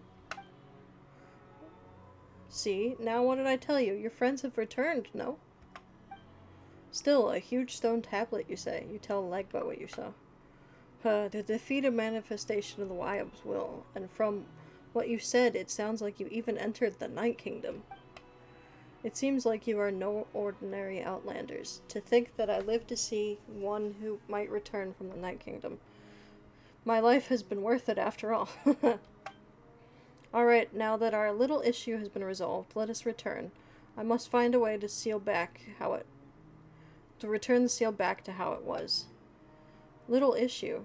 Didn't we, do a manifestation of the will of your tribes? Do that to a manifestation of the will of your tribes, Wyab? It's no biggie. They gather energy from the ley lines over time. You needn't fret on their account. Is it really okay for a tribesperson like you to be that cavalier about your own object of worship? It is fortunate, yes, for you, were I a stricter adherent, punishment would surely await you. Yeah, no thanks. And you, little one, never dig anything up from here again. Rawr! Either way, let us make haste before any ancestors decide to protest our actions.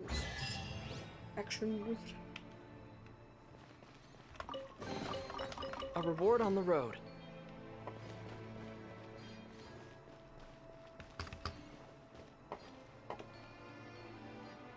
Alright. That was that. We're gonna go... That was that quest, I do believe. We just gotta find... There it is.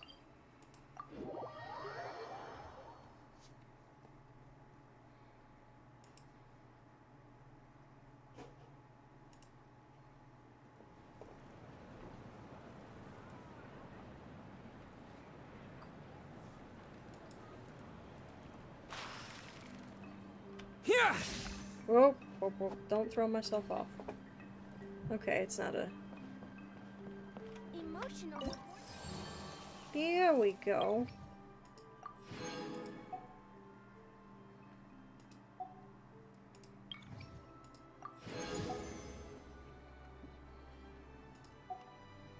There we go, there we go.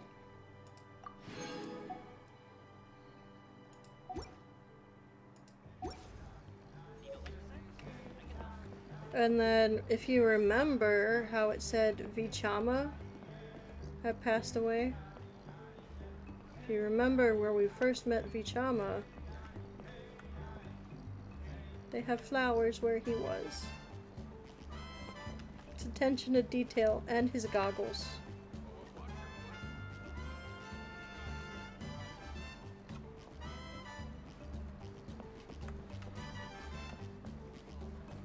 Yep. Attention to detail.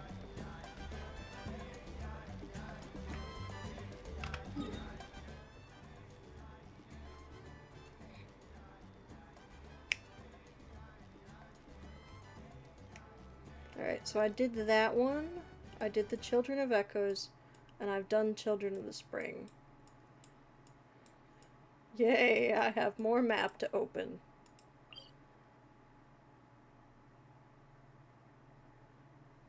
That's the Night Wind one. That one's yelling at me. Why is that one yelling at me? Oh, whatever. A feather flower, feather. It's fine. It's fine.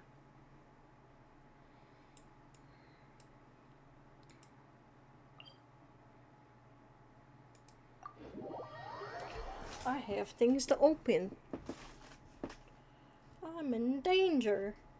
Not.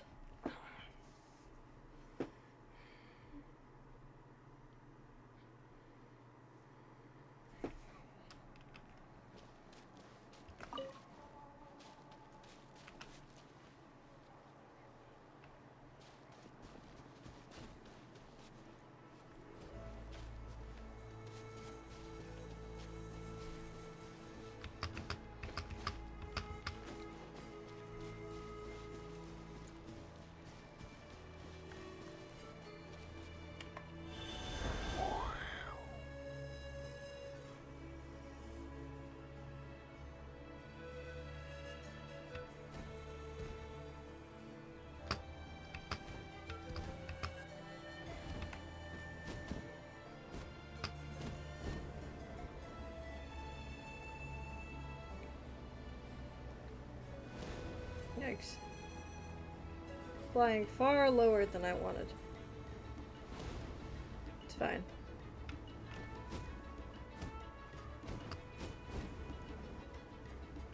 Oh, May!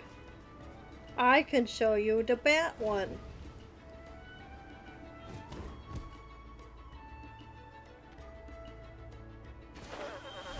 May, look, it's the Unkasor. It's the bat one.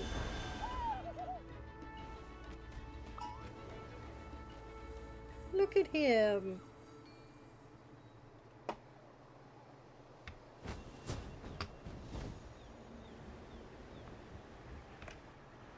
Nope, that is not what I wanted. You were supposed to go higher than that. Why did you fall? That's fine.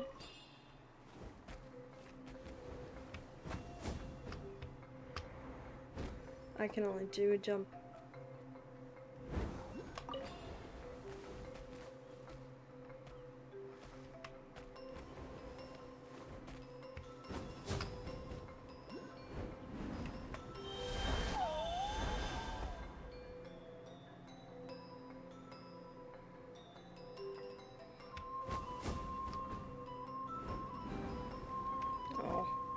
I never got these two down all that well.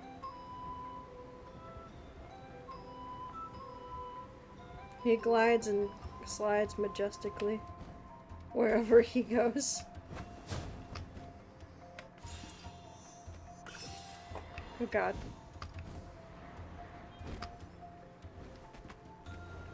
Oh, that's right. When you can do this thing.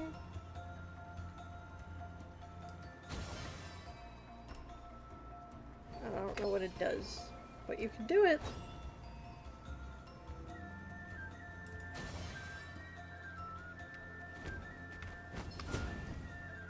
I think you can go higher with it, maybe. I don't know.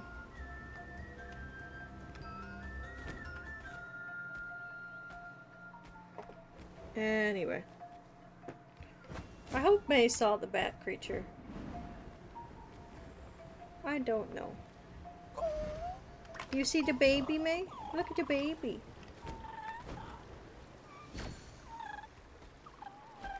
Look at the baby, May.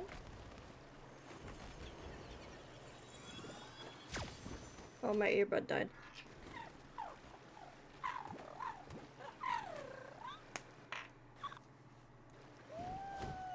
I can't wait for the day I no longer have to deal with dying earbuds. Okay. I have to get back up over there, I think.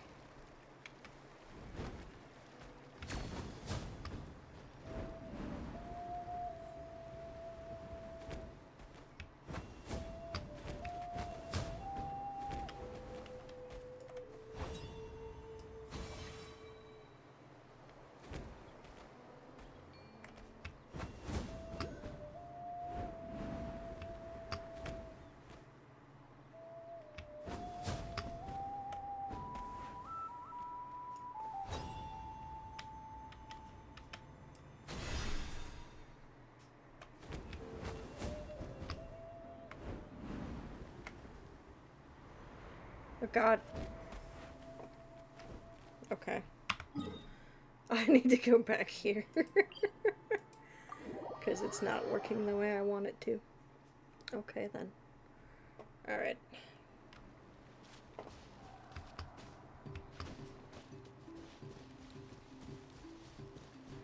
Do.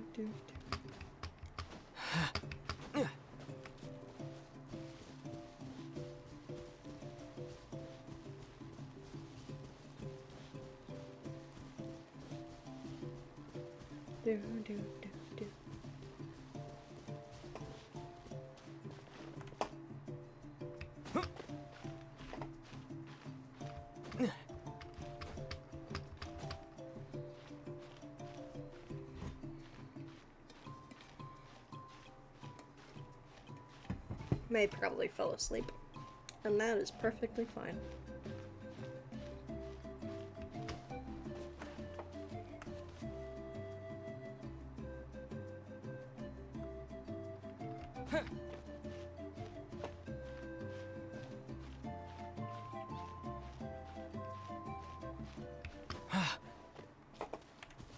Okay.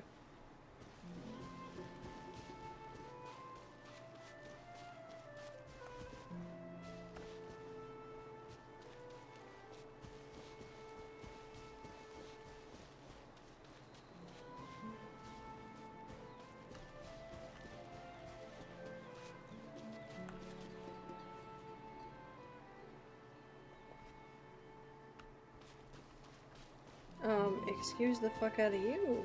What do you mean? Little Saurian.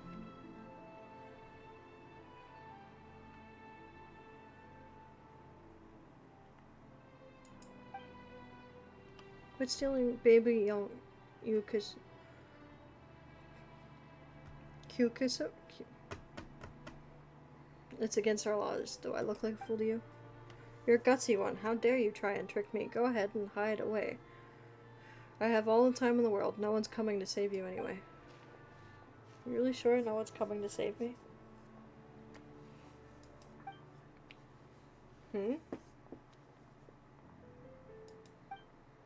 Yeah, it's a Saurian trafficker. You'll have to show her the bat creature another time? Yeah, I will.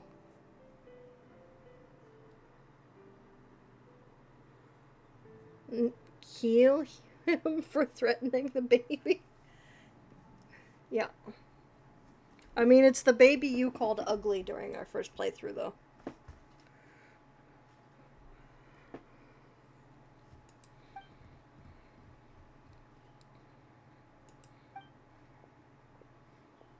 Guess it's time to do your thing, traveler.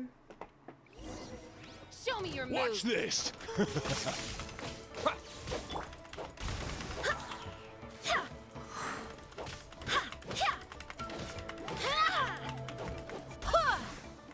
Oh, that sucks.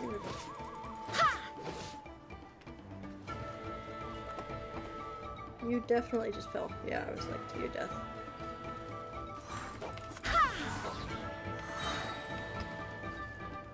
I swear by my sword. Alley-oop!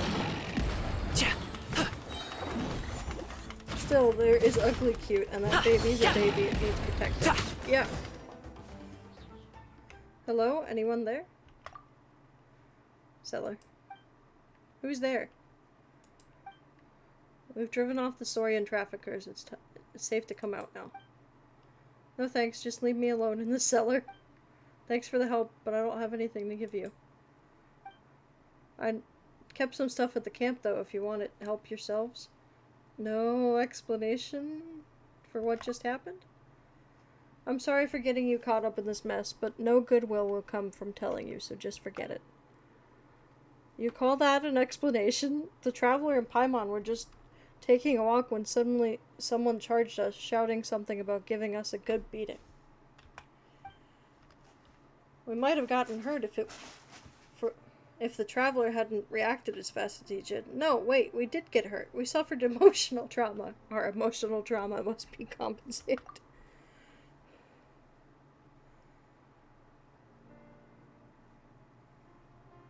Game? Hello? Did Genshin crash? No, it's just not responding. There we go. I blame the weather.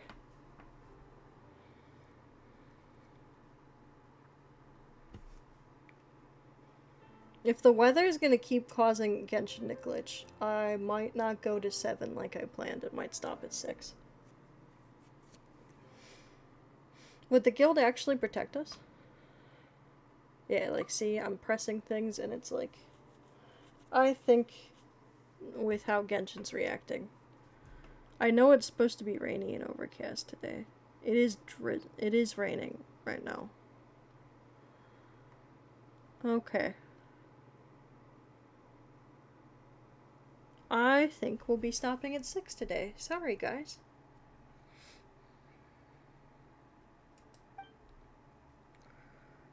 But I neither meant for that to happen, nor is it my fault that it did. And besides, you can't even get in here anyway. Darn it, he's hiding in a cellar. Come on, Traveler, let's find a way in.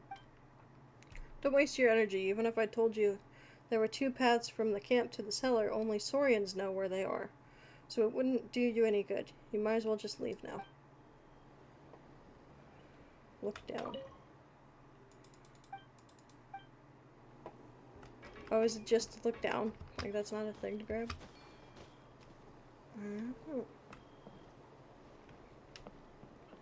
That's a Kukasaur. It's a sleepy Kukasaur. Okay. I'd imagine that it probably will.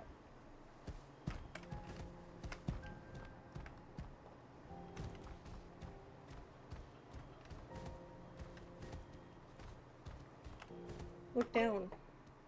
Oh, okay.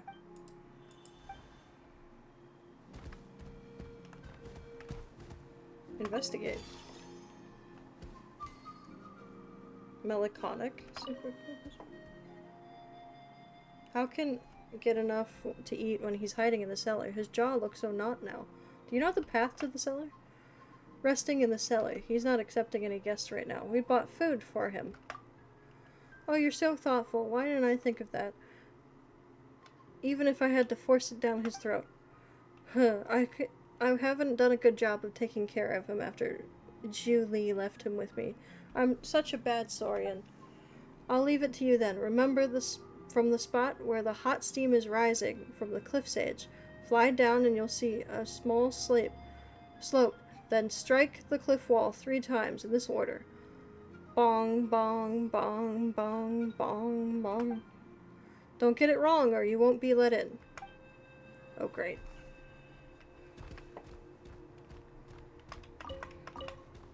Okay.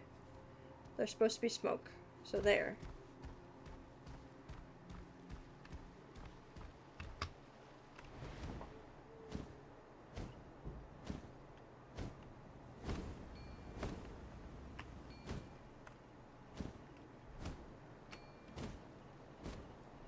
Is that 2? Okay. Okay. Bong bong. Did I do it wrong? Bong bong. Found that interact in the state. Oh god. Bong bong. You got it wrong. This isn't the rhythm we agreed on. Okay. Bong. Bong bong. Bong bong bong. God damn it. Okay.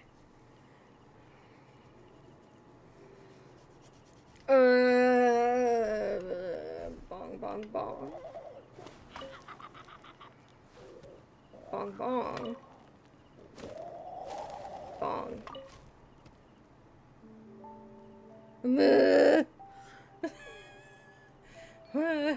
Okay, okay, okay. Can I...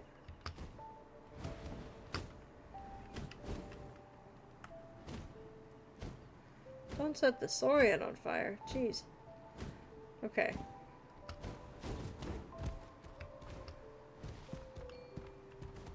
Alright. What did you say the order was again?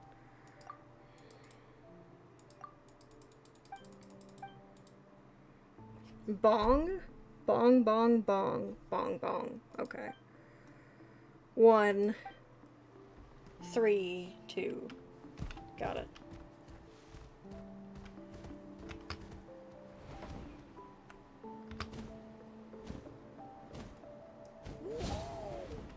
Oh, I just slammed this thing's face into the wall. Bad. Bad me. Poor Kukusaur. Okay. So, 1, 3, 2. That's not my Saurian. Are you the two people from earlier? We found you. You actually found the cellar. And here was me thinking it was so well hidden that you'd have given up trying to find it. Come on, tell us what's going on. Those Saurian traffickers popping out of nowhere like that almost scared the life out of us. You just have to get to the bottom of things, huh? The whole reason I holed up here in the first place was so I didn't have to dump all my trivial problems on trivial problems on someone else. But it's true that you've been affected by this whole thing too, and seeing as you found your way here, I guess you deserve an explanation. I'm a Carmel from the Flower Feather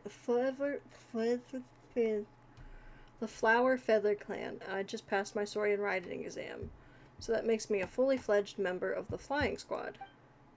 Oh, no, I guess now I'd be considered a wingless dropout. I wonder how the captain will deal with my case. Though that's none of my concern anymore. I'm sure you heard that I didn't break any rules, nor did I profit from stealing a Kukusaur hatchling. As for the Saurian traffickers, don't worry about them. They won't be coming after you again.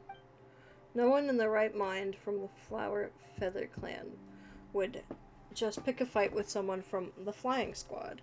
Those guys were trying to steal Saurians earlier were just thugs.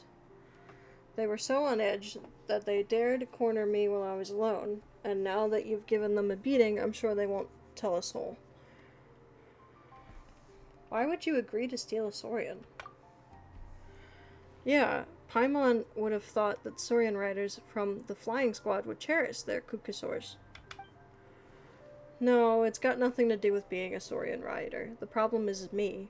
Maybe I'm just not meant to be a member of the Flying Squad. Back when I was a reserve, I wanted to make it as an official member, so I trained English isn't Englishing for me today. Relentlessly to be as fast as they were. Days and nights of endless training, obsessing over the slightest mistakes and constantly doubting whether I was good enough.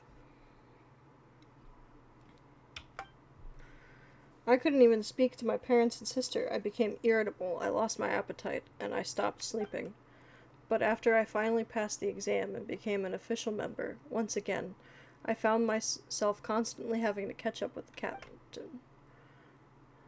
I was never good enough. There was always someone more gifted, more hardworking than I was. It's like a firefly rising up into the sky for the very first time, being told that it had to catch up with a sparrow, and then once it did, that its next target was a shooting star. It's exhausting, to tell you the truth. I've been regularly heading over to the Masters of Nightwind for paid therapy sessions, and even after spending all that money, I haven't seen any improvement. I'm just venting when I was just venting when I told those traffickers to take all the Saurians away. The sooner the better. I didn't expect them to actually go ahead and do it. Even hiding here didn't help. I just ended up getting myself trapped in the cellar. I'm so sick of it all. Well, everyone has their own problems. Being an adventurer's a tough life, you know. Speaking of which, adventurers can take commissions, right? I need you to help me come up with a good reason for leaving the squad. You really want to be a wingless? Can't you just leave? Even though I wanted to give up, I'm not brave enough to let them down in person. Please forgive my lack of courage. My captain will most likely consider my absence as no more than a punishable mistake, and the others won't let me leave that easily. It's okay. Just try a little harder. It'll all be fine. Seriously, reassurances. Why is English not Englishing? First it was yawning, now it's English is not Englishing. Like these drive me crazy. I'd rather they just ignored me. When everyone acts like that, how can I come to terms with being a good-for-nothing loser? How about you fly with me just once? I need you to beat my record. Just think about it. If the first adventurer that happens to pass by can surpass me with such ease, then the instructors won't be able to say a thing. All that stuff about being a rare prodigy, about slacking off, about being a waste of not only my talent, but of life itself, it would all be nonsense. Paimon regrets getting him all worked up just now. In fact, she's starting to feel all guilty inside. What do we even say? Maybe we should just do what he wants and give it a shot? Will that really work? I think it will. Alright, I'll land a hand. Excellent, let's continue the discussion somewhere a bit more open.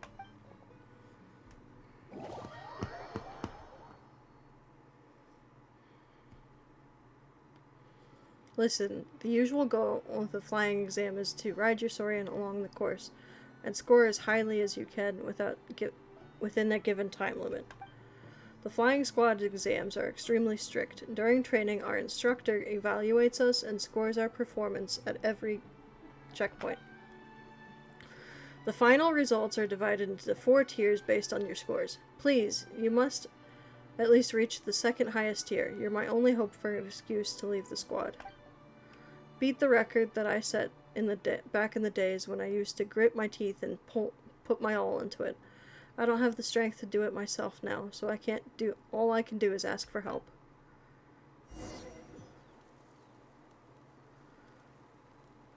Start your scored flight. Oh boy. Start challenge, I guess.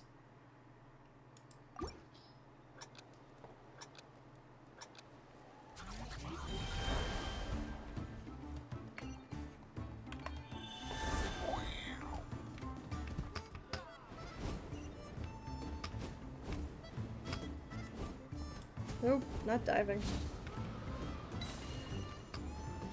God, I hate this.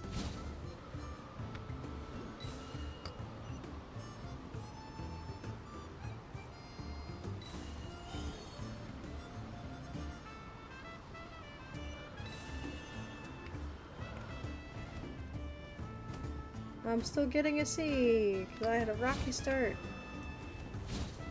I hit the...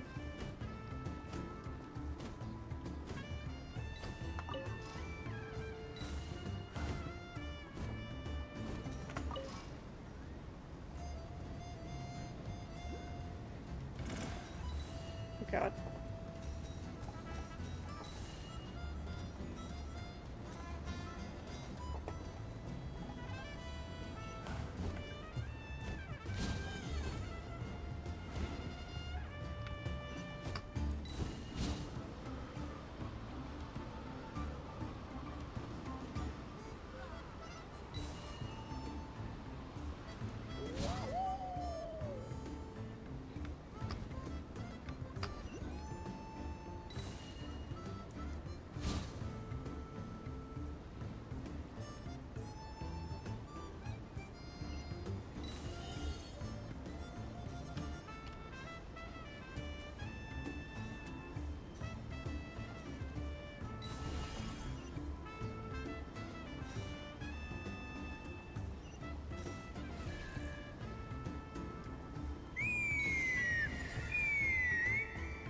Oh, I got an S.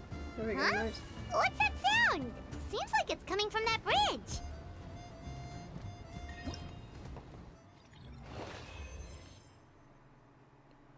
Return to starting point? I guess. Sure.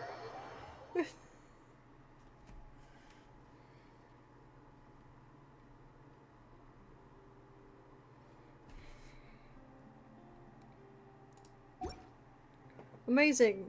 You did it! You beat my record.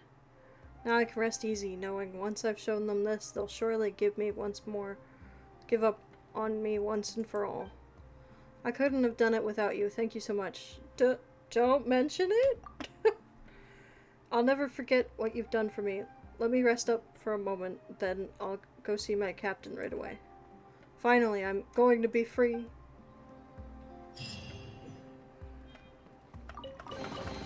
Good things come to those who wait.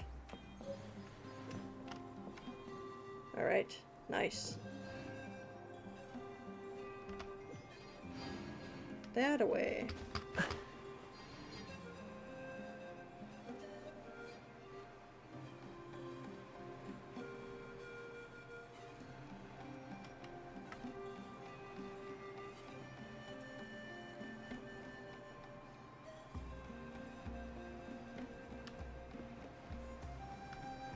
It is 6 though, and I did say that we'd probably leave at 6 today because of the weather. However, it stopped glitching.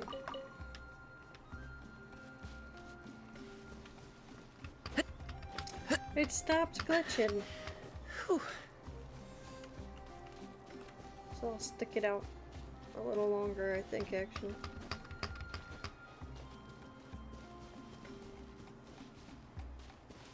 Oh, that thing's gonna attack me. Oh, maybe it's not. Nice. Okay.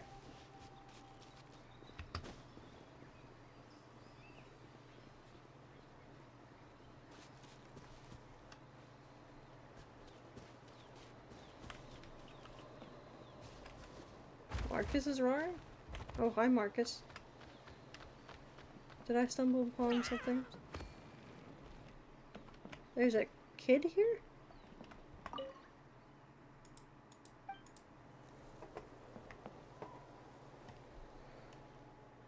Hello, darkness. That's not a kid. That is a very small adult. What? It's a child who talks like an adult? That's so weird. Hey, didn't your parents teach you to any respect for people like me? We little folk can do great things, you know. In truth, great things can be accomplished by tiny people like me. He's even got a beard. That's kinda, ugh. Hey, don't you use my beard to shame me. Hello, friend, it's me, Darkness.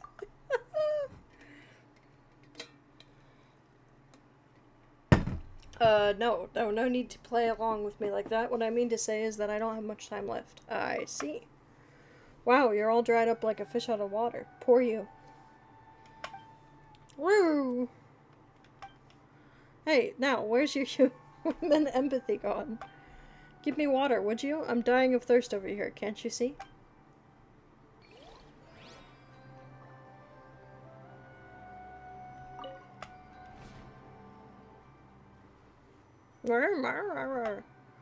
Water, please, get me some water, thank you. It's all laid on the ground, it doesn't look so good. Oh, do I have to, like, splash him? Do I have water?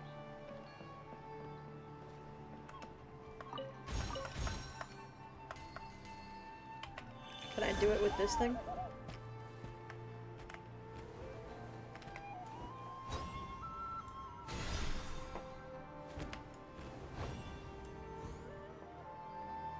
I don't think I can.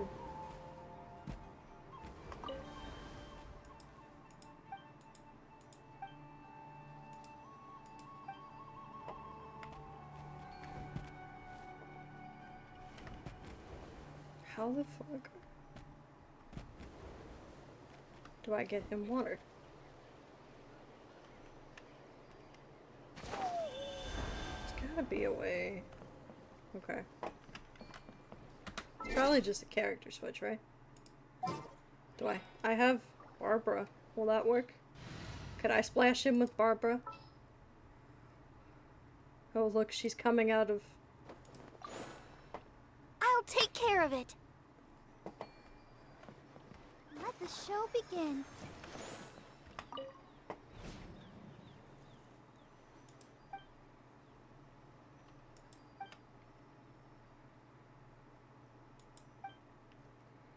Okay, maybe that's not the smacking I needed. Let's try... Oh, hi.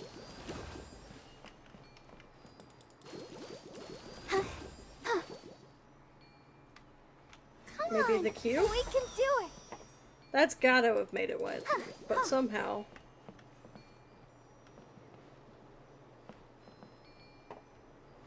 Do I have to hit it here? Hi. I have no clue. And I can't mark the map right now. Awesome.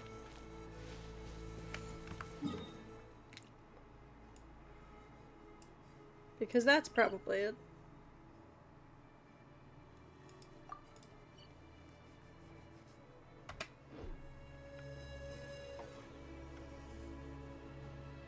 It's fine.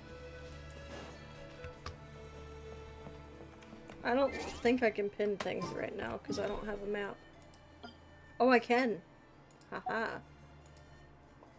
Old, young guy needs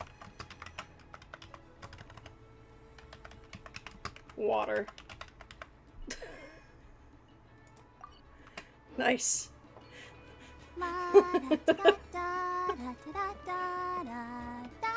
Googling?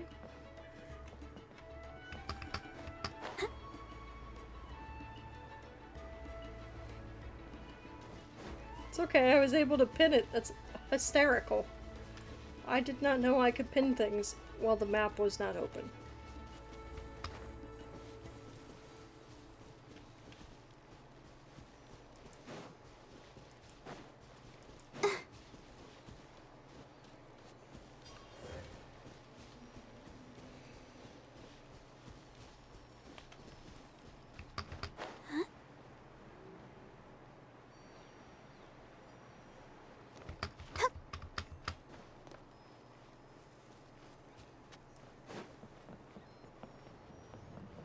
We're ignoring that quest for a second.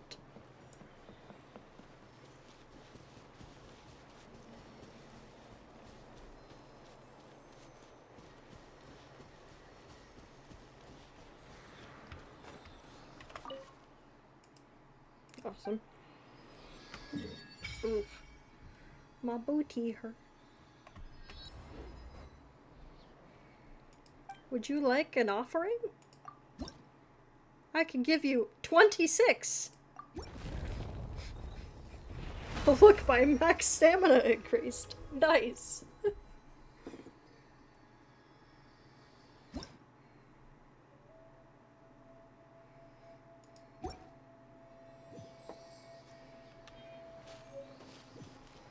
And I have a Shrine of the Depths key, wee!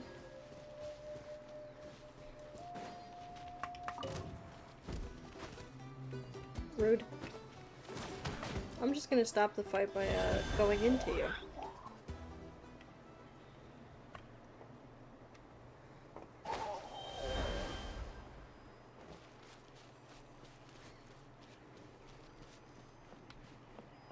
Alright, because if I start this, I'm gonna want to do the whole thing.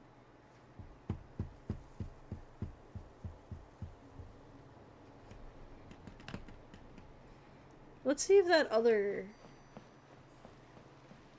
I don't think that was a quest, that other thing. I think it was just a... So, if I start it now, I'm gonna want to do the whole thing. And I don't know if I'll finish it in the time I have left. It'd be a good place to leave it for today.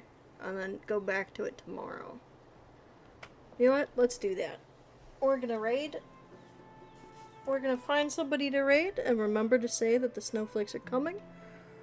That is actually going to be an emote that I'm going to get soon. It's going to be a little raid emote with the mascot that holds a sign that says Snowflake Raid. So, you'll be able to have an emote to do that with. I wonder when I'll be as tall as my big sister.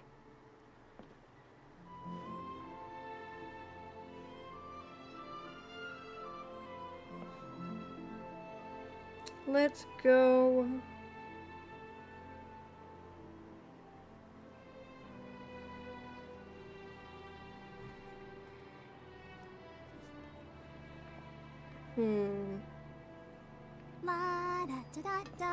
Let's go to Chwunky, who's also doing some Genshin, I think. Although they say queer horror and history, so. Have a good day, everybody. Remember to say the snowflakes are coming. Bye-bye.